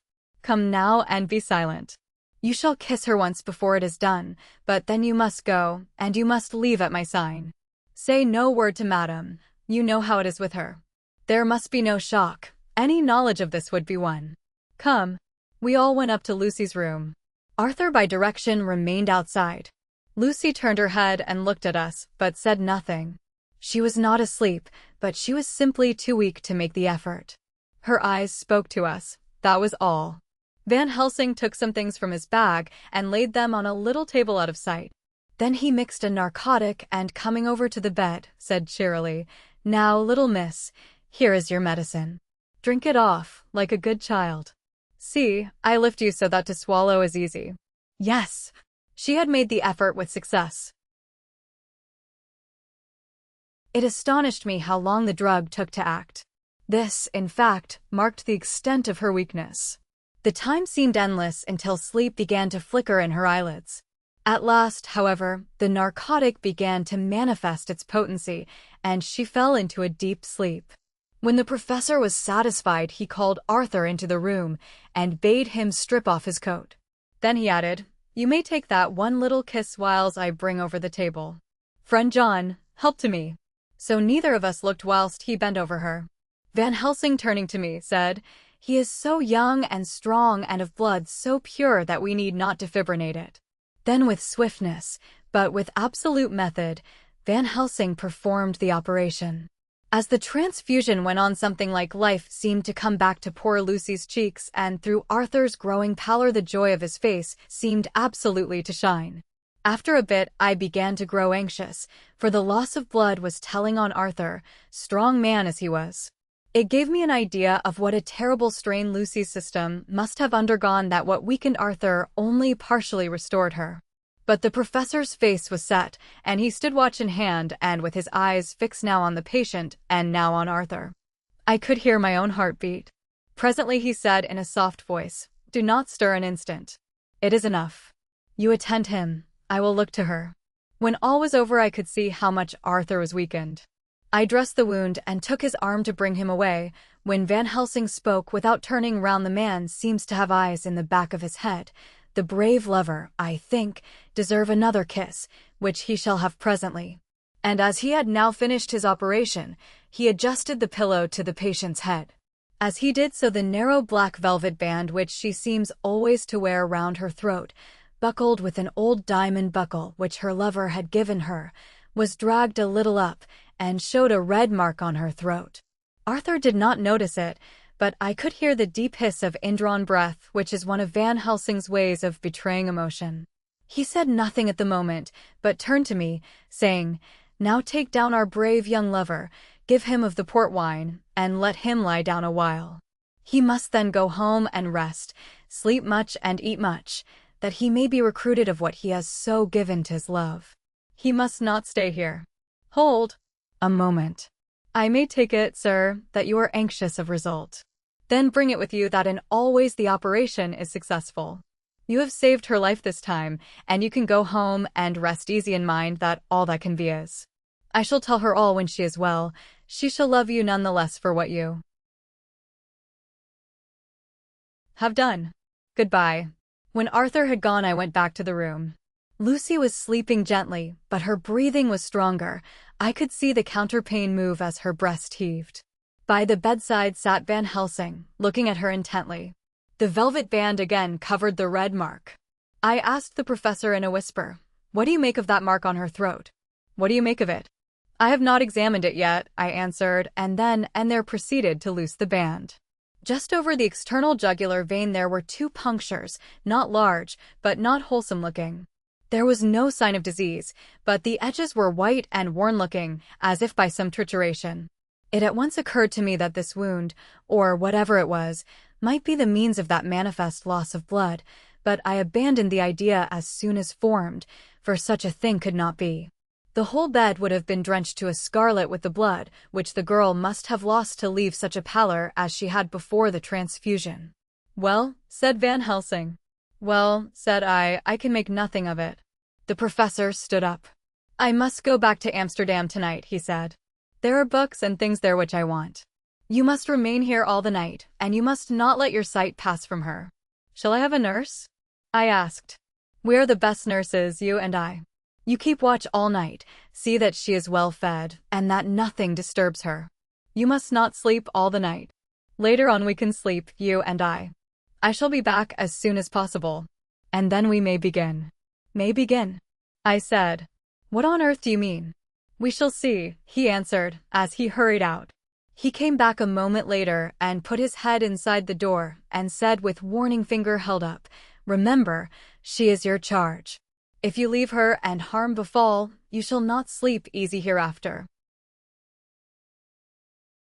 _Dr. Seward's diary continued. _8 September.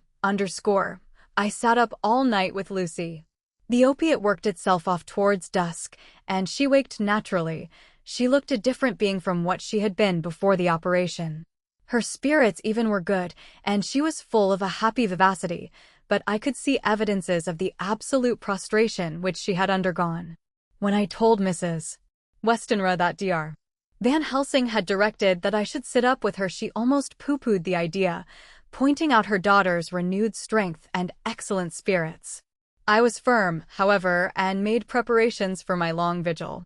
When her maid had prepared her for the night, I came in, having in the meantime had supper, and took a seat by the bedside.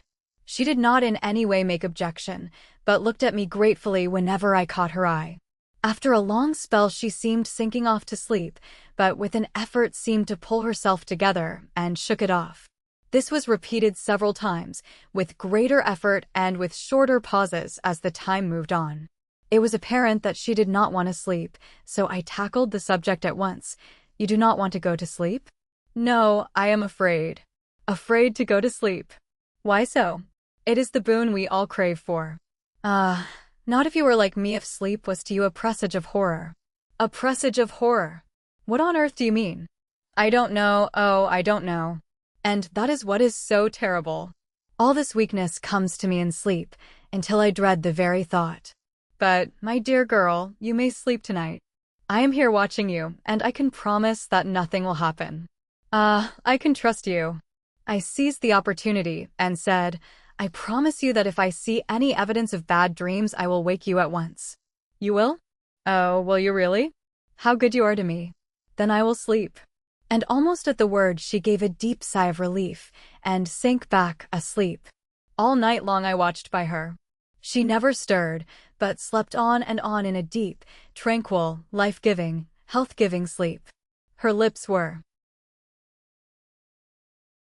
slightly parted, and her breast rose and fell with the regularity of a pendulum.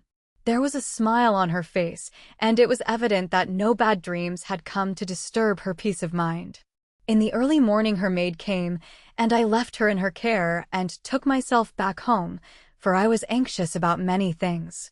I sent a short wire to Van Helsing and to Arthur, telling them of the excellent result of the operation.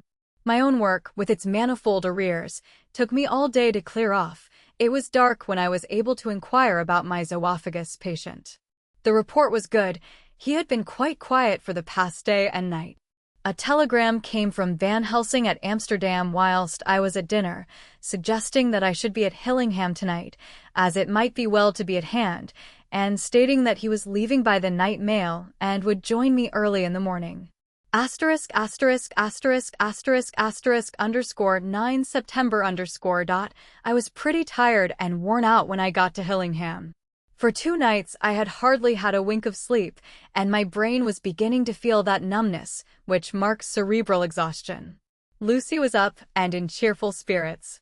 When she shook hands with me, she looked sharply in my face and said, "No sitting up tonight for you. You are worn out." "I am quite well again, indeed I am, and if there is to be any sitting up, it is I who will sit up with you." I would not argue the point, but went and had my supper. Lucy came with me, and, enlivened by her charming presence, I made an excellent meal and had a couple of glasses of the more than excellent port. Then Lucy took me upstairs and showed me a room next her own, where a cozy fire was burning. "Now," she said, "you must stay here. I shall leave this door open and my door too. You can lie on the sofa, for I know that nothing would induce any of you doctors to go to bed whilst there is a patient above the horizon. If I want anything I shall call out, and you can come to me at once." I could not but acquiesce, for I was dog-tired, and could not have sat up had I tried. So, on her renewing her promise to call me if she should want anything, I lay on the sofa, and forgot all about everything. Lucy Westonris Diary, _ 9 September, _ I feel so happy tonight. I have been so miserably weak, that to be able to think and move about is like feeling sunshine after a long spell of east wind out of a steel sky. Somehow Arthur feels very, very close to me. I seem to feel his presence warm about me. I suppose it is that sickness and weakness are selfish things and turn our inner eyes and sympathy on ourselves, whilst health and strength give love rein, and in thought and feeling he can wander where he wills. I know where my thoughts are. If Arthur only knew. My dear, your ears must tingle as you sleep, as mine do waking. Oh, the blissful rest of last night. How I slept with that dear, good Dr. Seward watching me. And tonight I shall not fear to sleep, since he is close at hand and within call. Thank everybody for being so good to me. Thank God. Good night, Arthur. Dr. Seward's Diary, _ 10 September, _ I was conscious of the professor's hand on my head, and started awake all in a second. That is one of the things that we learn in an asylum, at any rate. And how's our patient? Well, when I left her, or rather when she left me, I answered. "Come, let us see," he said. And together we went into the room. The blind was down, and I went over to raise it gently, whilst Van Helsing stepped, with a soft, cat-like tread, over to the bed. As I raised the blind, and the morning sunlight flooded the room, I heard the professor's low hiss of inspiration, and knowing its rarity, a deadly fear shot through my heart. As I passed over, he moved back, and his exclamation of horror, "God in Himmel," needed no enforcement from his agonized face.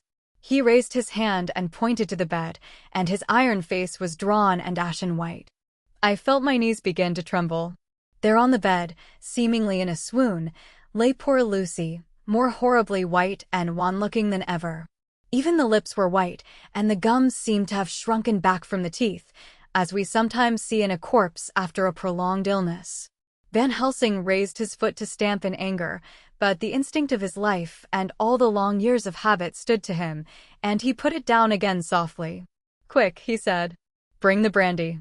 I flew to the dining room and returned with the decanter. He wetted the poor white lips with it, and together we rubbed palm and wrist and heart.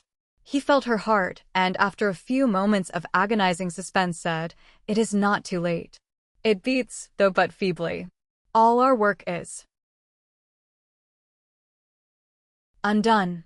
We must begin again. There is no young Arthur here now. I have to call on yourself this time, friend John." As he spoke, he was dipping into his bag and producing the instruments for transfusion. I had taken off my coat and rolled up my shirt sleeve. There was no possibility of an opiate just at present, and no need of one, and so, without a moment's delay, we began the operation. After a time it did not seem a short time either, for the draining away of one's blood, no matter how willingly it be given, is a terrible feeling. Van Helsing held up a warning finger. "Do not stir," he said, "but I fear that with growing strength she may wake, and that would make danger, oh, so much danger. But I shall precaution take. I shall give hypodermic injection of morphia." He proceeded then, swiftly and deftly, to carry out his intent. The effect on Lucy was not bad, for the faint seemed to merge subtly into the narcotic sleep. It was with a feeling of personal pride that I could see a faint tinge of color steal back into the pallid cheeks and lips. No man knows, till he experiences it, what it is to feel his own lifeblood drawn away into the veins of the woman he loves. The professor watched me critically. "That will do," he said. "Already?" I remonstrated. "You took a great deal more from Art." To which he smiled a sad sort of smile as he replied, "He is her lover, her _fiancé_. You have work, much work, to do for her and for others, and the present will suffice." When we stopped the operation, he attended to Lucy, whilst I applied digital pressure to my own incision. I laid down, whilst I waited his leisure to attend to me, for I felt faint and a little sick. By and by he bound up my wound, and sent me downstairs to get a glass of wine for myself. As I was leaving the room, he came after me and half whispered, "Mind, nothing must be said of this. If our young lover should turn up unexpected, as before, no word to him. It would at once frighten him and enjealous him too. There must be none." So, when I came back he looked at me carefully, and then said, "You are not much the worse. Go into the room, and lie on your sofa and rest a while, then have much breakfast, and come here to me." I followed out his orders, for I knew how right and wise they were. I had done my part, and now my next duty was to keep up my strength.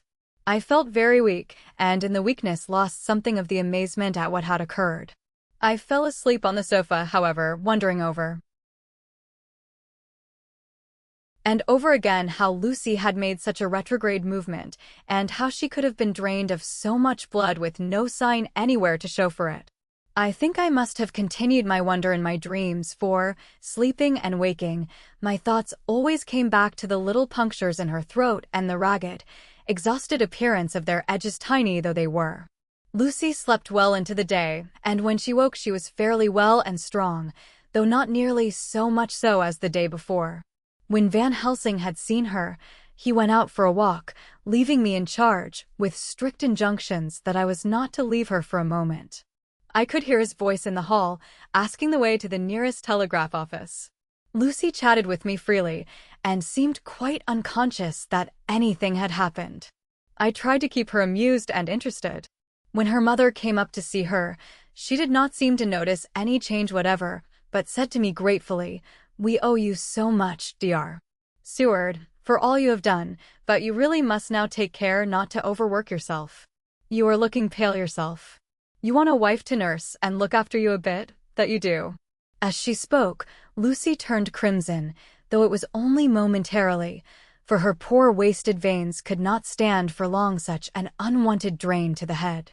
The reaction came in excessive pallor as she turned imploring eyes on me.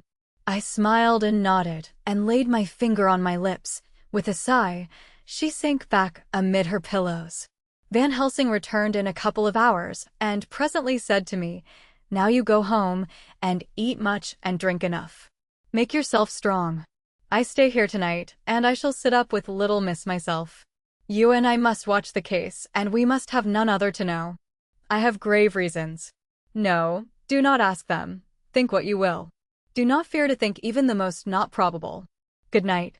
In the hall 2 of the maids came to me, and asked if they or either of them might not sit up with Miss Lucy. They implored me to let them, and when I said it was Dr.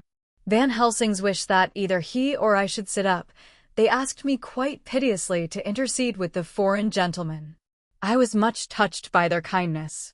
Perhaps it is because I am weak at present, and perhaps because it was on Lucy's account that their devotion was manifested, for over and over again have I seen similar instances of woman's kindness.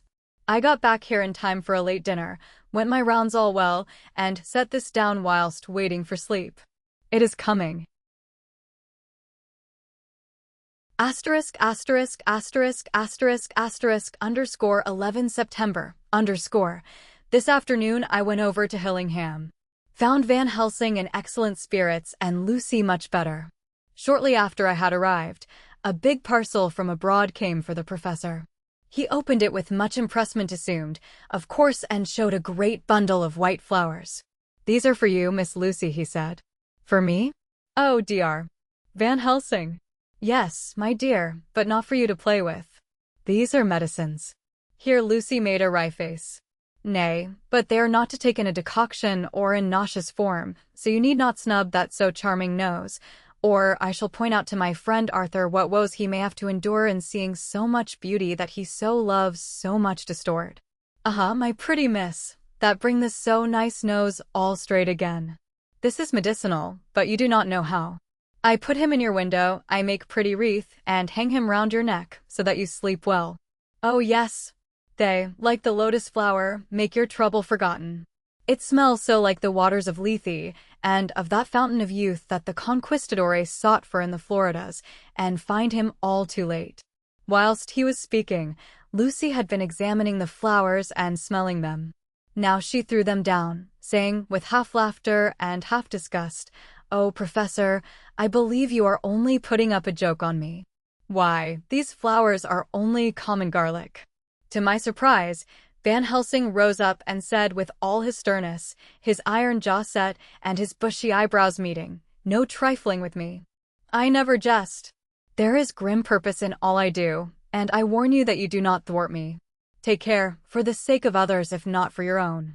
Then seeing poor Lucy scared, as she might well be, he went on more gently, "Oh, little miss, my dear, do not fear me. I only do for your good, but there is much virtue to you in those so common flowers.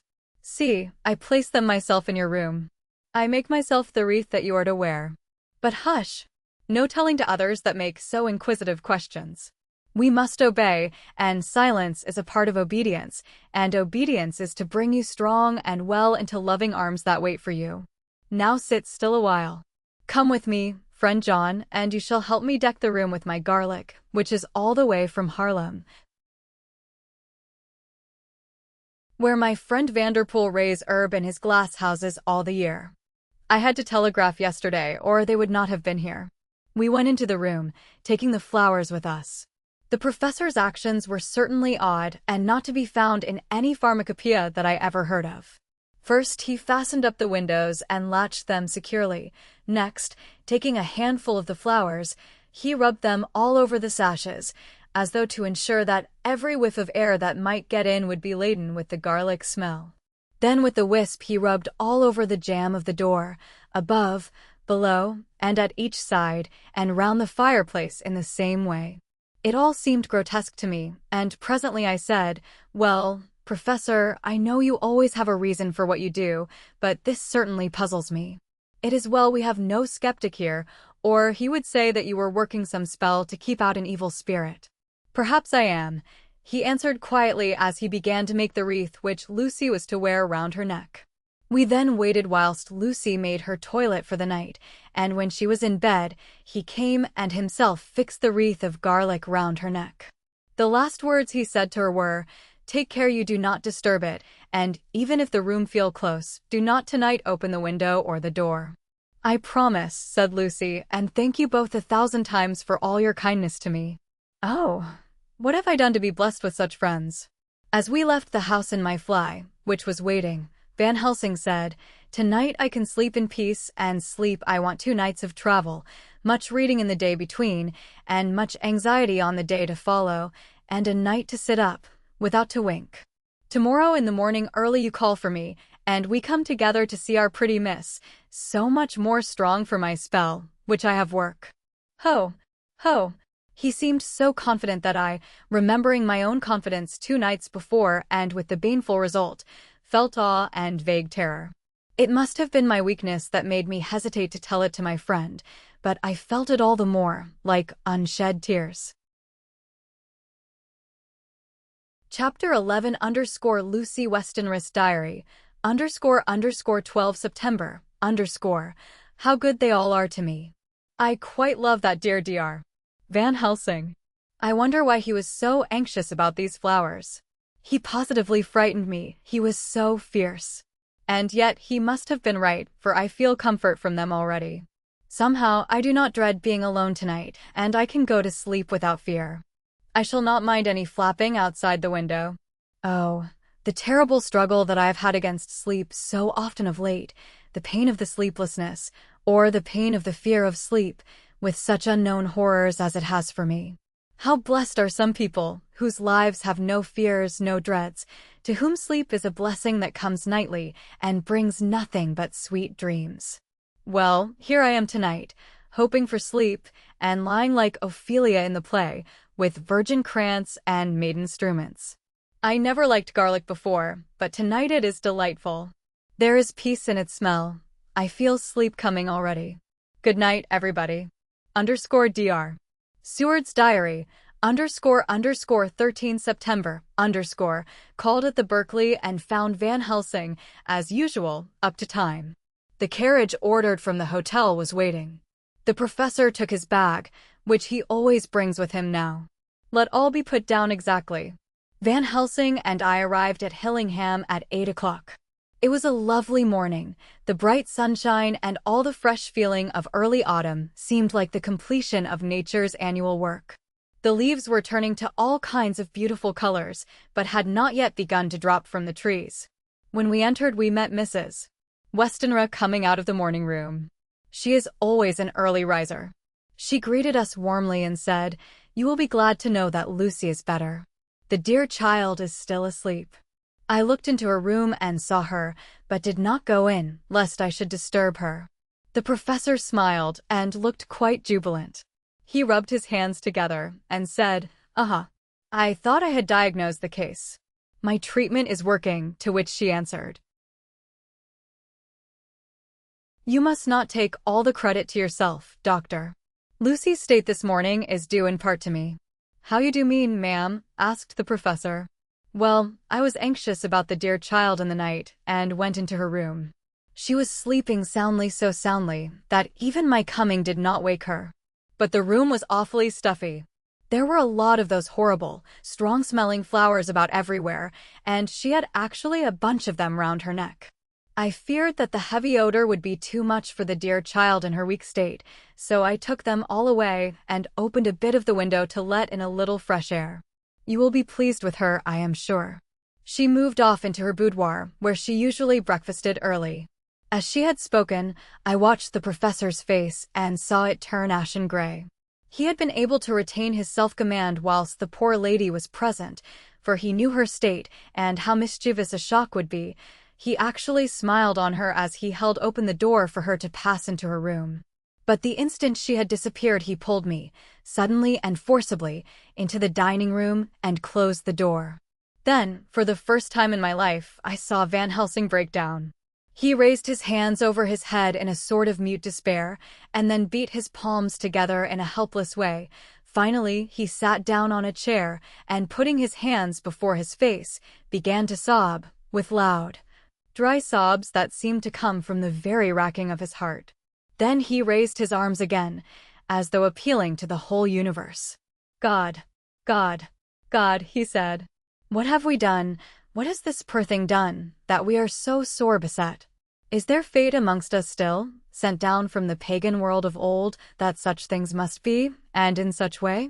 This poor mother, all unknowing, and all for the best as she think, does such thing as lose her daughter body and soul, and we must not tell her, we must not even warn her, or she die, and then both die. Oh, how we are beset! How are all the powers of the devils against us? Suddenly he jumped to his feet. Come, he said, come, we must see and act. Devils or no devils, or all the devils at once, it matters not, we fight him all the same. He went to the hall door for his bag, and together we went up to Lucy's room. Once again I drew up the blind, whilst Van Helsing went towards the bed. This time he did not start as he looked on the poor face with the same awful, waxen pallor as before. He wore a look of stern sadness and infinite pity. As I expected, he murmured, with that hissing inspiration of his which meant so much. Without a word he went and locked the door, and then began to set out on the little table the instruments for yet another operation of transfusion of blood. I had long ago recognized the necessity and begun to take off my coat, but he stopped me with a warning hand. No, he said. Today you must operate. I shall provide. You are weakened already. As he spoke he took off his coat and rolled up his shirt sleeve. Again the operation, again the narcotic, again some return of color to the ashy cheeks, and the regular breathing of healthy sleep. This time I watched whilst Van Helsing recruited himself and rested. Presently he took an opportunity of telling Mrs. Westenra that she must not remove anything from Lucy's room without consulting him, that the flowers were of medicinal value, and that the breathing of their odor was a part of the system of cure. Then he took over the care of the case himself, saying that he would watch this night and the next and would send me word when to come. After another hour Lucy waked from her sleep, fresh and bright, and seemingly not much the worse for her terrible ordeal. What does it all mean? I am beginning to wonder if my long habit of life amongst the insane is beginning to tell upon my own brain. Lucy Westenra's diary, _ 17 September, 4 days and nights of peace. I am getting so strong again that I hardly know myself. It is as if I had passed through some long nightmare and had just awakened to see the beautiful sunshine and feel the fresh air of the morning around me. I have a dim half-remembrance of long, anxious times of waiting and fearing, darkness in which there was not even the pain of hope to make present distress more poignant, and then long spells of oblivion, and the rising back to life as a diver coming up through a great press of water. Since, however, Dr. Van Helsing has been with me, all this bad dreaming seems to have passed away. The noises that used to frighten me out of my wits, the flapping against the windows, the distant voices which seemed so close to me, the harsh sounds that came from I know not where and commanded me to do I know not what, have all ceased. I go to bed now without any fear of sleep. I do not even try to keep awake. I have grown quite fond of the garlic, and a boxful arrives for me every day from Haarlem. Tonight Dr. Van Helsing is going away, as he has to be for a day in Amsterdam. But I need not be watched. I am well enough to be left alone. Thank God for Mother's sake, and dear Arthur's, and for all our friends who have been so kind. I shall not even feel the change, for last night Dr.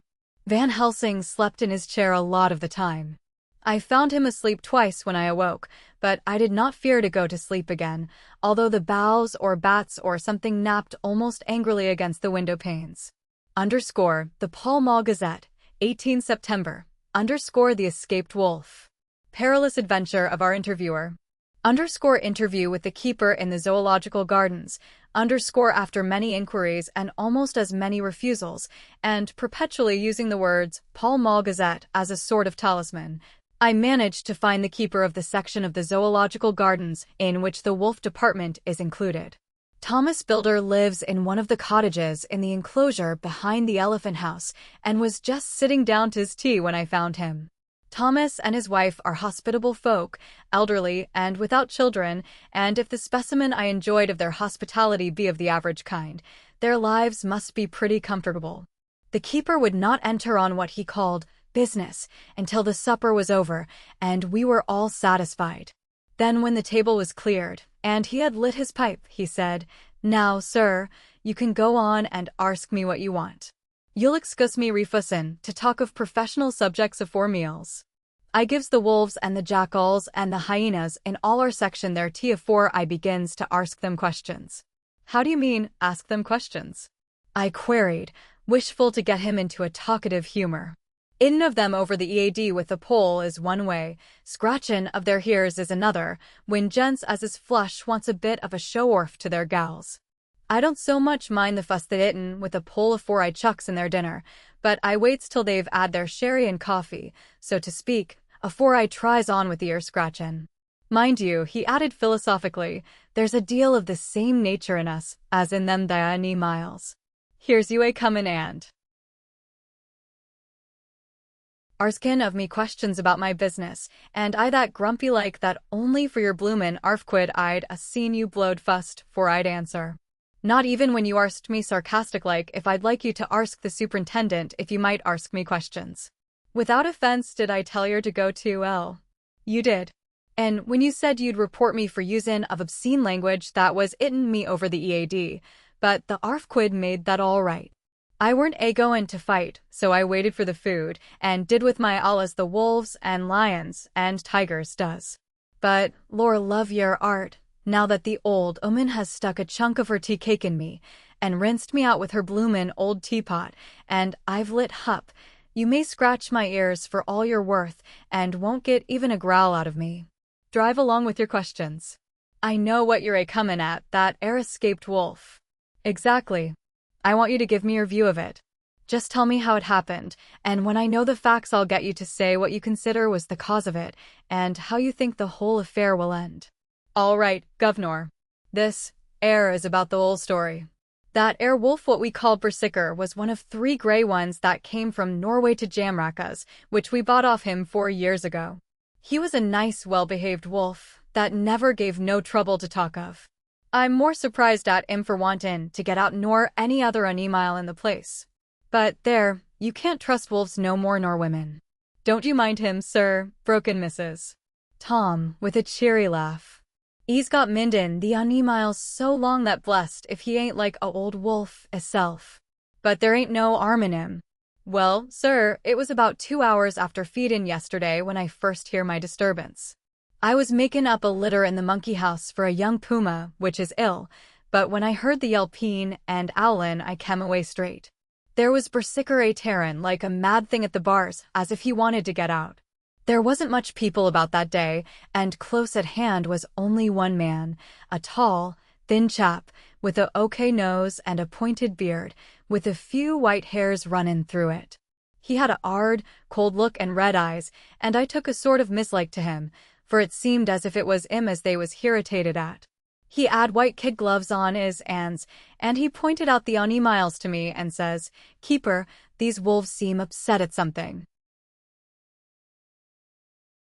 "Maybe it's you," says I, for I did not like the airs as he give hisself. He didn't get angry, as I op-ed he would, but he smiled a kind of insolent smile, with a mouthful of white, sharp teeth. "Oh no, they wouldn't like me," says. "Oh yes, they would," says I, imitatin' of him. "They always likes a bone or two to clean their teeth on about tea time, which you as a bagful." Well, it was a odd thing, but when the animals see us a-talkin' they lay down, and when I went over to Berserker, he let me stroke his ears same as ever. That there man kem over, and blessed, but if he didn't put in his hand and stroke the old wolf's ears too. "Take care," says I. "Berserker is quick." "Never mind," he says. "I'm used to, Are you in the business yourself?" I says, taking off my hat, for a man what trades in wolves, answerer, is a good friend to keepers. "No," says he, "not exactly in the business, but I ave made pets of several." And with that he lifts his at as perlite as a lord and walks away. Old Berserker kep a-lookin' arter till he was out of sight, and then went and lay down in a corner and wouldn't come hout the whole hevening. Well, last night, so soon as the moon was hup, the wolves here all began a-owling. There weren't nothing for them to owl at. There weren't no one near, except someone that was evidently a-calling a dog somewheres out back of the gardings in the park road. Once or twice I went out to see that all was right, and it was, and then the owling stopped. Just before 12 o'clock, I just took a look round a Fortinin in, bust me, but when I came opposite to old Bersicker's cage, I see the rails broken and twisted about and the cage empty. And that's all I know for certain. Did anyone else see anything? One of our gardeners was a comin' 'ome about that time from a Armony, when he sees a big grey dog comin' out through the garden edges. At least, so he says, but I don't give much for it myself, for if he did, he never said a word about it to his missus when he got 'ome, and it was only after the escape of the wolf was made known, and we had been up all night a-huntin' of the park for Bersicker, that he remembered seein' anything. My own belief was that the Armony had got into his EAD. Now, Mr. Builder, can you account in any way for the escape of the wolf? Well, sir, he said, with a suspicious sort of modesty, I think I can, but I don't know as how you'd be satisfied with the theory. Certainly I shall. If a man like you, who knows the animals from experience, can't hazard a good guess at any rate, who is even to try? Well then, sir, I accounts for it this way. It seems to me that wolf escaped simply because he wanted to get out.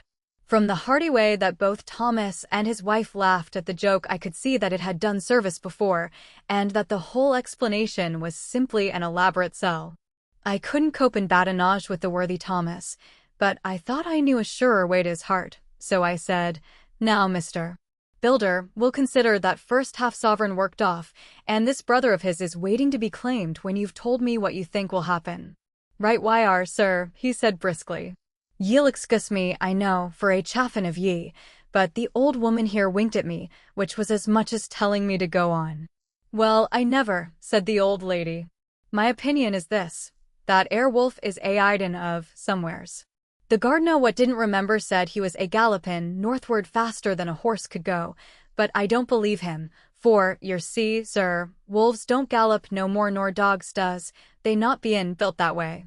Wolves is fine things in a storybook, and I dessy when they gets in packs and does be chivvyin' somethin' that's more afeard than they can make a devil of a noise and chop it up, whatever it is.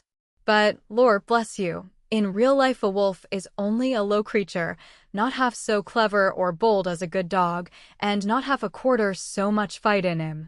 This one ain't been used to fightin' or even to providin' for hisself, and more like he's somewhere round the park a-idin' and a-shiverin' of, and, if he thinks at all, wonderin' where he is to get his breakfast from. Or maybe he's got down some area and is in a coal cellar. My eye, won't some cook get a rum start when she sees his green eyes a-shining at her out of the dark? If he can't get food he's bound to look for it, and mayhap he may chance to light on a butcher's shop in time.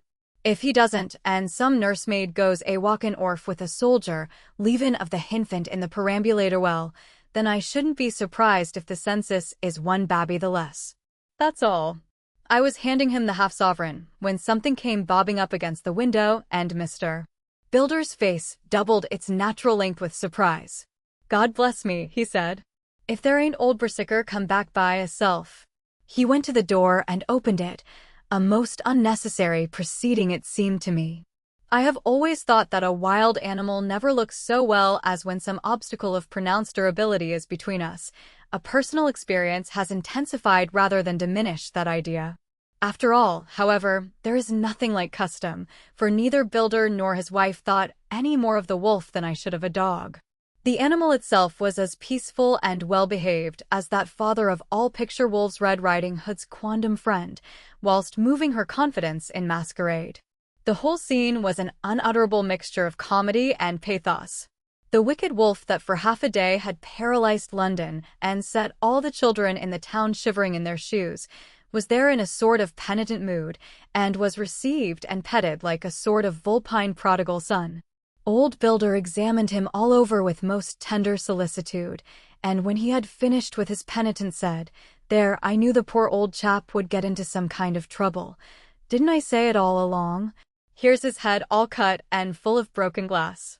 He's been a-gettin' over some bloomin' wall or other. It's a shame that people are allowed to top their walls with broken bottles. This, erst what comes of it. Come along, Bersicker. He took the wolf and locked him up in a cage, with a piece of meat that satisfied, in quantity at any rate, the elementary conditions of the fatted calf, and went off to report. I came off, too, to report the only exclusive information that is given today regarding the strange escapade at the zoo. _Dr. Seward's Diary, _ 17 September, I was engaged after dinner in my study posting up my books, which, through press of other work and the many visits to Lucy, had fallen sadly into arrear. Suddenly the door was burst open, and in rushed my patient, with his face distorted with passion. I was thunderstruck, for such a thing as a patient getting of his own accord into the superintendent's study is almost unknown. Without an instant's pause he made straight at me. He had a dinner knife in his hand, and, as I saw he was dangerous, I tried to keep the table between us. He was too quick and too strong for me, however, for before I could get my balance, he had struck at me and cut my left wrist rather severely. Before he could strike again, however, I got in my right and he was sprawling on his back on the floor. My wrist bled freely, and quite a little pool trickled onto the carpet. I saw that my friend was not intent on further effort, and occupied myself binding up my wrist, keeping a wary eye on the prostrate figure all the time. When the attendants rushed in, and we turned our attention to him, his employment positively sickened me. He was lying on his belly on the floor licking up, like a dog, the blood which had fallen from my wounded wrist. He was easily secured, and, to my surprise, went with the attendants quite placidly, simply repeating over and over again, "The blood is the life. The blood is the life." I cannot afford to lose blood just at present. I have lost too much of late for my physical good, and then the prolonged strain of Lucy's illness and its horrible phases is telling on me. I am overexcited and weary, and I need rest. Happily Van Helsing has not summoned me, so I need not forego my sleep. Tonight I could not well do without it. _telegram, Van Helsing, Antwerp, to Seward, Carfax, sent to Carfax, Sussex, as no county given, delivered late by 22 hours. 17 September, do not fail to be at Hillingham tonight. If not watching all the time frequently, visit and see that flowers are as placed. Very important, do not fail. Shall be with you as soon as possible after arrival. _Dr. Seward's Diary, 18 September, just off for train to London. The arrival of Van Helsing's telegram filled me with dismay. A whole night lost, and I know by bitter experience what may happen in a night. Of course it is possible that all may be well, but what may have happened? Surely there is some horrible doom hanging over us that every possible accident should thwart us in all we try to do. I shall take this cylinder with me, and then I can complete my entry on Lucy's phonograph. Memorandum left by Lucy Westenra, 17 September. Night, I write this and leave it to be seen, so that no one may by any chance get into trouble through me. This is an exact record of what took place tonight. I feel I am dying of weakness, and have barely strength to write, but it must be done if I die in the doing. I went to bed as usual, taking care that the flowers were placed as Dr.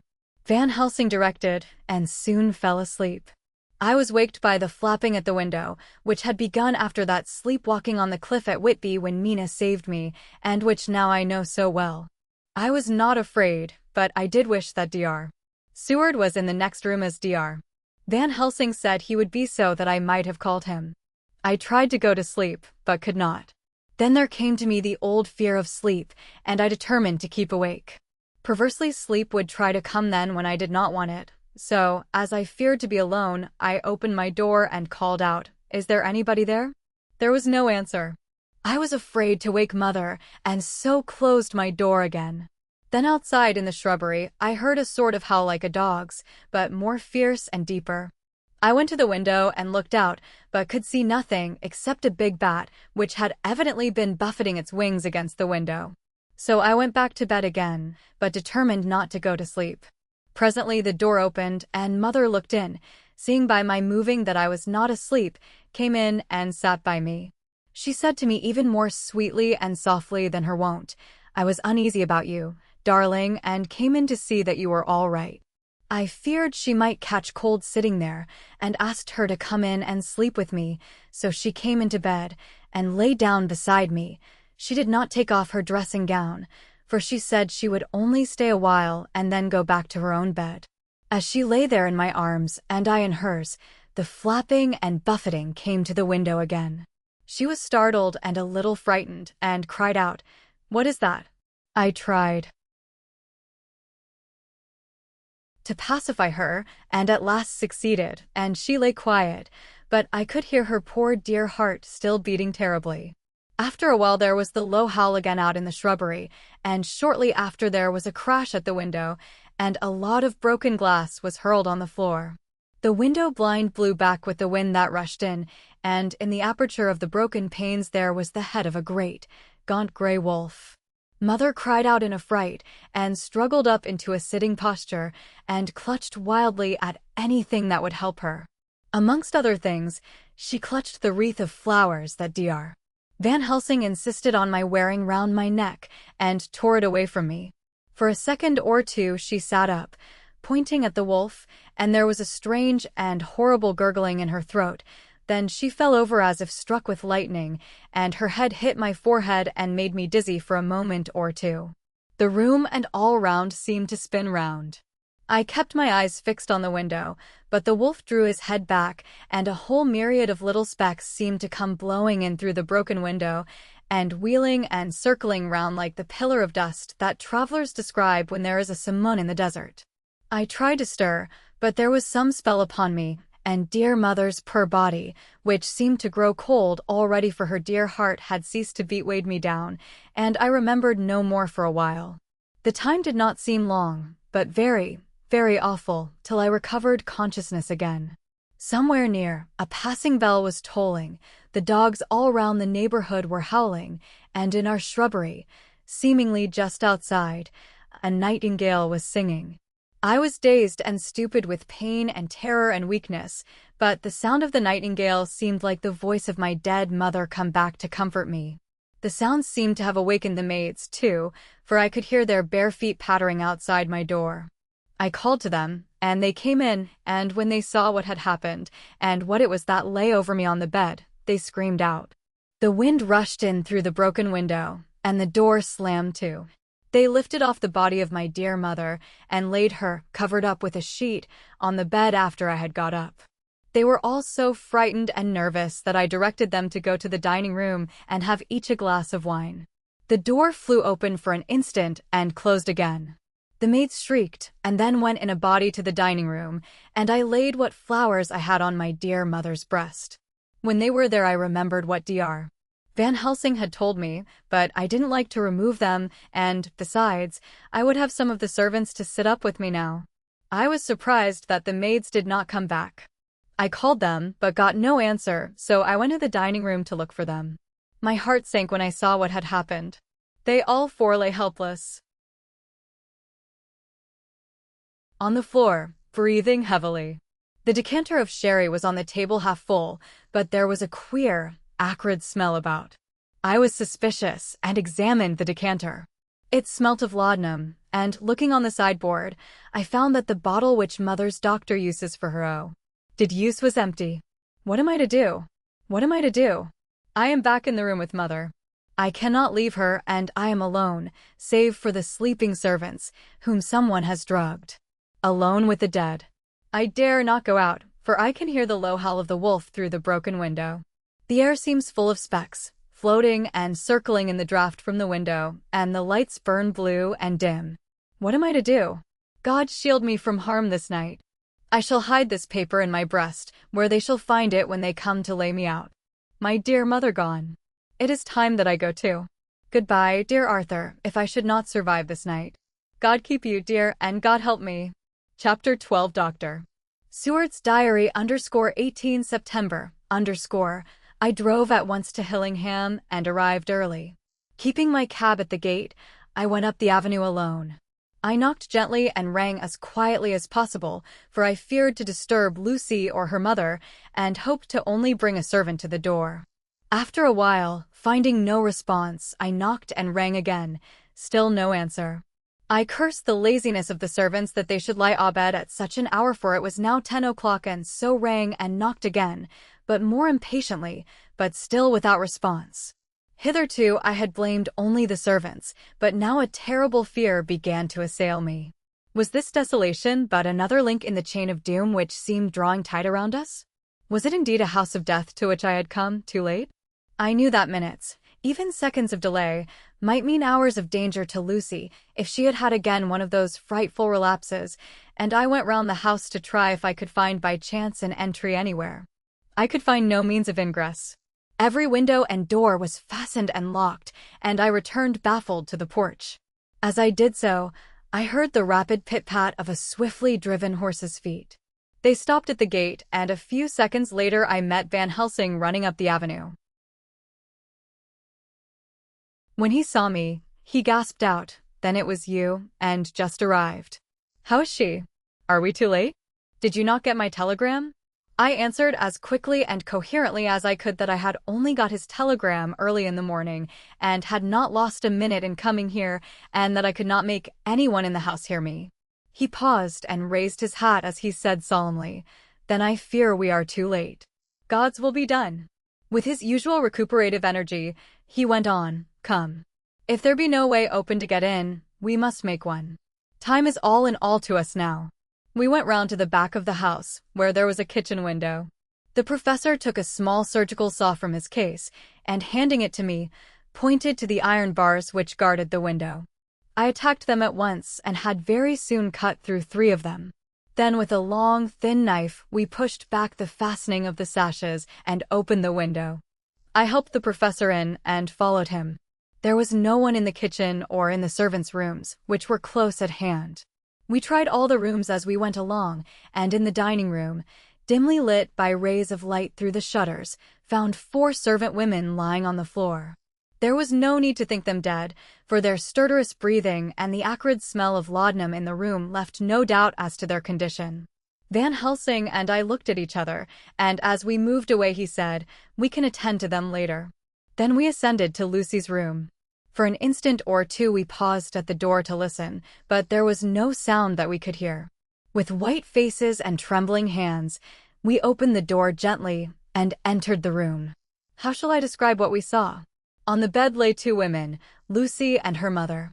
The latter lay farthest in, and she was covered with a white sheet, the edge of which had been blown back by the draught through the broken window, showing the drawn, white face, with a look of terror fixed upon it. By her side lay Lucy, with face white and still more drawn. The flowers which had been round her neck we found upon her mother's bosom, and her throat was bare, showing the 2 little wounds which we had noticed before, but looking horribly white and mangled. Without a word the professor bent over the bed, his head almost touching poor Lucy's breast. Then he gave a quick turn of his head, as of one who listens, and leaping to his feet, he cried out to me, "It is not yet too late. Quick, quick, bring the brandy." I flew downstairs and returned with it, taking care to smell and taste it, lest it, too, were drugged like the decanter of sherry which I found on the table. The maids were still breathing, but more restlessly, and I fancied that the narcotic was wearing off. I did not stay to make sure, but returned to Van Helsing. He rubbed the brandy, as on another occasion, on her lips and gums and on her wrists and the palms of her hands. He said to me, "I can do this, all that can be at the present. You go wake those maids. Flick them in the face with a wet towel, and flick them hard. Make them get heat and fire and a warm bath. This poor soul is nearly as cold as that beside her. She will need be heated before we can do anything more." I went at once, and found little difficulty in waking 3 of the women. The 4th was only a young girl, and the drug had evidently affected her more strongly, so I lifted her on the sofa and let her sleep. The others were dazed at first, but as remembrance came back to them they cried and sobbed in a hysterical manner. I was stern with them, however, and would not let them talk. I told them that one life was bad enough to lose, and that if they delayed they would sacrifice Miss Lucy. So, sobbing and crying, they went about their way, half-clad as they were, and prepared fire and water. Fortunately, The kitchen and boiler fires were still alive, and there was no lack of hot water. We got a bath and carried Lucy out as she was and placed her in it. Whilst we were busy chafing her limbs, there was a knock at the hall door. One of the maids ran off, hurried on some more clothes, and opened it. Then she returned and whispered to us that there was a gentleman who had come with a message from Mr. Holmwood. I bade her simply tell him that he must wait, for we could see no one now. She went away with the message, and, engrossed with our work, I clean forgot all about him. I never saw in all my experience the professor work in such deadly earnest. I knew as he knew that it was a stand-up fight with death, and in a pause told him so. He answered me in a way that I did not understand, but with the sternest look that his face could wear. If that were all, I would stop here where we are now, and let her fade away into peace, for I see no light in life over her horizon. He went on with his work with, if possible, renewed and more frenzied vigor. Presently we both began to be conscious that the heat was beginning to be of some effect. Lucy's heart beat a trifle more audibly to the stethoscope, and her lungs had a perceptible movement. Van Helsing's face almost beamed, and as we lifted her from the bath and rolled her in a hot sheet to dry her, he said to me, "The first gain is ours. Check to the king." We took Lucy into another room, which had by now been prepared, and laid her in bed and forced a few drops of brandy down her throat. I noticed that Van Helsing tied a soft silk handkerchief round her throat. She was still unconscious, and was quite as bad as, if not worse than, we had ever seen her. Van Helsing called in one of the women, and told her to stay with her, and not to take her eyes off her till we returned, and then beckoned me out of the room. "We must consult as to what is to be done," he said as we descended the stairs. In the hall he opened the dining room door, and we passed in, he closing the door carefully behind him. The shutters had been opened, but the blinds were already down, with that obedience to the etiquette of death which the British woman of the lower classes always rigidly observes. The room was, therefore, dimly dark. It was, however, light enough for our purposes. Van Helsing's sternness was somewhat relieved by a look of perplexity. He was evidently torturing his mind about something, so I waited for an instant, and he spoke. "What are we to do now? Where are we to turn for help? We must have another transfusion of blood, and that soon, or that poor girl's life won't be worth an hour's purchase. You are exhausted already. I am exhausted too. I fear to trust those women, even if they would have courage to submit. What are we to do for someone who will open his veins for her? What's the matter with me anyhow?" The voice came from the sofa across the room, and its tones brought relief and joy to my heart, for they were those of Quincy Morris. Van Helsing started angrily at the first sound, but his face softened and a glad look came into his eyes as I cried out, "Quincy Morris," and rushed towards him with outstretched hands. "What brought you here?" I cried as our hands met. "I guess art is the cause." He handed me a telegram. "Have not heard from Seward for 3 days, and am terribly anxious. Cannot leave. Father still in same condition. Send me word how Lucy is. Do not delay, Holmwood.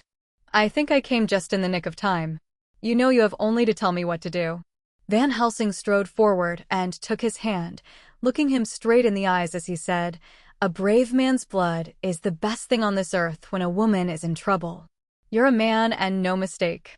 Well, the devil may work against us for all he's worth, but God sends us men when we want them."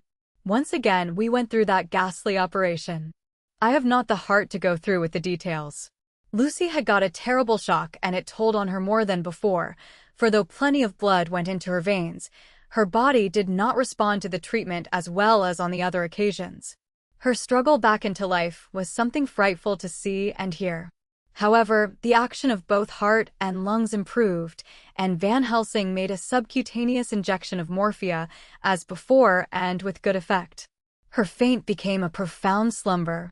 The professor watched whilst I went downstairs with Quincy Morris, and sent one of the maids to pay off one of the cabmen who were waiting.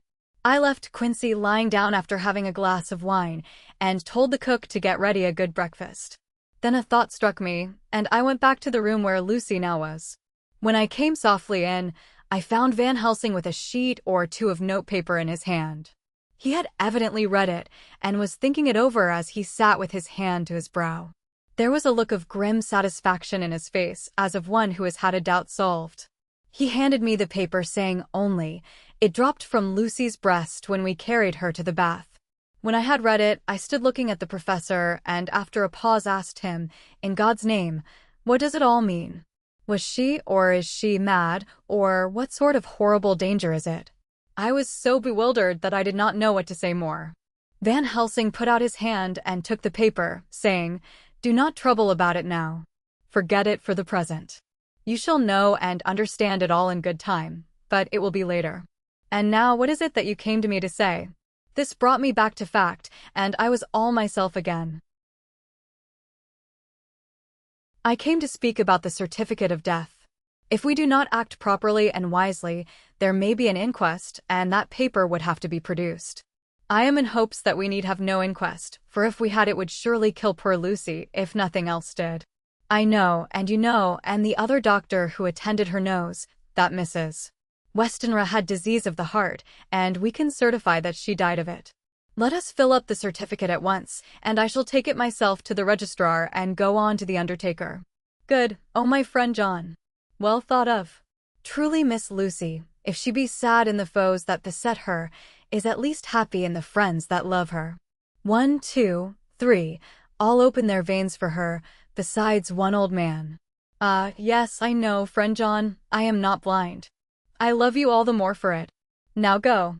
In the hall I met Quincy Morris, with a telegram for Arthur telling him that Mrs. Westenra was dead, that Lucy also had been ill, but was now going on better, and that Van Helsing and I were with her. I told him where I was going, and he hurried me out, but as I was going said, "When you come back, Jack, may I have 2 words with you all to ourselves?" I nodded in reply and went out. I found no difficulty about the registration, and arranged with the local undertaker to come up in the evening to measure for the coffin and to make arrangements. When I got back, Quincy was waiting for me. I told him I would see him as soon as I knew about Lucy, and went up to her room. She was still sleeping, and the professor seemingly had not moved from his seat at her side. From his putting his finger to his lips, I gathered that he expected her to wake before long and was afraid of forestalling nature. So I went down to Quincy and took him into the breakfast room, where the blinds were not drawn down, and which was a little more cheerful, or rather less cheerless, than the other rooms.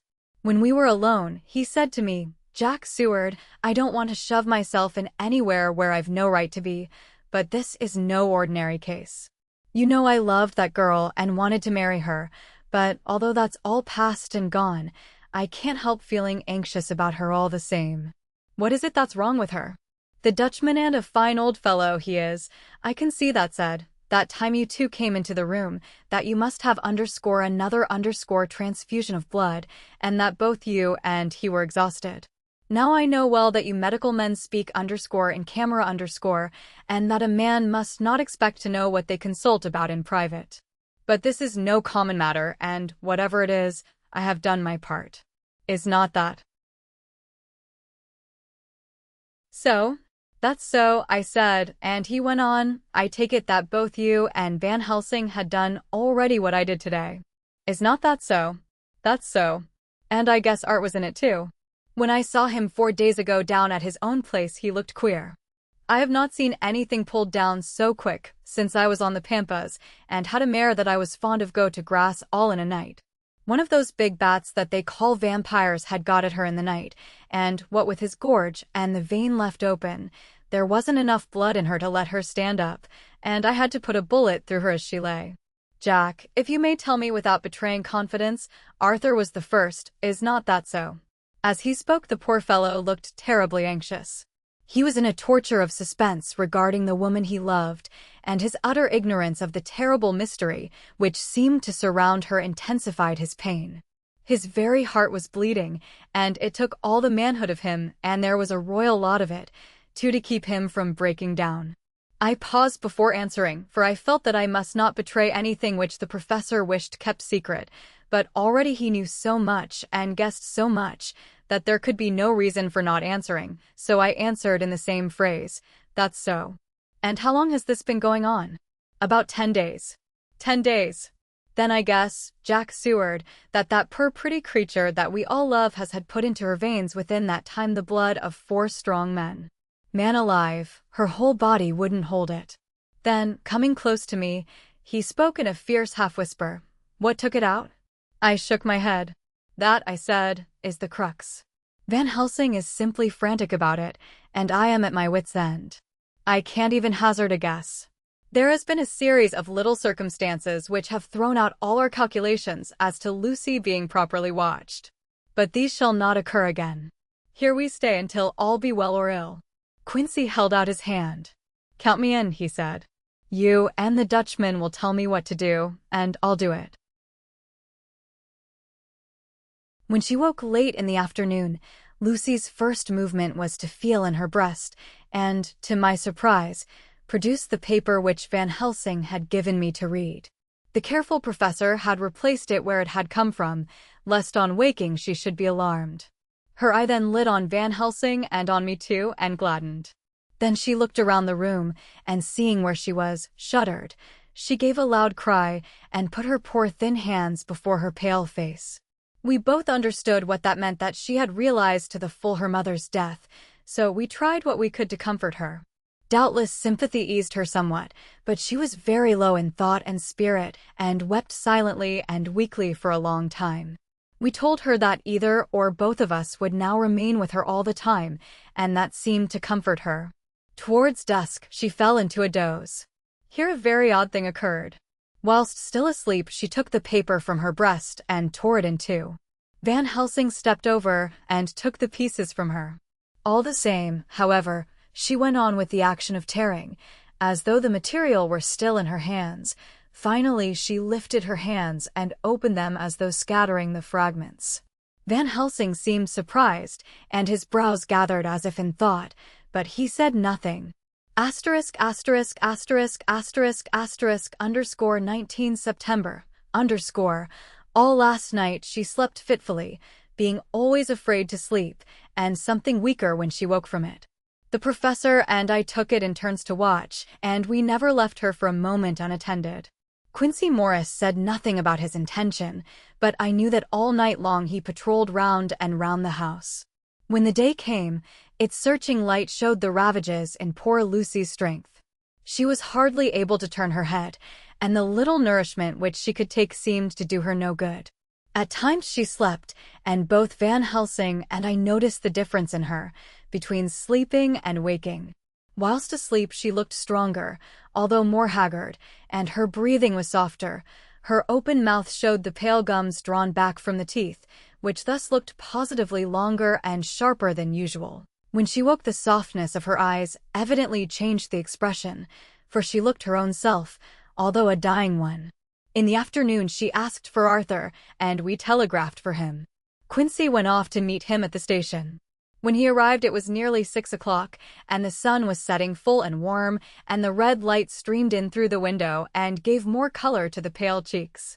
When he saw her, Arthur was simply choking with emotion, and none of us could speak. In the hours that had passed, the fits of sleep, or the comatose condition that passed for it, had grown more frequent, so that the pauses when conversation was possible were shortened. Arthur's presence, however, seemed to act as a stimulant. She rallied a little, and spoke to him more brightly than she had done since we arrived. He too pulled himself together, and spoke as cheerily as he could, so that the best was made of everything. It was now nearly 1 o'clock, and he and Van Helsing are sitting with her. I am to relieve them in a quarter of an hour, and I am entering this on Lucy's phonograph. Until 6 o'clock they are to try to rest. I fear that tomorrow will end our watching, for the shock has been too great. The poor child cannot rally. God help us all. Underscore letter, Mina Harker to Lucy Westenra, underscore, unopened by her. Underscore 17 September, underscore, my dearest Lucy, it seems underscore an age underscore since I heard from you, or indeed since I wrote. You will pardon me, I know, for all my faults when you have read all my budget of news. Well, I got my husband back all right. When we arrived at Exeter there was a carriage waiting for us, and in it, though he had an attack of gout, Mr. Hawkins. He took us to his house, where there were rooms for us all nice and comfortable, and we dined together. After dinner, Mr. Hawkins said, "My dears, I want to drink your health and prosperity, and may every blessing attend you both. I know you both from children and have, with love and pride, seen you grow up. Now I want you to make your home here with me. I have left to me neither chick nor child, all are gone, and in my will I have left you everything." I cried, "Lucy dear," as Jonathan and the old man clasped hands. Our evening was a very, very happy one. So here we are, installed in this beautiful old house, and from both my bedroom and the drawing room I can see the great elms of the cathedral close, with their great black stems standing out against the old yellow stone of the cathedral, and I can hear the rooks overhead cawing and chattering and gossiping all day, after the manner of rooks and humans. I am busy, I need not tell you, arranging things and housekeeping. Jonathan and Mr. Hawkins are busy all day, for, now that Jonathan is a partner, Mr. Hawkins wants to tell him all about the clients. "How is your dear mother getting on? I wish I could run up to town for a day or two to see you, dear, but I dare not go yet, with so much on my shoulders, and Jonathan wants looking after still. He is beginning to put some flesh on his bones again, but he was terribly weakened by the long illness. Even now he sometimes starts out of his sleep in a sudden way and awakes all trembling until I can coax him back to his usual placidity. However, thank God, these occasions grow less frequent as the days go on, and they will in time pass away altogether, I trust. And now I have told you my news, let me ask yours. When are you to be married, and where, and who is to perform the ceremony, and what are you to wear, and is it to be a public or a private wedding? Tell me all about it, dear. Tell me all about everything, for there is nothing which interests you which will not be dear to me. Jonathan asks me to send his respectful duty, but I do not think that is good enough from the junior partner of the important firm Hawkins and Harker, and so, as you love me, and he loves me, and I love you with all the moods and tenses of the verb, I send you simply his love instead. Goodbye, my dearest Lucy, and all blessings on you. Yours, Mina Harker. Report from Patrick Hennessy, M.D. M.R. C. S. L. K. Q. C. P. I, etc., to John Seward, M.D. _ 20 September, my dear sir, in accordance with your wishes, I enclose report of the conditions of everything left in my charge.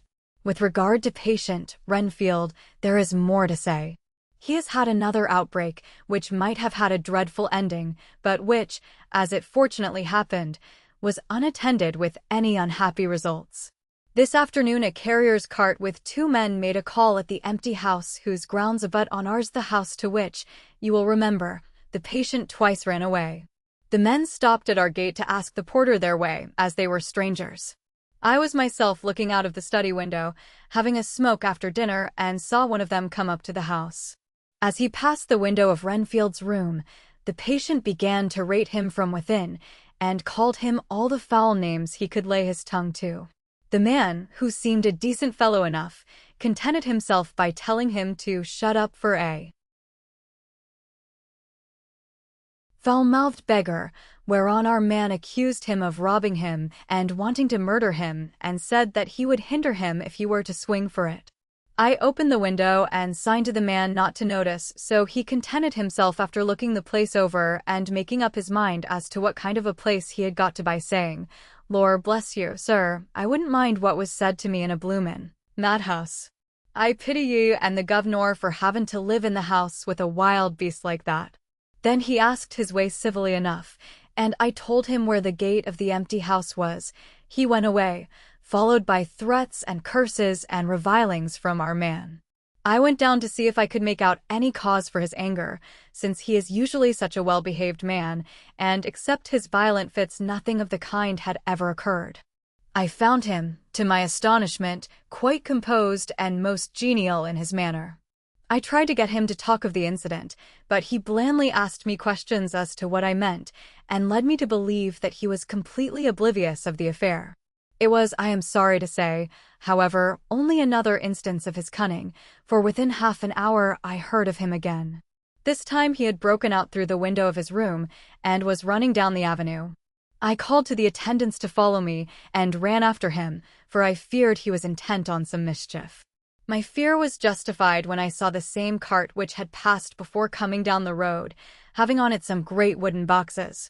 The men were wiping their foreheads and were flushed in the face, as if with violent exercise. Before I could get up to him, the patient rushed at them, and pulling one of them off the cart, began to knock his head against the ground. If I had not seized him just at the moment, I believe he would have killed the man there and then. The other fellow jumped down and struck him over the head with the butt end of his heavy whip. It was a terrible blow, but he did not seem to mind it, but seized him also, and struggled with the three of us, pulling us to and fro as if we were kittens. You know I am no lightweight, and the others were both burly men. At first he was silent in his fighting, but as we began to master him, and the attendants were putting a straight waistcoat on him, he began to shout, "I'll frustrate them. They shan't rob me. They shan't murder me by inches. I'll fight for my lord and master," and all sorts of similar incoherent ravings. It was with very considerable difficulty that they got him back to the house and put him in the padded room. One of the attendants, Hardy, had a finger broken. However, I set it all right, and he is going on well. The two carriers were at first loud in their threats of actions for damages, and promised to rain all the penalties of the law on us. Their threats were, however, mingled with some sort of indirect apology for the defeat of the two of them by a feeble madman. They said that if it had not been for the way their strength had been spent in carrying and raising the heavy boxes to the cart, they would have made short work of him. They gave as another reason for their defeat the extraordinary state of drought to which they had been reduced by the dusty nature of their occupation and the reprehensible distance from the scene of their labors of any place of public entertainment. I quite understood their drift, and after a stiff glass of grog, or rather more of the same, and with each a sovereign in hand, they made light of the attack, and swore that they would encounter a worse madman any day for the pleasure of meeting so bloomin' good a bloke as your correspondent. I took their names and addresses, in case they might be needed. They are as follows: Jack Smollett of Dudding's Rents, King George's Road, Great Walworth, and Thomas Snelling, Peter Farley's Row, Guide Court, Bethnal Green. They are both in the employment of Harris and Sons, Moving and Shipment Company, Orange Masters Yard, Soho. I shall report to you any matter of interest occurring here, and shall wire you at once if there is anything of importance. Believe me, dear sir, yours faithfully, Patrick Hennessy. Letter, Mina Harker to Lucy Westenra unopened by her. 18 September. My dearest Lucy, such a sad blow has befallen us. Mr. Hawkins has died very suddenly. Some may not think it so sad for us, but we had both come to so love him that it really seems as though we had lost a father. I never knew either father or mother, so that the dear old man's death is a real blow to me. Jonathan is greatly distressed. It is not only that he feels sorrow, deep sorrow, for the dear, good man who has befriended him all his life, and now at the end has treated him like his own son, and left him a fortune which to people of our modest bringing up is wealth beyond the dream of avarice. But Jonathan feels it on another account. He says the amount of responsibility which it puts upon him makes him nervous. He begins to doubt himself. I try to cheer him up, and my belief in him helps him to have a belief in himself. But it is here that the grave shock that he experienced tells upon him the most. Handkerchief which Van Helsing made her keep on was a rough chaplet of the same odorous flowers. Lucy was breathing somewhat stertorously, and her face was at its worst, for the open mouth showed the pale gums. Her teeth, in the dim, uncertain light, seemed longer and sharper than they had been in the morning. In particular, by some trick of the light, the canine teeth looked longer and sharper than the rest. I sat down by her, and presently she moved uneasily. At the same moment there came a sort of dull flapping or buffeting at the window. I went over to it softly, and peeped out by the corner of the blind. There was a full moonlight, and I could see that the noise was made by a great bat, which wheeled round doubtless attracted by the light, although so dim, and every now and again struck the window with its wings. When I came back to my seat, I found that Lucy had moved slightly and had torn away the garlic flowers from her throat. I replaced them as well as I could and sat watching her. Presently she woke, and I gave her food, as Van Helsing had prescribed. She took but a little, and that languidly. There did not seem to be with her now the unconscious struggle for life and strength that had hitherto so marked her illness. It struck me as curious that the moment she became conscious, she pressed the garlic flowers close to her. It was certainly odd that whenever she got into that lethargic state, with the stertorous breathing, she put the flowers from her, but that when she waked she clutched them close. There was no possibility of making any mistake about this, for in the long hours that followed, she had many spells of sleeping and waking and repeated both actions many times. At 6 o'clock Van Helsing came to relieve me. Arthur had then fallen into a doze, and he mercifully let him sleep on.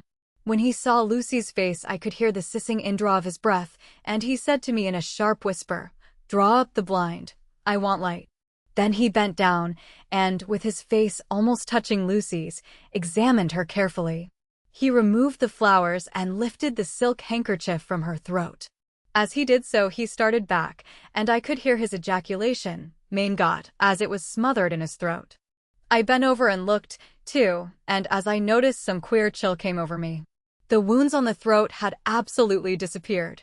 For fully 5 minutes Van Helsing stood looking at her, with his face at its sternest. Then he turned to me and said calmly, "She is dying. It will not be long now. It will be much difference, mark me, whether she dies conscious or in her sleep. Wake that poor boy, and let him come and see the last. He trusts us, and we have promised him." I went to the dining room and waked him. He was dazed for a moment, but when he saw the sunlight streaming in through the edges of the shutters he thought he was late, and expressed his fear. I assured him that Lucy was still asleep, but told him as gently as I could that both Van Helsing and I feared that the end was near. He covered his face with his hands and slid down on his knees by the sofa, where he remained, perhaps a minute, with his head buried, praying, whilst his shoulders shook with grief. I took him by the hand and raised him up. "Come," I said, "my dear old fellow, summon all your fortitude. It will be best and easiest for her." When we came into Lucy's room I could see that Van Helsing had, with his usual forethought, been putting matters straight and making everything look as pleasing as possible. He had even brushed Lucy's hair so that it lay on the pillow in its usual sunny ripples. When we came into the room she opened her eyes, and seeing him, whispered softly, "Arthur." "Oh, my love, I am so glad you have come." He was stooping to kiss her when Van Helsing motioned him back. "No," he whispered, "not yet. Hold her hand. It will comfort her more." So Arthur took her hand and knelt beside her, and she looked her best, with all the soft lines matching the angelic beauty of her eyes. Then gradually her eyes closed, and she sank to sleep. For a little bit her breast heaved softly, and her breath came and went like a tired child's. And then insensibly there came the strange change which I had noticed in the night. Her breathing grew stertorous, the mouth opened, and the pale gums, drawn back, made the teeth look longer and sharper than ever. In a sort of sleep-waking, vague, unconscious way she opened her eyes, which were now dull and hard at once, and said in a soft, voluptuous voice, such as I had never heard from her lips, "Arthur." "Oh, my love, I am so glad you have come. Kiss me." Arthur bent eagerly over to kiss her, but at that instant Van Helsing, who, like me, had been startled by her voice, swooped upon him, and catching him by the neck with both hands, dragged him back with a fury of strength which I never thought he could have possessed, and actually hurled him almost across the room. "Not for your life," he said, "not for your living soul and hers." And he stood between them like a lion at bay. Arthur was so taken aback that he did not for a moment know what to do or say, and before any impulse of violence could seize him he realized the place and the occasion, and stood silent, waiting. I kept my eyes fixed on Lucy, as did Van Helsing, and we saw a spasm as of rage flit like a shadow over her face, the sharp teeth champed together.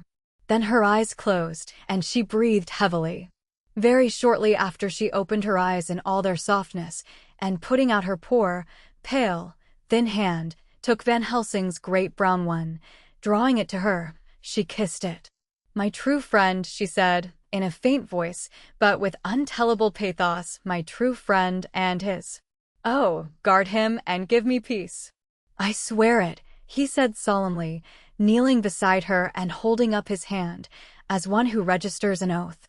Then he turned to Arthur, and said to him, "Come, my child, take her hand in yours, and kiss her on the forehead, and only once."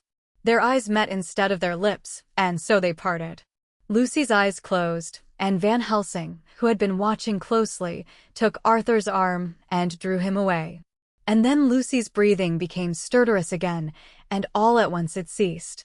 "It is all over," said Van Helsing. "She is dead." I took Arthur by the arm and led him away to the drawing-room, where he sat down and covered his face with his hands, sobbing in a way that nearly broke me down to see. I went back to the room and found Van Helsing looking at poor Lucy, and his face was sterner than ever. Some change had come over her body. Death had given back part of her beauty, for her brow and cheeks had recovered some of their flowing lines. Even the lips had lost their deadly pallor. It was as if the blood, no longer needed for the working of the heart, had gone to make the harshness of death as little rude as might be. We thought her dying whilst she slept, and sleeping when she died. I stood beside Van Helsing and said, "Ah, well, poor girl, there is peace for her at last. It is the end." He turned to me and said with grave solemnity, "Not so, alas. Not so. It is only the beginning." When I asked him what he meant, he only shook his head and answered, "We can do nothing as yet. Wait and see." Chapter 13. Dr. Seward's diary _continued _. The funeral was arranged for the next succeeding day, so that Lucy and her mother might be buried together. I attended to all the ghastly formalities, and the urbane undertaker proved that his staff were afflicted or blessed with something of his own obsequious suavity. Even the woman who performed the last offices for the dead remarked to me, in a confidential, brother-professional way, when she had come out from the death chamber, "She makes a very beautiful corpse, sir. It's quite a privilege to attend on her. It's not too much to say that she will do credit to our establishment." I noticed that Van Helsing never kept far away. This was possible from the disordered state of things in the household. There were no relatives at hand, and as Arthur had to be back the next day to attend at his father's funeral, we were unable to notify anyone who should have been bidden. Under the circumstances, Van Helsing and I took it upon ourselves to examine papers, etc. He insisted upon looking over Lucy's papers himself. I asked him why, for I feared that he, being a foreigner, might not be quite aware of English legal requirements, and so might in ignorance make some unnecessary trouble. He answered me, I know. You forget that I am a lawyer as well as a doctor. But this is not altogether for the law. You knew that when you avoided the coroner. I have more than him to avoid. There may be papers more such as this." As he spoke, he took from his pocketbook the memorandum which had been in Lucy's breast, and which she had torn in her sleep. "When you find anything of the solicitor who is for the late Mrs. Westenra, seal all her papers, and write him tonight. For me, I watch here in the room and in Miss Lucy's old room all night, and I myself search for what may be. It is not well that her very thoughts go into the hands of strangers." I went on with my part of the work, and in another half-hour had found the name and address of Mrs. Westenra's solicitor, and had written to him. All the poor lady's papers were in order. Explicit directions regarding the place of burial were given. I had hardly sealed the letter, when, to my surprise, Van Helsing walked into the room, saying, "Can I help you, friend John? I am free, and if I may, my service is to you. Have you got what you looked for?" I asked, to which he replied, "I did not look for any specific thing. I only hoped to find, and find I have, all that there was only some letters and a few memoranda, and a diary new begun. But I have them here, and we shall for the present say nothing of them. I shall see that poor lad tomorrow evening, and, with his sanction, I shall use some." When we had finished the work in hand, he said to me, "And now, friend John, I think we made a bet. We want sleep, both you and I, and rest to recuperate. Tomorrow we shall have much to do, but for the tonight there is no need of us. Alas. Before turning in we went to look at poor Lucy. The undertaker had certainly done his work well, for the room was turned into a small _chapelle ardente_. There was a wilderness of beautiful white flowers, and death was made as little repulsive as might be. The end of the winding sheet was laid over the face. When the professor bent over and turned it gently back, we both started at the beauty before us, the tall wax candles showing a sufficient light to note it well. All Lucy's loveliness had come back to her in death, and the hours that had passed, instead of leaving traces of decay's effacing fingers, had but restored the beauty of life, till positively I could not believe my eyes that I was looking at a corpse. The professor looked sternly grave. He had not loved her as I had, and there was no need for tears in his eyes. He said to me, "Remain till I return," and left the room. He came back with a handful of wild garlic from the box waiting in the hall, but which had not been opened, and placed the flowers amongst the others on and around the bed. Then he took from his neck, inside his collar, a little gold crucifix, and placed it over the mouth. He restored the sheet to its place, and we came away. I was undressing in my own room, when, with a premonitory tap at the door, he entered, and at once began to speak. "Tomorrow I want you to bring me, before night, a set of post-mortem knives." "Must we make an autopsy?" I asked. "Yes and no. I want to operate, but not as you think. Let me tell you now, but not a word to another. I want to cut off her head and take out her heart."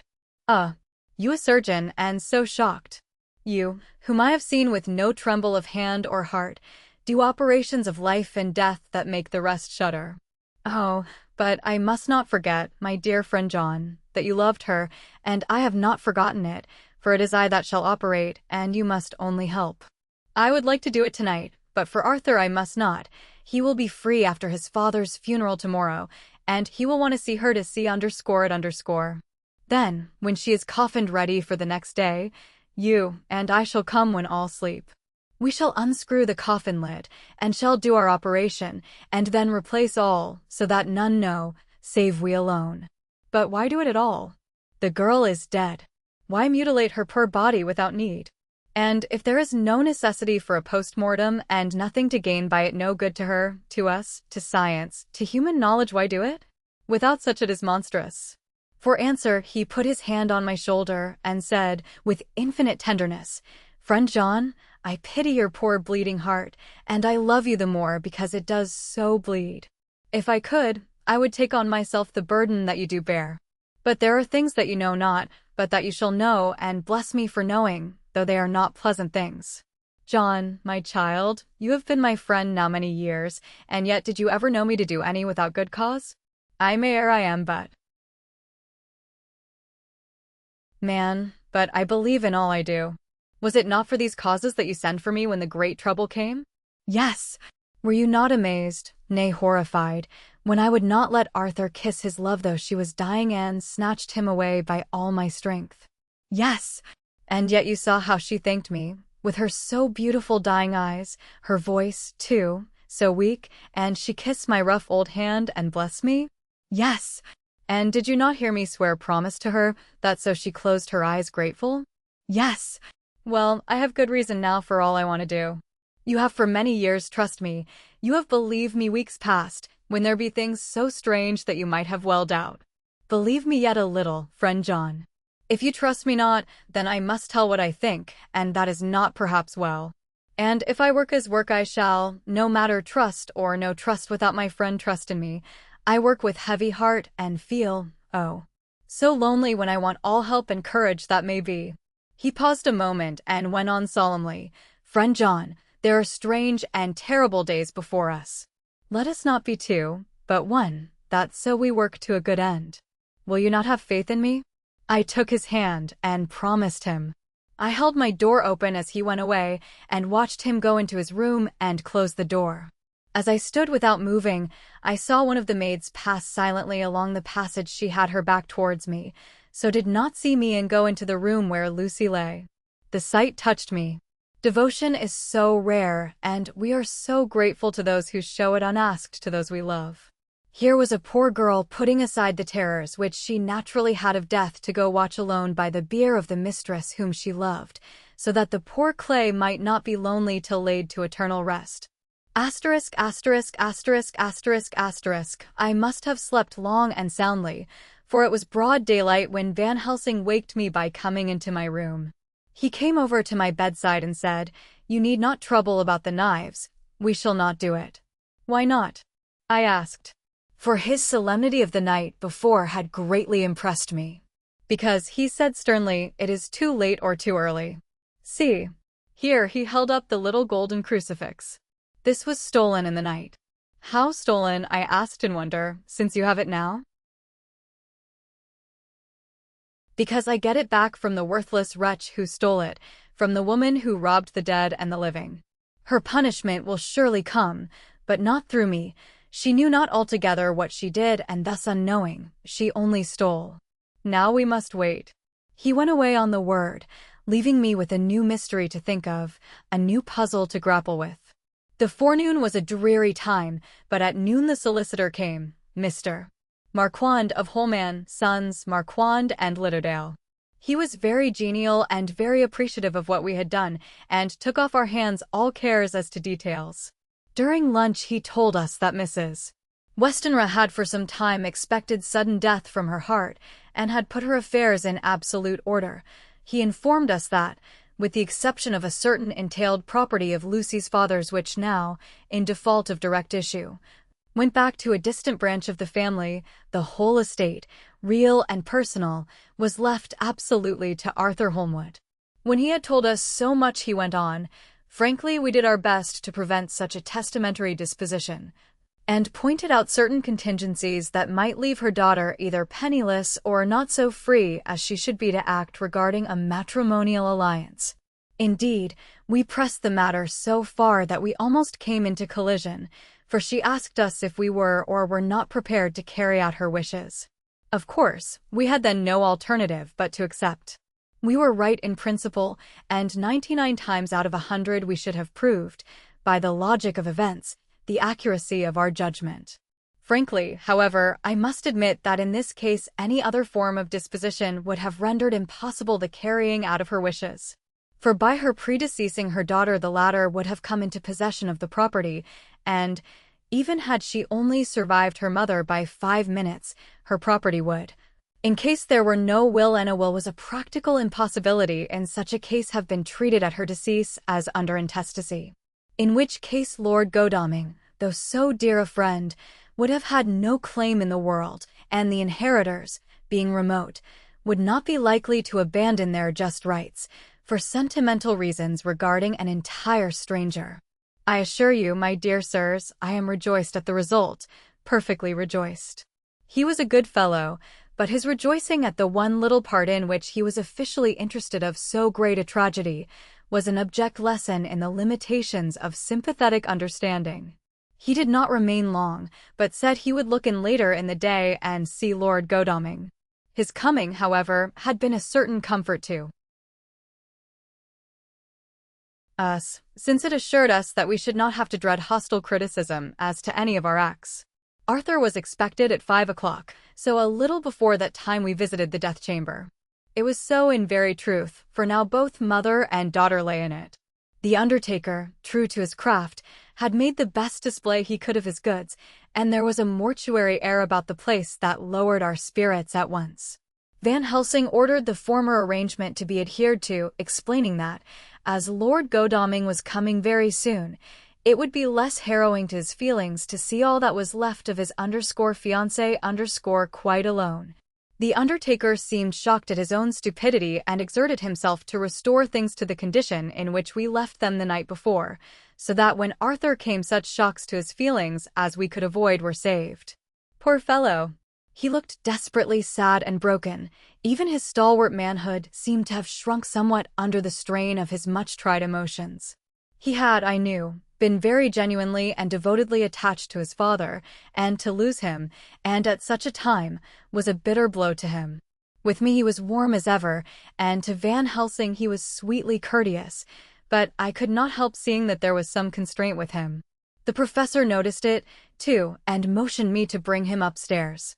I did so, and left him at the door of the room, as I felt he would like to be quite alone with her, but he took my arm and led me in, saying huskily, "You loved her too, old fellow. She told me all about it. And there was no friend had a closer place in her heart than you. I don't know how to thank you for all you have done for her. I can't think yet." Here he suddenly broke down, and threw his arms round my shoulders and laid his head on my breast, crying, "Oh, Jack! Jack! What shall I do?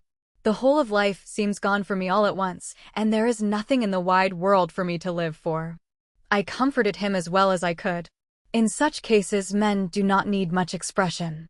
A grip of the hand, the tightening of an arm over the shoulder, a sob in unison, are expressions of sympathy dear to a man's heart. I stood still and silent till his sobs died away, and then I said softly to him, "Come and look at her." Together we moved over to the bed, and I lifted the lawn from her face. God, how beautiful she was! Every hour seemed to be enhancing her loveliness.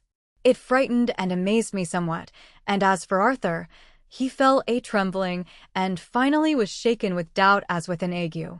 At last, after a long pause, he said to me in a faint whisper, "Jack, is she really dead?"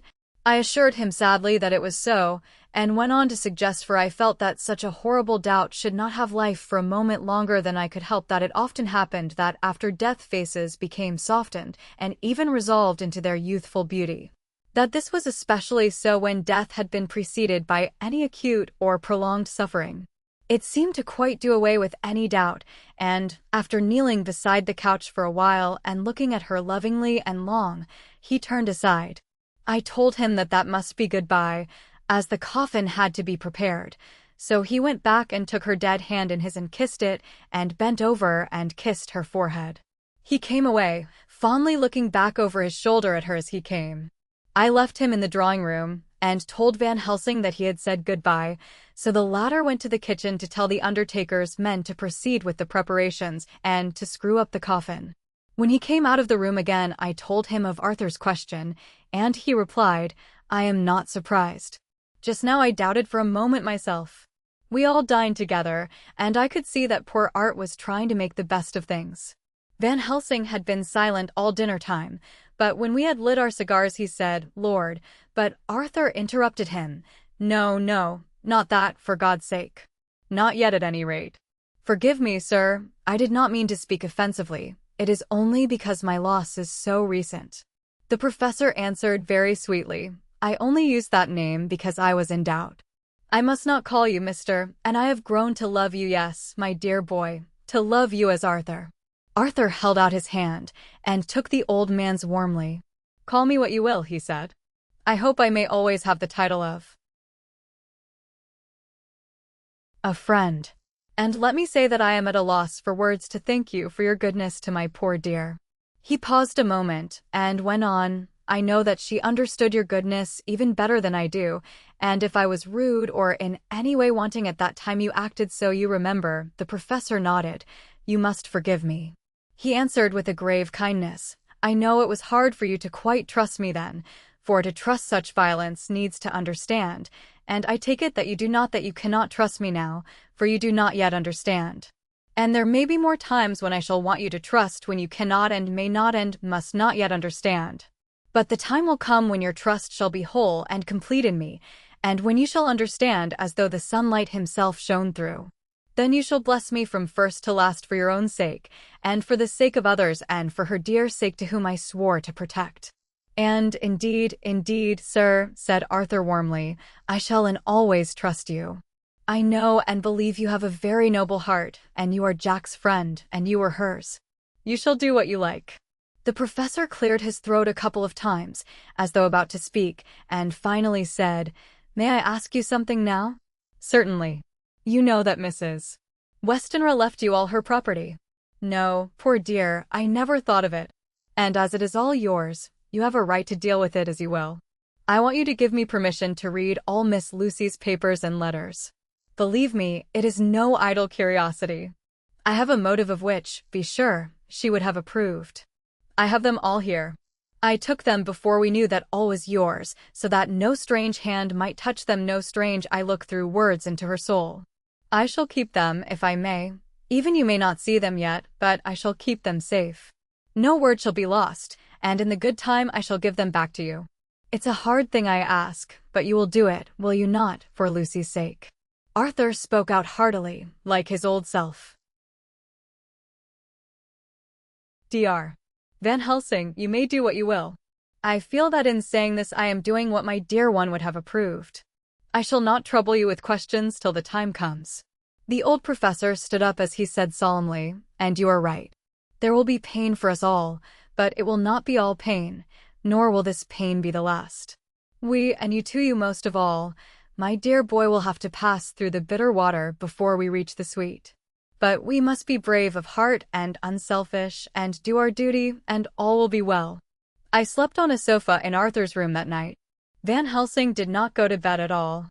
He went to and fro, as if patrolling the house, and was never out of sight of the room where Lucy lay in her coffin, strewn with the wild garlic flowers, which sent, through the odor of lily and rose, a heavy, overpowering smell into the night. Mina Harker's Journal, __22 September, in the train to Exeter. Jonathan sleeping. It seems only yesterday that the last entry was made, and yet how much between then, in Whitby and all the world before me, Jonathan away and no news of him, and now, married to Jonathan a solicitor, a partner, rich, master of his business. Mr.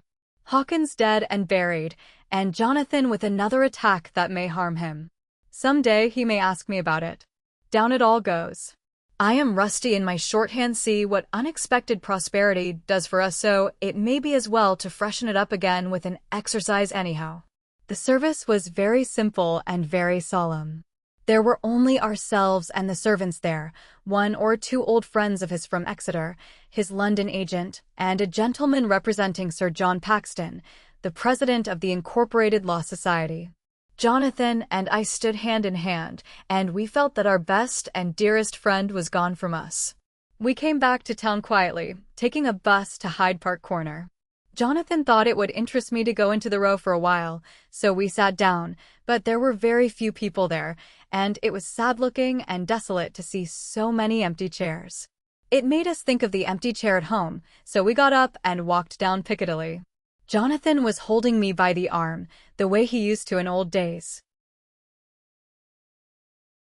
Before I went to school, I felt it very improper, for you can't go on for some years teaching etiquette and decorum to other girls without the pedantry of it biting into yourself a bit. But it was Jonathan, and he was my husband. And we didn't know anybody who saw us, and we didn't care if they did so on we walked. I was looking at a very beautiful girl, in a big cartwheel hat, sitting in a Victoria outside Giuliano's, when I felt Jonathan clutch my arm so tight that he hurt me, and he said under his breath, "My God." I am always anxious about Jonathan, for I fear that some nervous fit may upset him again, so I turned to him quickly and asked him what it was that disturbed him. He was very pale, and his eyes seemed bulging out as, half in terror and half in amazement, he gazed at a tall, thin man, with a beaky nose and black mustache and pointed beard, who was also observing the pretty girl. He was looking at her so hard that he did not see either of us, and so I had a good view of him. His face was not a good face. It was hard and cruel and sensual, and his big white teeth, that looked all the whiter because his lips were so red, were pointed like an animal's. Jonathan kept staring at him, till I was afraid he would notice. I feared he might take it ill. He looked so fierce and nasty. I asked Jonathan why he was disturbed, and he answered, evidently thinking that I knew as much about it as he did, "Do you see who it is?"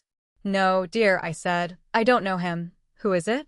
His answer seemed to shock and thrill me, for it was said as if he did not know that it was to me, Mina, to whom he was speaking. "It is the man himself." The poor dear was evidently terrified at something, very greatly terrified. I do believe that if he had not had me to lean on and to support him he would have sunk down. He kept staring. A man came out of the shop with a small parcel and gave it to the lady, who then drove off. The dark man kept his eyes fixed on her, and when the carriage moved up Piccadilly, he followed in the same direction and hailed a hansom. Jonathan kept looking after him and said, as if to himself, "I believe it is the Count, but he has grown young. My God, if this be so! Oh, my God! My God! If I only knew!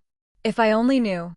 He was distressing himself so much that I feared to keep his mind on the subject by asking him any questions, so I remained silent. I drew him away quietly, and he, holding my arm, came easily. We walked a little further, and then went in and sat for a while in the Green Park. It was a hot day for autumn, and there was a comfortable seat in a shady place. After a few minutes staring at nothing, Jonathan's eyes closed, and he went quietly into a sleep, with his head on my shoulder.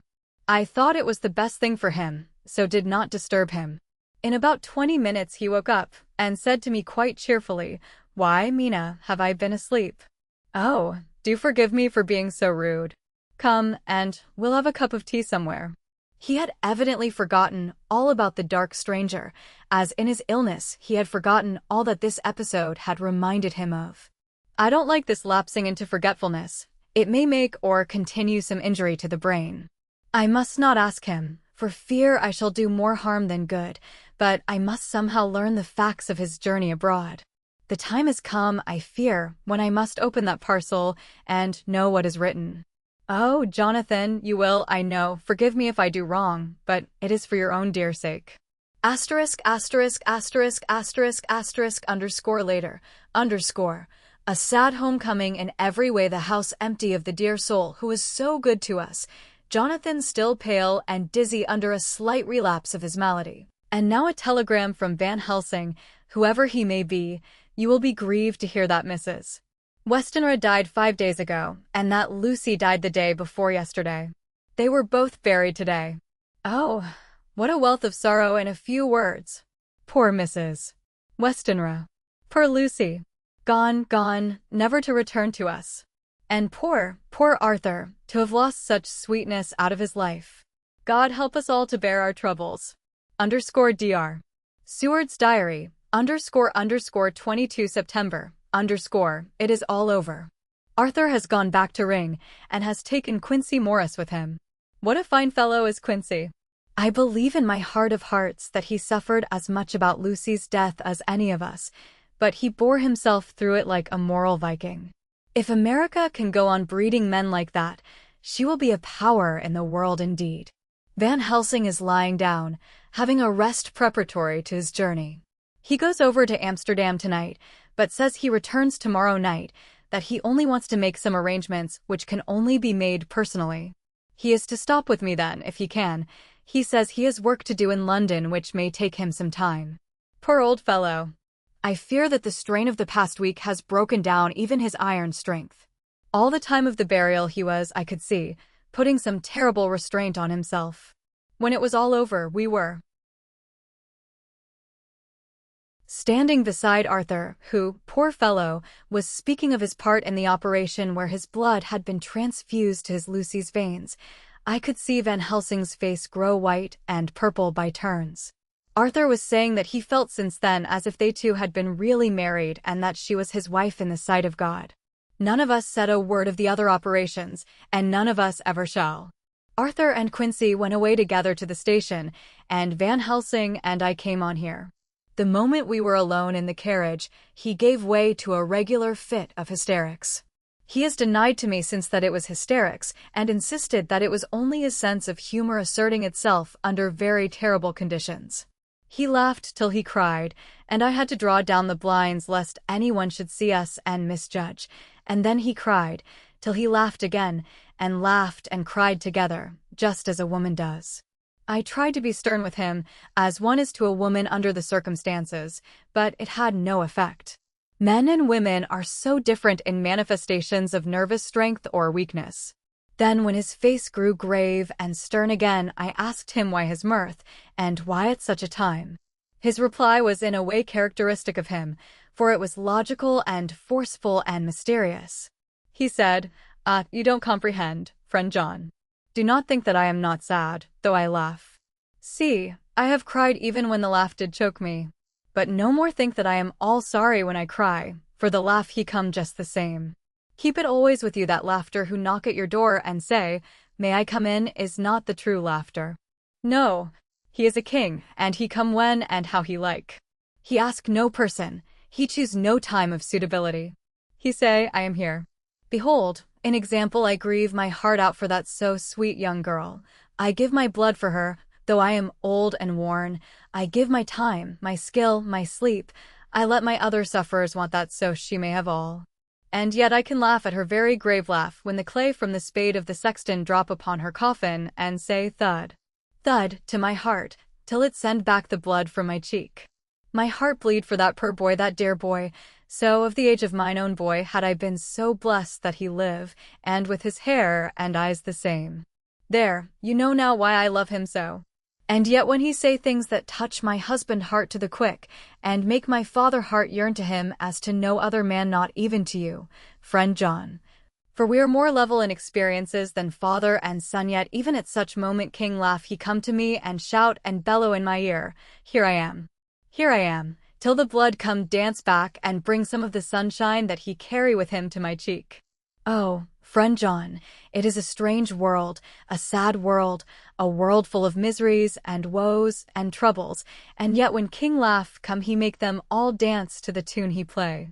Bleeding hearts and dry bones of the churchyard, and tears that burn as they full all dance together to the music that he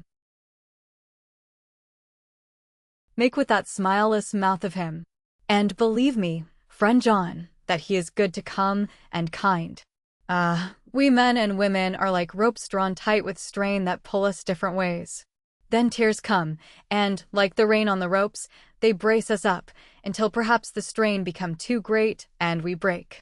But king laugh he come like the sunshine, and he ease off the strain again, and we bear to go on with our labor, what it may be.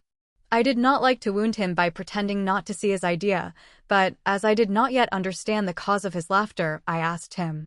As he answered me his face grew stern, and he said in quite a different tone, "Oh, it was the grim irony of it all, this so lovely lady garlanded with flowers, that looked so fair as life, till one by one we wondered if she were truly dead.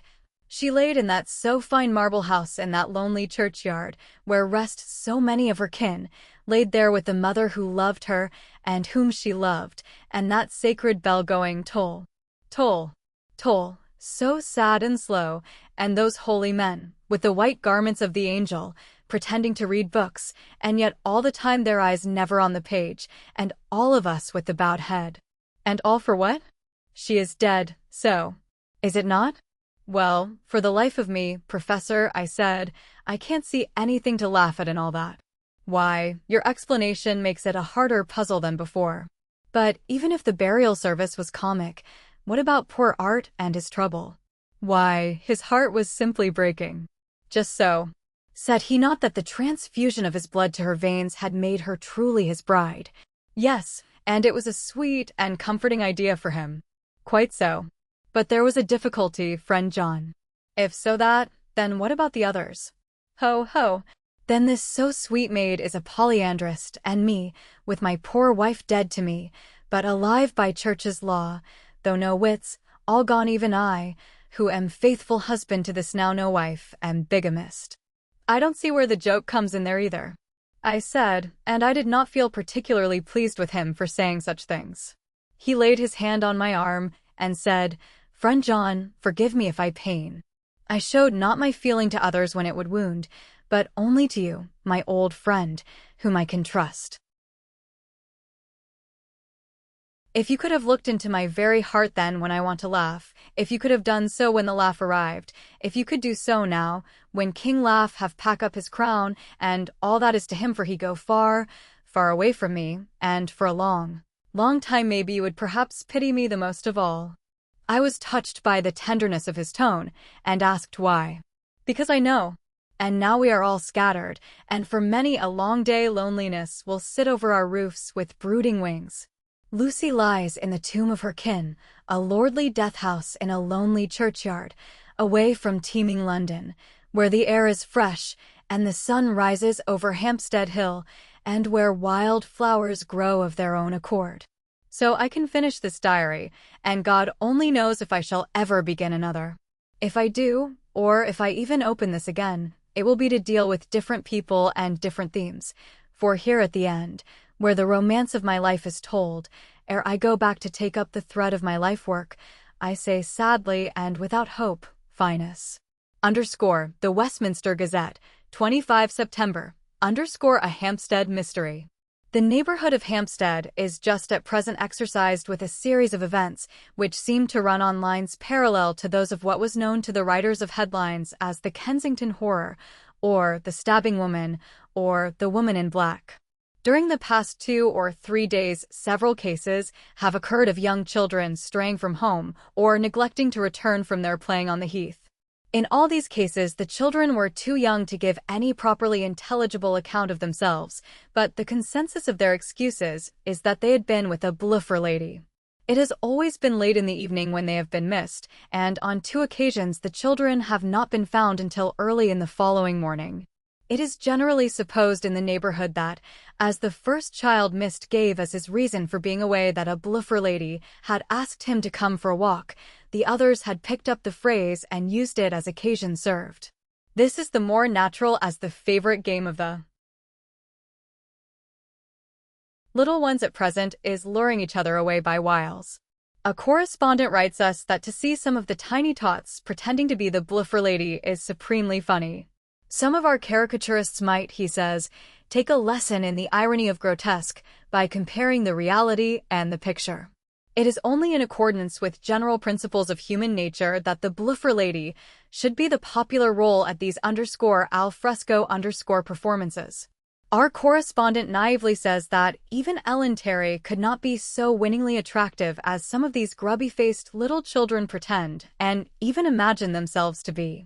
There is, however, possibly a serious side to the question, for some of the children, indeed all who have been missed at night, have been slightly torn or wounded in the throat. The wounds seem such as might be made by a rat or a small dog, and although of not much importance individually, would tend to show that whatever animal inflicts them has a system or method of its own. The police of the division have been instructed to keep a sharp lookout for straying children, especially when very young, in and around Hampstead Heath, and for any stray dog which may be about. The Westminster Gazette, 25 September, extra special, the Hampstead Horror. Another child injured. The bluffer lady. We have just received intelligence that another child, missed last night, was only discovered late in the morning under a furze bush at the Shooter's hillside of Hampstead Heath, which is, perhaps, less frequented than the other parts. It has the same tiny wound in the throat as has been noticed in other cases. It was terribly weak and looked quite emaciated. It too, when partially restored, had the common story to tell of being lured away by the bluffer lady. Chapter 14. Mina Harker's Journal _23 September _ Jonathan is better after a bad night. I am so glad that he has plenty of work to do, for that keeps his mind off the terrible things, and oh, I am rejoiced that he is not now weighed down with the responsibility of his new position. I knew he would be true to himself, and now how proud I am to see my Jonathan rising to the height of his advancement and keeping pace in all ways with the duties that come upon him. He will be away all day till late, for he said he could not lunch at home. My household work is done, so I shall take his foreign journal and lock myself up in my room and read it. 24 September I hadn't the heart to write last night. That terrible record of Jonathan's upset me so. Poor dear. How he must have suffered, whether it be true or only imagination. I wonder if there is any truth in it at all. Did he get his brain fever and then write all those terrible things, or had he some cause for it all? I suppose I shall never know, for I dare not open the subject to him. And yet that man we saw yesterday. He seemed quite certain of him. Poor fellow. I suppose it was the funeral upset him and sent his mind back on some train of thought. He believes it all himself. I remember how on our wedding day he said, unless some solemn duty come upon me to go back to the bitter hours, asleep or awake, mad or sane. There seems to be through it all some thread of continuity. That fearful Count was coming to London. If it should be, and he came to London with his teeming millions. There may be a solemn duty, and if it come we must not shrink from it. I shall be prepared. I shall get my typewriter this very hour and begin transcribing. Then we shall be ready for other eyes if required. And if it be wanted, then, perhaps, if I am ready, poor Jonathan may not be upset, for I can speak for him and never let him be troubled or worried with it at all. If ever Jonathan quite gets over the nervousness, he may want to tell me of it all, and I can ask him questions and find out things and see how I may comfort him. Letter, Van Helsing to Mrs. Harker, 24 September, confidence, dear Madam.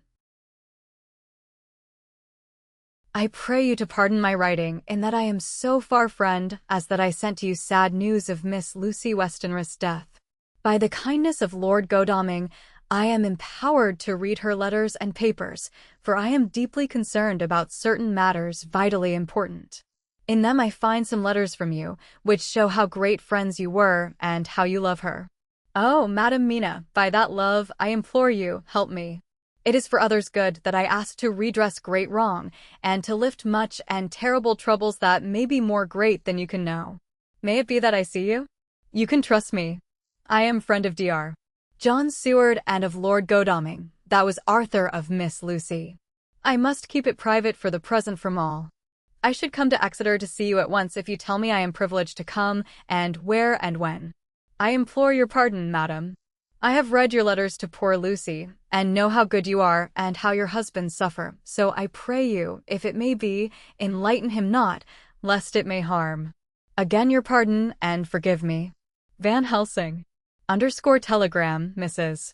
Harker to Van Helsing, 25 September, come today by 10:15 train if you can catch it. Can see you anytime you call. Wilhelmina Harker. Mina Harker's Journal.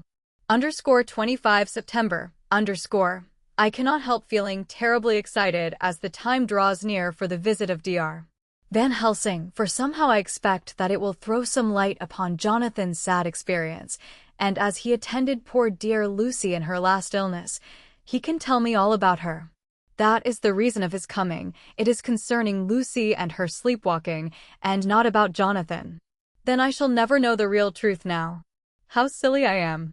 That awful journal gets hold of my imagination and tinges everything with something of its own color. Of course it is about Lucy. That habit came back to the poor dear, and that awful night on the cliff must have made her ill. I had almost forgotten in my own affairs how ill she was afterwards. She must have told him of her sleepwalking adventure on the cliff, and that I knew all about it, and now he wants me to tell him what she knows, so that he may understand. I hope I did right in not saying anything of it to Mrs. Westenra. I should never forgive myself if any act of mine, were it even a negative one, brought harm on poor dear Lucy. I hope, too, Dr. Van Helsing will not blame me. I have had so much trouble and anxiety of late that I feel I cannot bear more just at present. I suppose a cry does us all good at times, clears the air as other rain does. Perhaps it was reading the journal yesterday that upset me, and then Jonathan went away this morning to stay away from me a whole day and night, the first time we have been parted since our marriage. I do hope the dear fellow will take care of himself, and that nothing will occur to upset him. It is 2 o'clock, and the doctor will be here soon now. I shall say nothing of Jonathan's journal unless he asks me. I am so glad I have typewritten out my own journal, so that, in case he asks about Lucy, I can hand it to him. It will save much questioning. Later. He has come and gone. Oh, what a strange meeting, and how it all makes my head whirl round. I feel like one in a dream. Can it be all possible, or even a part of it? If I had not read Jonathan's journal first, I should never have accepted even a possibility. Poor, dear Jonathan. How he must have suffered. Please the good God, all this may not upset him again. I shall try to save him from it, but it may be even a consolation and a help to him, terrible though it be and awful in its consequences, to know for certain that his eyes and ears and brain did not deceive him, and that it is all true. It may be that it is the doubt which haunts him, that when the doubt is removed, no matter which waking or dreaming may prove the truth, he will be more satisfied and better able to bear the shock. Dr. Van Helsing must be a good man as well as a clever one if he is Arthur's friend and Dr. Seward's, and if they brought him all the way from Holland to look after Lucy. I feel from having seen him that he is good and kind and of a noble nature. When he comes tomorrow, I shall ask him about Jonathan, and then, please God, all this sorrow and anxiety may lead to a good end. I used to think I would like to practice interviewing. Jonathan's friend on the Exeter News told him that memory was everything in such work, that you must be able to put down exactly almost every word spoken, even if you had to refine some of it afterwards. Here was a rare interview. I shall try to record it verbatim. It was 2:30 when the knock came. I took my courage _audio mains and waited. In a few minutes Mary opened the door and announced Dr. Van Helsing. I rose and bowed, and he came towards me, a man of medium weight, strongly built, with his shoulders set back over a broad, deep chest and a neck well balanced on the trunk as the head is on the neck. The poise of the head strikes one at once as indicative of thought and power. The head is noble, well-sized, broad, and large behind the ears. The face, clean-shaven, shows a hard, square chin, a large, resolute, mobile mouth, a good-sized nose, rather straight, but with quick, sensitive nostrils that seem to broaden as the big, bushy brows come down and the mouth tightens. The forehead is broad and fine, rising at first almost straight, and then sloping back above two bumps or ridges wide apart, such a forehead that the reddish hair cannot possibly tumble over it, but falls naturally back and to the sides. Big, dark blue eyes are set widely apart and are quick and tender or stern with the man's moods. He said to me, "Mrs. Harker, is it not?" I bowed assent. "That was Miss Mina Murray?" Again I assented. "It is Mina Murray that I came to see, that was friend of that poor dear child Lucy Westenra." "Madam Mina, it is on account of the dead I come." "Sir," I said, "you could have no better claim on me than that you were a friend and helper of Lucy Westenra." And I held out my hand. He took it and said tenderly, "Oh, Madam Mina, I knew that the friend of that poor Lily girl must be good, but I had yet to learn." He finished his speech with a courtly bow. I asked him what it was that he wanted to see me about, so he at once began, "I have read your letters to Miss Lucy. Forgive me, but I had to begin to inquire somewhere, and there was none to ask. I know that you were with her at Whitby. She sometimes kept a diary. You need not look surprised, Madam Mina. It was begun after you had left, and was in imitation of you, and in that diary she traces by inference certain things to a sleepwalking in which she puts down that you saved her. In great perplexity then I come to you, and ask you out of your so much kindness to tell me all of it that you can remember." "I can tell you, I think, Dr. Van Helsing, all about it." "Ah, then you have good memory for facts, for details?" "It is not always so with young ladies." "No, doctor, but I wrote it all down at the time. I can show it to you if you like." "Oh, Madam Mina, I will be grateful. You will do me much favor." I could not resist the temptation of mystifying him a bit. I suppose it is some of the taste of the original apple that remains still in our mouth, so I handed him the shorthand diary. He took it with a grateful bow and said, "May I read it?" "If you wish," I answered as demurely as I could. He opened it, and for an instant his face fell. Then he stood up and bowed. "Oh, you so clever woman," he said. "I knew long that Mr. Jonathan was a man of much thankfulness, but see, his wife have all the good things. And will you not so much honor me and so help me as to read it for me?" Alas, I know not the shorthand. By this time my little joke was over, and I was almost ashamed, so I took the typewritten copy from my work-basket and handed it to him. "Forgive me," I said, "I could not help it, but I had been thinking that it was of dear Lucy that you wished to ask, and so that you might not have time to wait, not on my account, but because I know your time must be precious, I have written it out on the typewriter for you." He took it, and his eyes glistened. "You are so good," he said. "And may I read it now? I may want to ask you some things when I have read." "By all means," I said, "read it over whilst I order lunch, and then you can ask me questions whilst we eat." He bowed and settled himself in a chair with his back to the light, and became absorbed in the papers, whilst I went to see after lunch chiefly in order that he might not be disturbed. When I came back, I found him walking hurriedly up and down the room, his face all ablaze with excitement. He rushed up to me and took me by both hands. "Oh, Madam Mina," he said, "how can I say what I owe to you? This paper is as sunshine. It opens the gate to me. I am dazzled with so much light, and yet clouds roll in behind the light every time. But that you cannot comprehend. Oh, but I am grateful to you, you so clever woman." "Madam," he said this very solemnly, "if ever Abraham Van Helsing can do anything for you or yours, I trust you will let me know. It will be pleasure and delight if I may serve you as a friend, but all I have ever learned, all I can ever do, shall be for you and those you love. There are darknesses in life, and there are lights. You are one of the lights. You will have happy life and good life, and your husband will be blessed in you." "But, doctor, you praise me too much, and you do not know me. Not know you I, who am old, and who have studied all my life men and women, I, who have made my specialty the brain and all that belongs to him and all that follow from him. And I have read your diary that you have so goodly written for me, and which breathes out truth in every line. I, who have read your so sweet letter to poor Lucy of your marriage and your trust, not know you. Oh, Madam Mina, good women tell all their lives, and by day and by hour and by minute, such things that angels can read, and we men who wish to know have in us something of angels' eyes. Your husband is noble nature, and you are noble too, for you trust, and trust cannot be where there is mean nature. And your husband, tell me of him. Is he quite well? Is all that fever gone, and is he strong and hearty? I saw here an opening to ask him about Jonathan, so I said, he was almost recovered, but he has been greatly upset by Mr. Hawkins's death."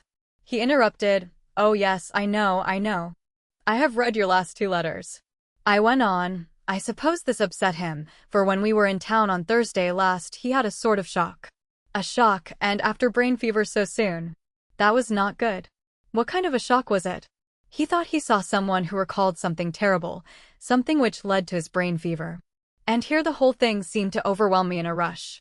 The pity for Jonathan, the horror which he experienced, the whole fearful mystery of his diary, and the fear that has been brooding over me ever since, all came in a tumult. I suppose I was hysterical, for I threw myself on my knees and held up my hands to him and implored him to make my husband well again. He took my hands and raised me up and made me sit on the sofa and sat by me. He held my hand in his and said to me with, oh, such infinite sweetness, my life is a barren and lonely one, and so full of work that I have not had much time for friendships. But since I have been summoned to here by my friend John Seward, I have known so many good people and seen such nobility that I feel more than ever, and it has grown with my advancing years the loneliness of my life. Believe me, then, that I come here full of respect for you, and you have given me hope, not in what I am seeking of, but that there are good women still left to make life. Happy good women, whose lives and whose truths may make good lesson for the children that are to be. I am glad that I may here be of some use to you, for if your husband suffer, he suffer within the range of my study and experience. I promise you that I will gladly do all for him that I can all to make his life strong and manly, and your life a happy one. Now you must eat. You are overwrought and perhaps overanxious. Husband Jonathan would not like to see you so pale, and what he like not where he love is not as good. Therefore for his sake you must eat and smile. You have told me all about Lucy, and so now we shall not speak of it, lest it distress. I shall stay in Exeter tonight, for I want to think much over what you have told me, and when I have thought I will ask you questions, if I may. And then, too, you will tell me of husband Jonathan's trouble so far as you can, but not yet. You must eat now, afterwards you shall tell me all." After lunch, when we went back to the drawing-room, he said to me, "And now tell me all about him." When it came to speaking to this great learned man, I began to fear that he would think me a weak fool, and Jonathan a madman. That journal is all so strange, and I hesitated to go on. But he was so sweet and kind, and he had promised to help, and I trusted him, so I said, Dr. Van Helsing, what I have to tell you is so queer that you must not laugh at me or at my husband. I have been since yesterday in a sort of fever of doubt. You must be kind to me, and not think me foolish that I have even half believed some very strange things. He reassured me by his manner as well as his words when he said, Oh, my dear, if you only know how strange is the matter regarding which I am here, it is you who would laugh. I have learned not to think little of anyone's belief, no matter how strange it be. I have tried to keep an open mind, and it is not the ordinary things of life that could close it, but the strange things, the extraordinary things, the things that make one doubt if they be mad or sane. Thank you, 1,000 times. You have taken a weight off my mind. If you will let me, I shall give you a paper to read. It is long, but I have typewritten it out. It will tell you my trouble and Jonathan's. It is the copy of his journal when abroad, and all that happened. I dare not say anything of it. You will read for yourself and judge. And then when I see you, perhaps, you will be very kind and tell me what you think. I promise, he said as I gave him the papers, I shall in the morning. So soon as I can, come to see you and your husband, if I may. Jonathan will be here at 11:30, and you must come to lunch with us and see him then. You could catch the quick train, which will leave you at Paddington before 8. He was surprised at my knowledge of the trains offhand, but he does not know that I have made up all the trains to and from Exeter, so that I may help Jonathan in case he is in a hurry. So he took the papers with him and went away, and I sit here thinking I don't know what. ****letter, by hand, Van Helsing to Mrs. Harker, _ 25 September, 6 o'clock, Dear Madam Mina, I have read your husband's so wonderful diary. You may sleep without doubt. Strange and terrible as it is _true_. I will pledge my life on it. It may be worse for others, but for him and you there is no dread. He is a noble fellow, and let me tell you from experience of men, that one who would do as he did in going down that wall and to that room and going a second time is not one to be injured in permanence by a shock. His brain and his heart are all right, this I swear, before I have even seen him, so be at rest. I shall have much to ask him of other things. I am blessed that today I come to see you, for I have learned all at once so much that again I am dazzle more than ever, and I must think. Yours the most faithful, Abraham Van Helsing. Letter, Mrs. Harker to Van Helsing, _, 25 September, p.m., my dear Dr. Van Helsing, 1,000 thanks for your kind letter, which has taken a great weight off my mind. And yet, if it be true, what terrible things there are in the world, and what an awful thing if that man, that monster, be really in London. I fear to think. I have this moment, whilst writing, had a wire from Jonathan, saying that he leaves by the tonight from Launceston and will be here at, so that I shall have no fear tonight. Will you, therefore, instead of lunching with us, please come to breakfast at 8 o'clock, if this be not too early for you? You can get away, if you are in a hurry, by the train, which will bring you to Paddington by. Do not answer this, as I shall take it that, if I do not hear, you will come to breakfast. Believe me, your faithful and grateful friend, Mina Harker. Jonathan Harker's Journal, _ 26 September, I thought never to write in this diary again, but the time has come. When I got home last night Mina had supper ready, and when we had supped she told me of Van Helsing's visit, and of her having given him the 2 diaries copied out, and of how anxious she has been about me. She showed me in the doctor's letter that all I wrote down was true. It seems to have made a new man of me. It was the doubt as to the reality of the whole thing that knocked me over. I felt impotent, and in the dark and distrustful. But, now that I I am not afraid, even of the Count. He has succeeded after all, then, in his design in getting to London, and it was he I saw. He has got younger, and how? Van Helsing is the man to unmask him and hunt him out, if he is anything like what Mina says. We sat late, and talked it all over. Mina is dressing, and I shall call at the hotel in a few minutes and bring him over. He was, I think, surprised to see me. When I came into the room where he was and introduced myself, he took me by the shoulder and turned my face round to the light and said, after a sharp scrutiny, "But Madam Mina told me you were ill, that you had had a shock." It was so funny to hear my wife called Madam Mina by this kindly, strong-faced old man. I smiled and said, "I was ill, I have had a shock, but you have cured me already." "And how?" "By your letter to Mina last night." I was in doubt, and then everything took a hue of unreality, and I did not know what to trust, even the evidence of my own senses. Not knowing what to trust, I did not know what to do, and so had only to keep on working in what had hitherto been the groove of my life. The groove ceased to avail me, and I mistrusted myself.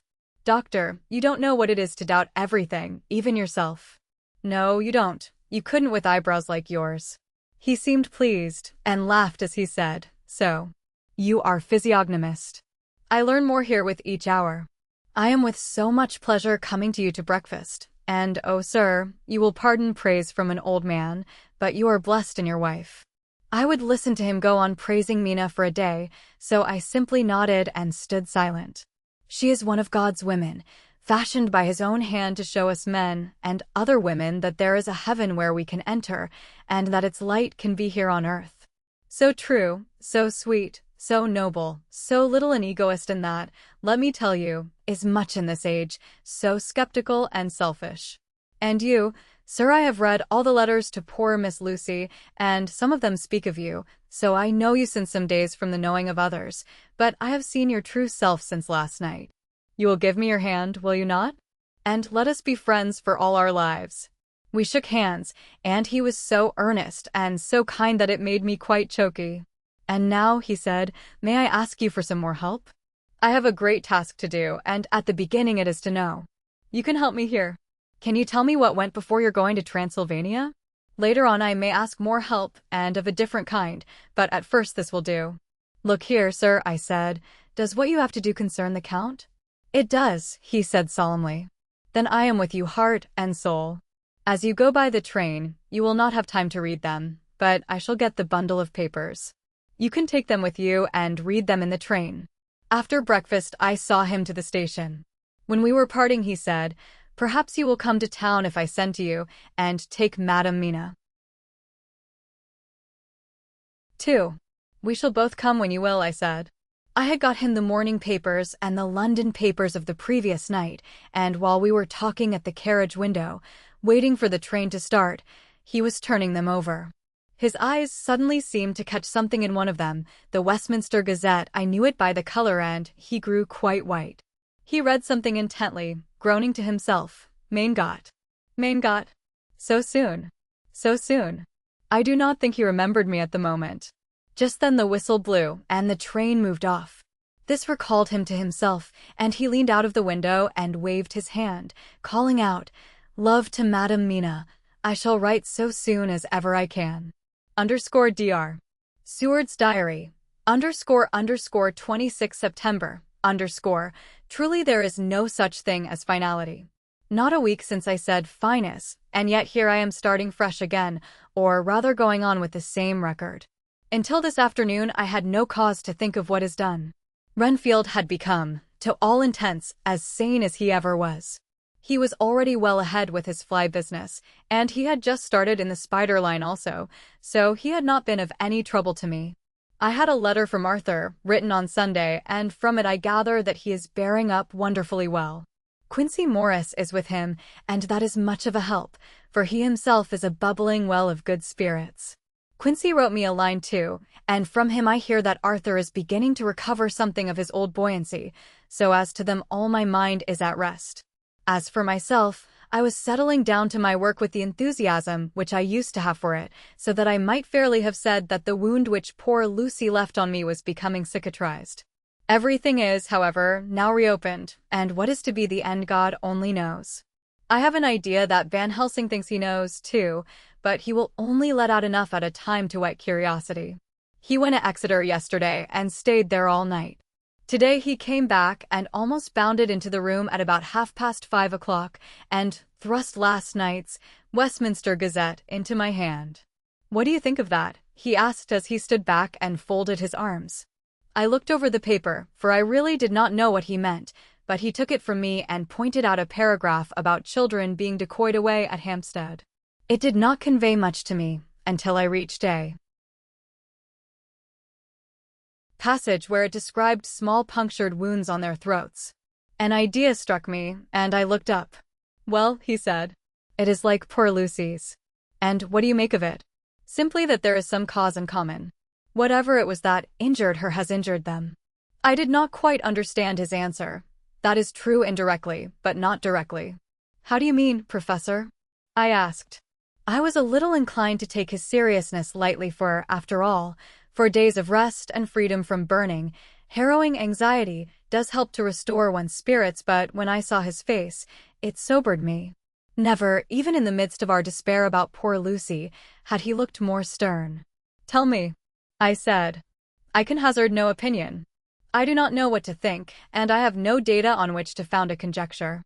Do you mean to tell me, friend John, that you have no suspicion as to what poor Lucy died of, not after all the hints given, not only by events, but by me?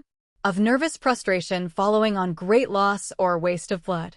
And how the blood lost or waste? I shook my head. He stepped over and sat down beside me, and went on, "You're a clever man, friend John. You reason well, and your wit is bold, but you are too prejudiced. You do not let your eyes see nor your ears hear, and that which is outside your daily life is not of account to you. Do you not think that there are things which you cannot understand, and yet which are, that some people see things that others cannot? But there are things old and new which must not be contemplated by men's eyes, because they know or think they know some things which other men have told them. It is the fault of our science that it wants to explain all, and if it explain not, then it says there is nothing to explain. But yet we see around us every day the growth of new beliefs, which think themselves new, and which are yet but the old, which pretend to be young like the fine ladies at the opera. I suppose now you do not believe in corporeal transference. No? Nor in materialization. No? Nor in astral bodies. No? Nor in the reading of thought. No? Nor in hypnotism. Yes, I said. Charcot has proved that pretty well. He smiled as he went on. Then you are satisfied as to it? Yes? And of course then you understand how it act, and can follow the mind of the great Charcot, alas that he is no more, into the very soul of the patient that he influence.